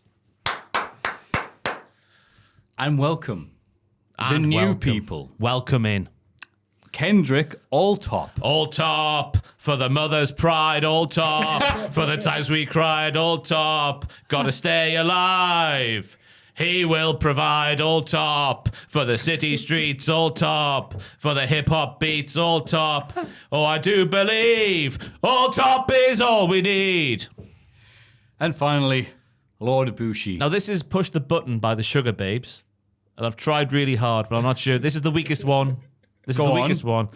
If you're ready, come aboard, because now he is Bushi and he's a lord. He is a 34-3 kids gamer. Might be taller than Nigel Planer.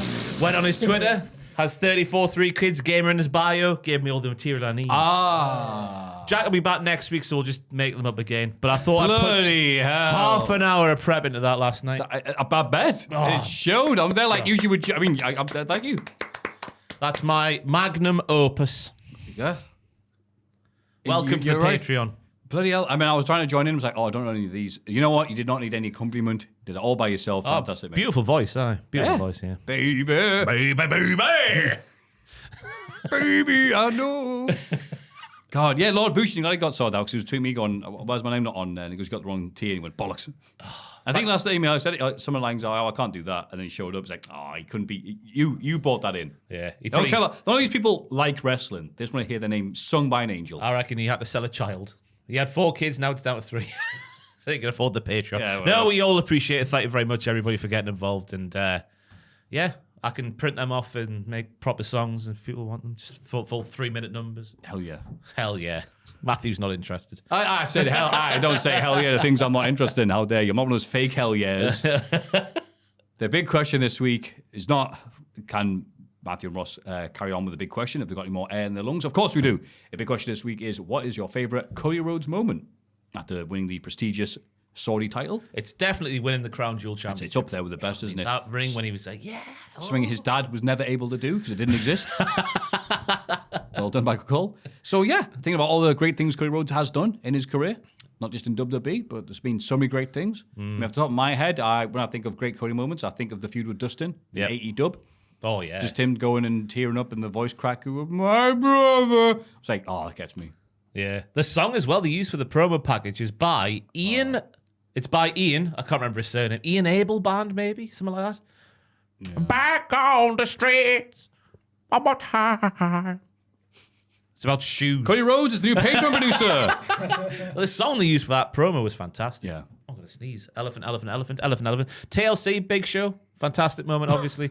The tables match, you mean? Yeah. I don't The get it. 1 foot. Oh. Oh, dear. Womp, womp. Then the stuff with Rey Mysterio, WrestleMania. Anything on being the elite that he did. Cody Mask. Yes, God. Anything on being the elite that he did, I was a big fan of when he would bring them in for a spooky story.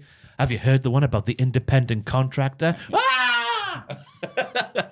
Hey, back when we were funny. I guess the WrestleMania appearance with Rollins, that'll be...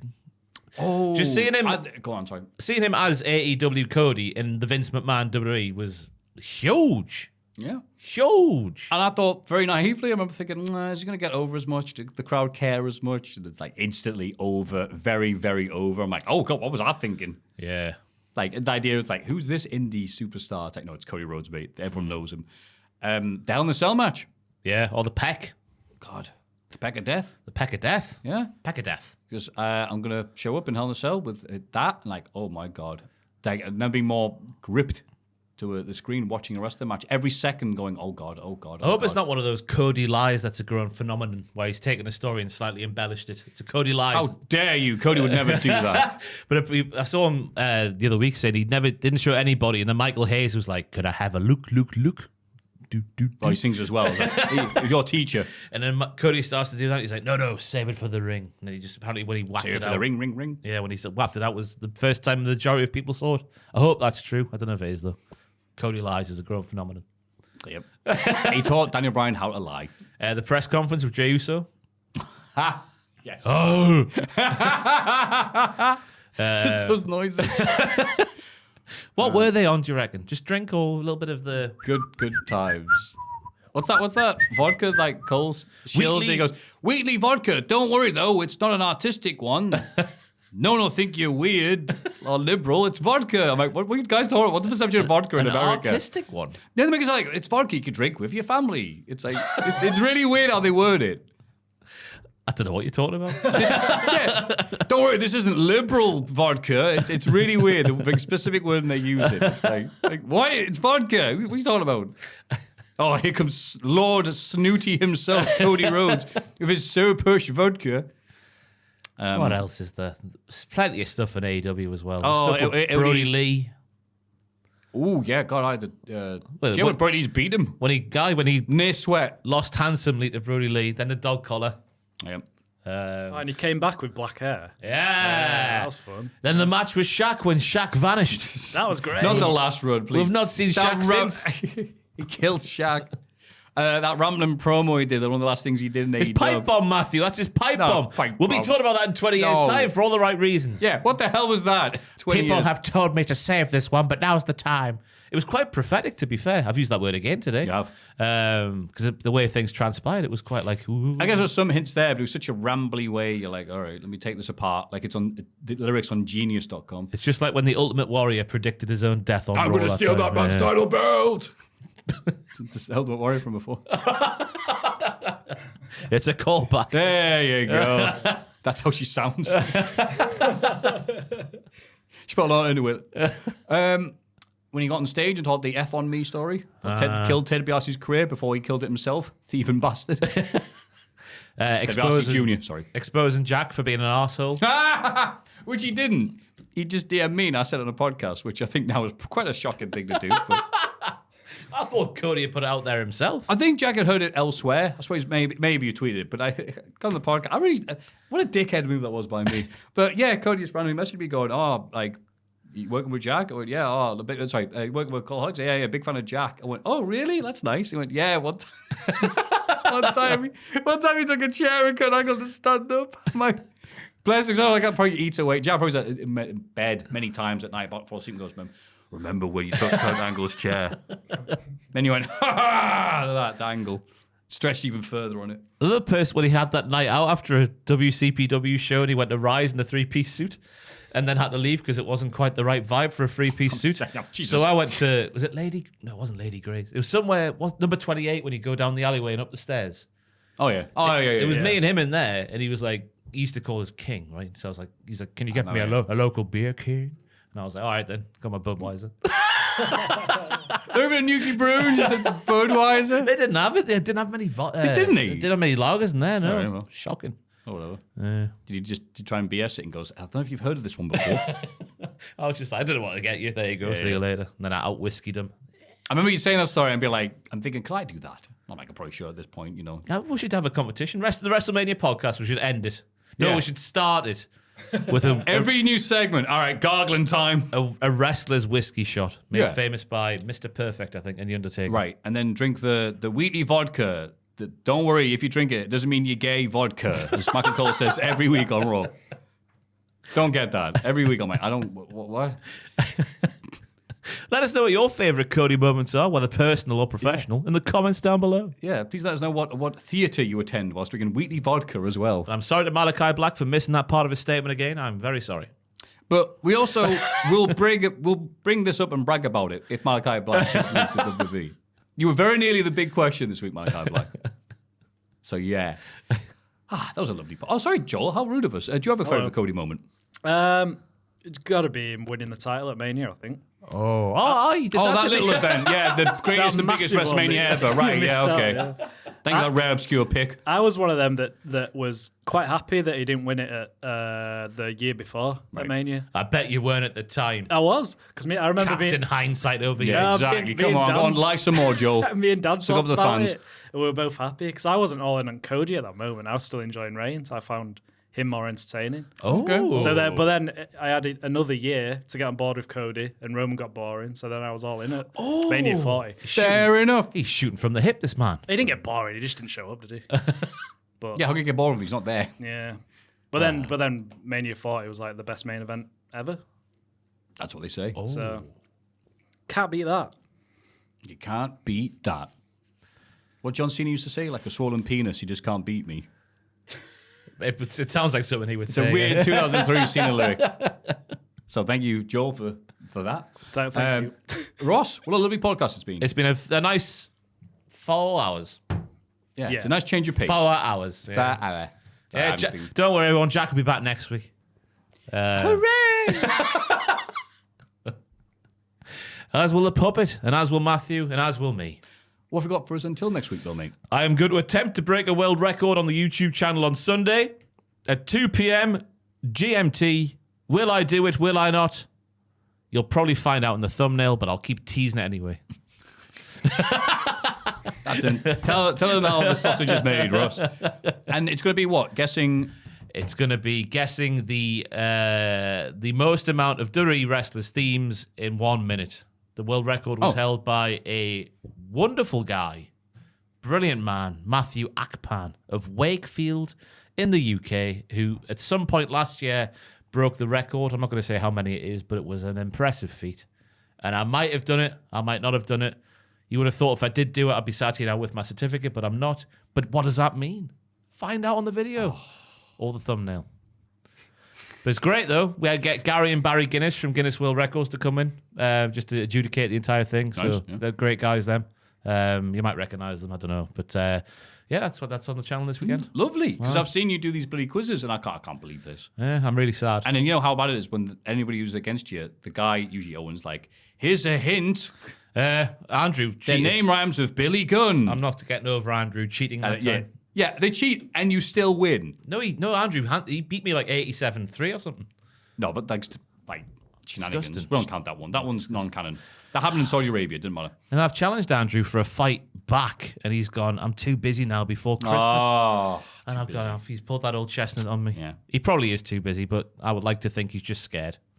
yep. That's what keeps me sane at night while I lie awake looking at the ceiling, thinking of Andrew. I've often been in bed thinking of Andrew as well. Hey, That's lovely. That sounds amazing. Yeah, but it might be also catastrophic. I don't know. Catastrophic. Catastrophic. That's where it's happening, is it? Catastrophic. What have you got, Maffew? Any Botchamanias coming up? Why, yes. The new one will be out. 501. 501. The number that no one cares about. Let's just call everyone 500 Part 2 and Part 3 until I stop doing them. But yes, 501, the really boring number. You got to get to it at some point, haven't you? Exactly. Yeah. Yeah, how do you get to 1,000 without 501? Oh, God, don't talk about that. Joel, what are you doing over there? Nothing at all. Got nothing to plug. Just what you hello, said. Mrs. Wine. How are you? Oh, yeah, any plans for the weekend, Joel? Yeah, I'm going to Filey, which is near Scarborough, little seaside town. Oh, yes, I remember this conversation. Yeah, so I think You it's got a last hot week. tub. Got a hot tub. Oh, yeah. I'm very excited for the hot tub. Yes. Holy. Wow, that sounds Don't nice. bring back any diseases now, Joel. What, from the hot tub or Wiley? The hot tub, yeah. You Oh, always- okay. Okay, yeah. Thank you for clarifying. Yeah, I'll try not to. He said Wiley, not Wuhan, Maffew. I said Filey. Oh, he said fire. Whatever. Go. Why don't you go now? Oh, end the podcast. Yeah. It's over. Mailbag at cultaholic.com, patreon.com/cultaholic to be part of the all singing, all dancing podcast bit. Why wouldn't you want to be part of that? This has been the magnificent Joel. It's been the wonderful Ross. This has been Puppet Jack having a big wank. Whoa. You've been amazing. Thank you very much. See you next week. And now we're going to point at that and go, Malachi Black is leaving. All right, we'll commit to it now. There's no going back. Join in, Joel, because you also Joe. believe. 1, 2, 3. Malachi Black is leaving. There you go. And then if he doesn't say, the building. Twitter. He left Twitter.